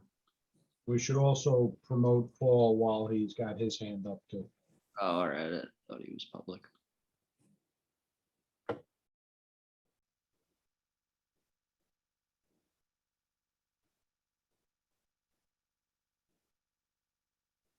Hi, Russell, I'll swear you in. Good, how you doing? Good. Do you swear, right hand, do you swear any testimony you give tonight is going to be the truth, the whole truth, and nothing but the truth? Yes, I do. And for the record, could you state and spell your name, please? Yes, name is Russell, last name is Bodnar, B-O-D-N-A-R. Thank you. And a licensed architect in the state of New Jersey since 1992. I've appeared in this board various times before. I've been in my own practice since 1998.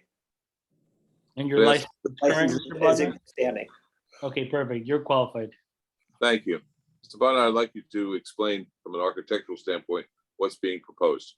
Okay, here, I'd like to share my screen here. Yeah, right there. Here we go. Oh, did that work? Did that work fine for you or did not come in? Nothing yet. Nothing here, share. Open. Okay, can you see it now? No. That's weird. Should have been right. Okay. Back that up again and try it one more time. Oh, you there? Did I lose you guys? No, you're with us. We don't see anything though. Oh, damn it. I don't know why this thing's acting up today. Let me bounce out of it completely and then just go back to share screen. Desktop 1, it doesn't share. Why not?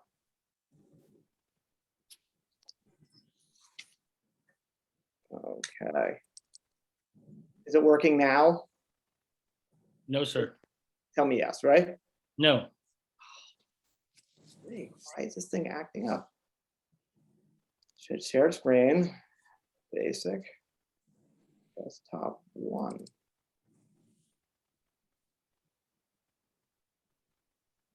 Open system.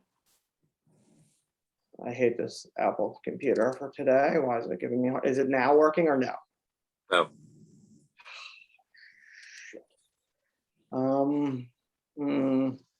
Great. Advanced. I don't know.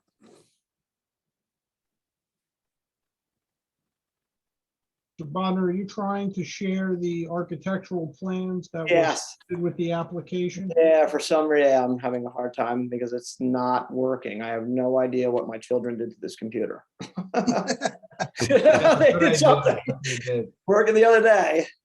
I Russell, do you want me to share my screen? Mr. Hashemi, can you share?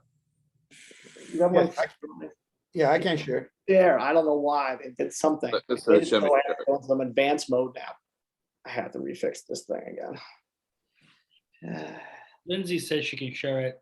Yeah, if you can just grab that. If not, I'll try one more time. I think Mr. Hashimi is going to pull it up for us. Yeah. Okay.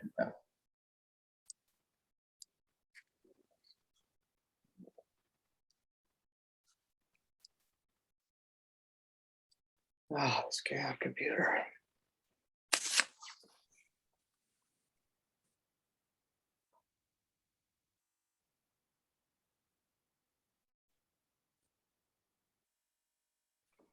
Try it again. Oh, we have Mr. Hashemi put it up. All right. Yeah, I'm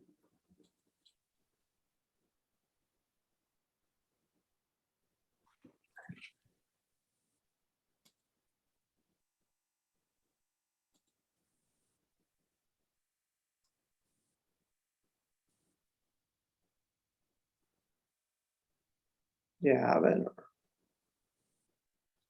I gotta pull it from a different computer to this computer. all right, let me see if I'll I can get them start. though. Why is this? There you go. Okay. All right, perfect. All right. Let me see. Thank you, Lindsay. All right, thanks, Lindsay. Yeah, I really appreciate that. I don't know why my children play with these computers. Eliminate stuff. As you can see here, we're on 4th Street. We were speaking earlier about the same type of thing. Mr. Hashemi went through this entire process of the what we're looking for in terms of the variances. The two variances that we're requesting is a front yard setback. In terms of the bay, bays are not allowed in the R5 zone. So a bay encroachment, you're supposed to align the building with the adjacent buildings next to you. So we're looking for that variance, as well as the variance that we're looking for would be for the extra 4 feet in the rear of the property. If we go down, Lindsay, like to ZN4, I believe, keep going down. Keep going down to ZN4. It's on the corner, back bottom corner of the drawing. Keep going. Next drawing, Lindsay. Thanks, really appreciate this. You can see the floor plans that we have. We have 4 units in this building. The first floor and the second floor are actually flats. Each of the apartments is a 2-bedroom, 2-bathroom. The first floor unit is 1,463 square feet and has a rear deck that goes out to the rear yard, which is part of their unit that they'll be able to use. The second floor unit does not have rear yard access, but is 1,502 square feet. So that's a generous 2-bedroom, 2-bath as well. If you go to the following sheet, Lindsay, you can see the next two sheet. This next sheet has the duplexes on them. There's actually unit number 3 and unit number 4 actually come in on the 3rd floor. On the 3rd floor, both these apartments have the duplexes, which that means they both have access to the roof deck. Each one has their own roof bulkhead, as well as each one has its own 2-bedroom, 2-bathroom as well. The front unit, the unit number 3, is 1,570 square feet. The rear unit number 4, it has 1,587 square feet. Each one has their own private terrace. The private terrace in the rear is 291 square feet. The front private terrace is 311 square feet. We are looking at we have 50% roof coverage in terms of our roof here. But you're only allowed 30% in the R5 zone. But since we are providing green roofing, and we are providing about 13% of the overall green roofing, 216 square feet of green roofing, we're allowed to go up to 50%, I believe, for our deck and bulkhead coverage. So, Sir, can you just, those are 3-bedroom units? no, they're 2-bedroom units on the duplexes. Oh, All right, there I it was says only 3-bedroom counting 2, accent. but I I have to thought it fix said that. 3-bedroom. Yeah, it says 3-bedroom. I have to fix that. I'm gonna take that and remind myself it's another little note on here before I print them out and send them to zoning then. is only there are 2 bedrooms units. So 2 bedroom, 2 bath units on these as well. If we go down to the following page, you can see the elevations. You can see the front elevation and the side elevation. The front elevation is going to be a brick. It's basically mostly brick with precast lintels. The brick is going to be a reddish brown brick. The metal panels are going to be black and silver metal panels on the building. We're going to be doing on the side of the property. We have regular cement board siding. I show the whole cement board siding, but some of it's going to be covered according to the adjacent building. The cement board siding is going to be like a grayish color, a dark gray. And if you go down to the following page, Lindsay. Down. You can see the rear of the property. As you can see here, we have no windows on the side of our property whatsoever. On the rear of the property, we have extensive windows. We're going to be either doing a cement board panel or metal panels on the rear. We're still yet determined on that, but the panels will be like a dark gray color in terms of the rear of the building. All the windows are going to be black windows. We're trying to, like you can see here, we have on the second floor, we have some windows that open up that actually are like railings. So, to make it give a little bit more of an open feel on the second floor. And the first floor has that little deck down to the patio. As you can see, we have a glass railing on the rear of the property as well. So on the roof deck. So we're trying to make more of a modern feel on the front, on the back of the building.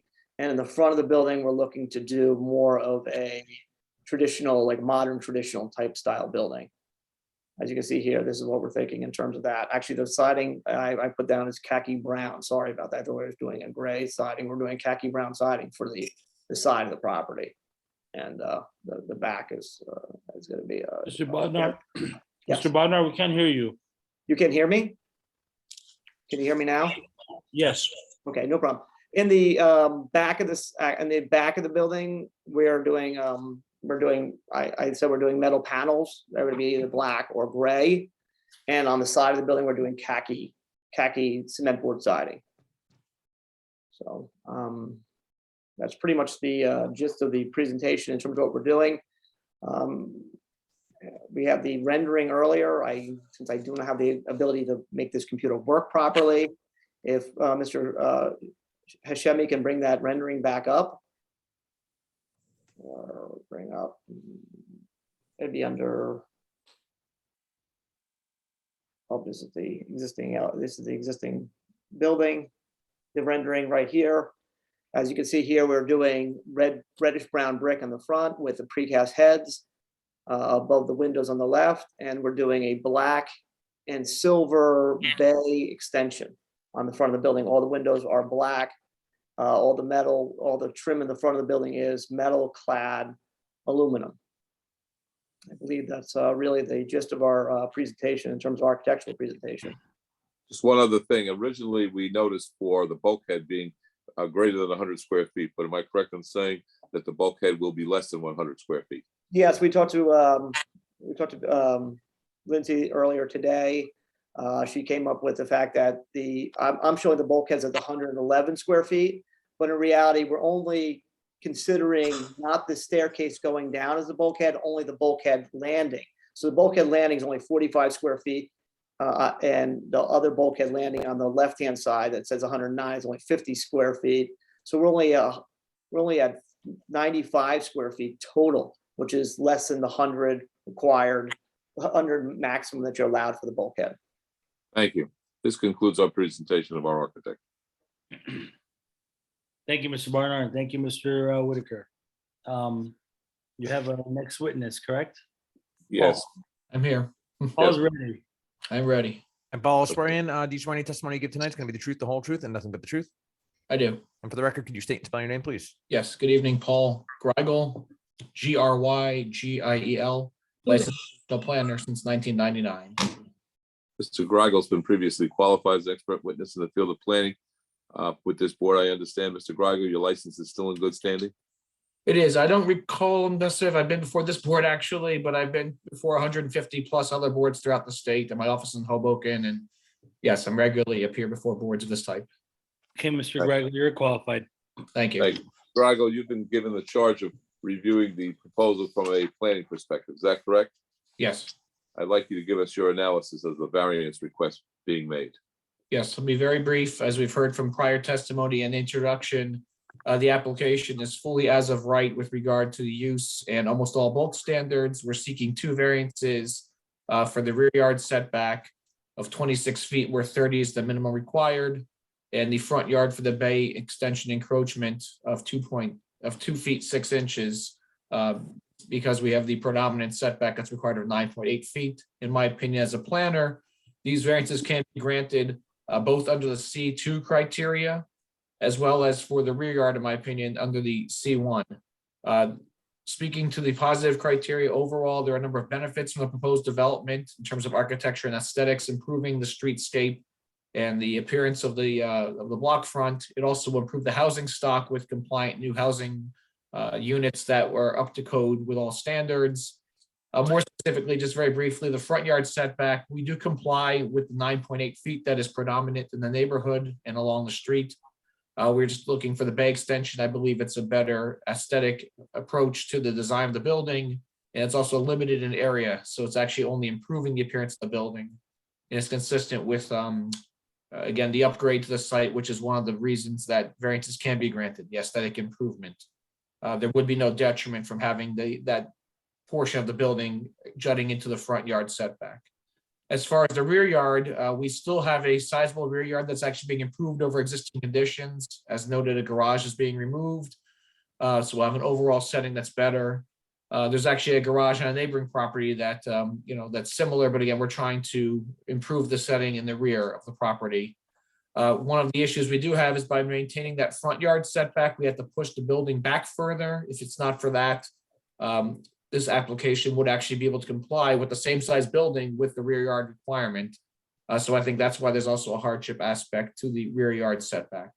So in conclusion, on the positive criteria, I think that certain purposes of zoning are advanced, including promoting the health, safety, and welfare, as well as promoting a desirable visual environment. That's purposes A and I of municipal land use law. With regard to negative criteria, in my opinion, there's no substantial public detriment to the public good. Given that we're upgrading the site completely with a new building that's compliant with almost all zoning standards. It has architectural elements that were just described, which would improve the aesthetics of the area. And the deviations, again, relate to specific conditions to this property. The building would not be taller or cover more land than the existing building. In fact, it'd be reducing impervious coverage. And again, the one other aspect noted in the planner's report for the board is that there's a rear alleyway that as one of the commissioners noted, used to play in it, that actually also provides additional space to the property adjoining to the rear of 5 feet. So I think there's no substantial negative impacts from that variance, as well as from the front yard variance. And lastly, with regard to the zone plan and zoning ordinance, again, we're almost fully compliant. It's just 2 deviations that I think are justified given the testimony that's been provided. So in conclusion, as a planner, I believe that the 2 variances can be granted in accordance with the applicable criteria. And recognizing that one of the positive aspects, if I'm correct, is that we're now exceeding the 20% landscaping requirement where it wasn't complied with before. Isn't that correct? That is correct. Yes. Again, in almost every aspect where we're making it more conforming and notably with regard to coverage and landscaping. Yes. Thank you. This concludes our presentation by our planner. Thank you, Mr. Whitaker. Commissioners, any questions for either Mr. Greigel or Mr. Bodnar? Or Mr. Hashemi, for that matter? No questions? Yeah. Thank you. All right, I'll call the public now. Anyone from the public want to speak on this matter? Anyone from the public? This is case P21-084.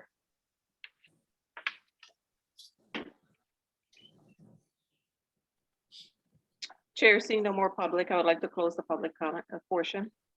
Second. Public is closed. Okay, Lindsay? So I did prepare a staff report dated February 14th, 2022. I won't go into too much detail regarding the site plan. I'll just speak to the variances, but happy to answer any questions if commissioners have any regarding the site plan. So two variances are requested, the rear yard setback and front yard setback. The latter is due to the encroachment of the proposed bay windows.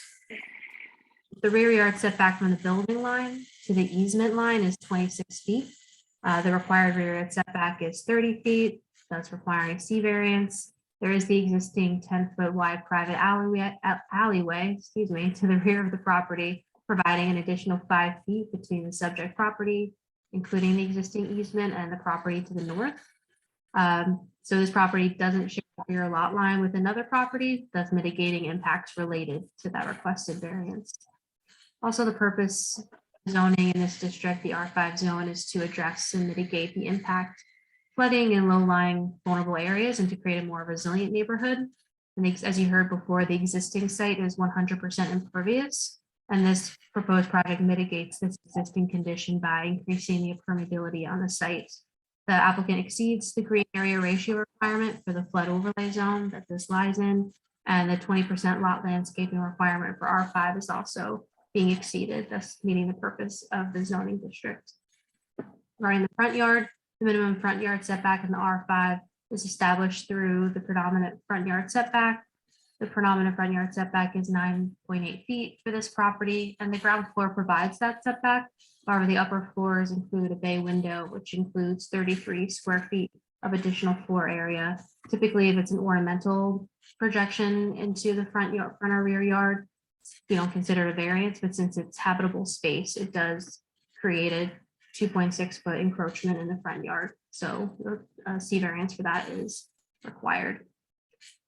But with that, staff recommends approval with the conditions in my report, which are standard, except I would request that the details for the proposed flood vents are shown on the final plans. This is in the flood zone, and there are flood vents proposed for the cellar area between, the grade, average grade and the first floor. And that the correct square footage of the vestibules for the bulkheads are shown on the final roof plans for the final signature plans. I originally thought it was a variance based on the original drawings, but it's not, which is a good problem to have, but the plan should be revised to show the correct dimensions. Again, staff recommends approval, and I'd be happy to answer any questions. Thank you, Lindsay. Any questions for Lindsay? Okay. Chair, I'd like to make a motion to approve case P21-114 for approval as presented this evening, together with staff recommendation. Second. Motion made and seconded. Vice Chair Gangadin.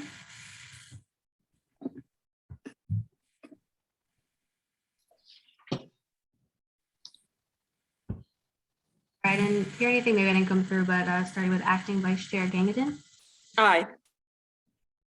Commissioner Allen, Aye. Commissioner Lipsky, I think it's a great project, and I would just say, I would ask that if Commissioner Torres gets nostalgic and returns to the backyard, you exercise restraint and not call the police. I vote aye. Dr. Desai, I would aye. Commissioner Torres, Now, Commissioner Linsky, when you see buildings from your old neighborhood and you remember the families that lived there and the stuff that you did when you were playing in those backyards and using those garages as clubhouses. Yeah, good memories every time I see them. So with that, I'm gonna vote big aye. And that's because the guy's gonna give up a parking garage in downtown Jersey City. That's amazing. Because vote aye. and acting Gonzalez. Aye. All right, with 6-4 none opposed, motion carries with conditions. Thank you very much. Pleasure appearing for you. Have a good evening. Have a good evening. Best wishes, council. Okay, memorialization of resolutions. Chair, I'd like to make a motion to memorialize the following resolution. I have 3. Resolution of the Planning Board of the City of Jersey City extending preliminary and final major site plan with deviation submitted by John and Marianne LLC. Address is 181-191 Culver Avenue, block 22102, lot 8 and 9, which is case P21-145. Second resolution, case P21-1 P21164, resolution of the Planning Board of the City of Jersey City for administrative amendment approval. Applicant is One Grove Property LLC. Address is 215 Grove Street, Jersey City, New Jersey, block 15906, lot 1. Resolution, third resolution, resolution of the Planning Board of the City of Jersey City in a matter of adoption of the master plan update, including our JC master plan vision, the open space, recreation and community facility element, and the land use element. Can I have a second? Second. Okay, thank you. All right. On a Do we need motion, an executive session?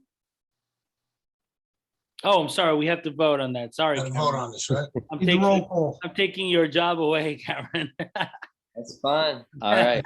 Mr. Allen, Aye. Commissioner Dr. Desai, Commissioner Lipsky, Aye. Commissioner Torres, Aye. Acting Vice Chair Gangadin, Aye. Acting Chairman Dr. Gonzalez. Hi, Motion carries on memorialized resolutions. thank you. Sorry about that, jumping ahead. All right, do we need an executive session? Anyone? I do not, Chairman. Okay, Motion to adjourn. Second. second, perfect. All right, guys, thank you. It was a Thank little, you. I wanted to get you out of here earlier, but it is what it is. You did a fantastic job, Chair. You, Commissioner Gangadin, I think I'm gonna step down as vice chair. No, you don't. I don't need to be here. No, you don't. You're much prettier and you just are really good at this, so. No, Yeah. no, I'm just filling in for you this time. All right, okay, thanks, guys. Back to See your everybody post March on 8th. March 8th. I will have a big meeting, yep, okay. Good Have a night. good Good one. night. Good night.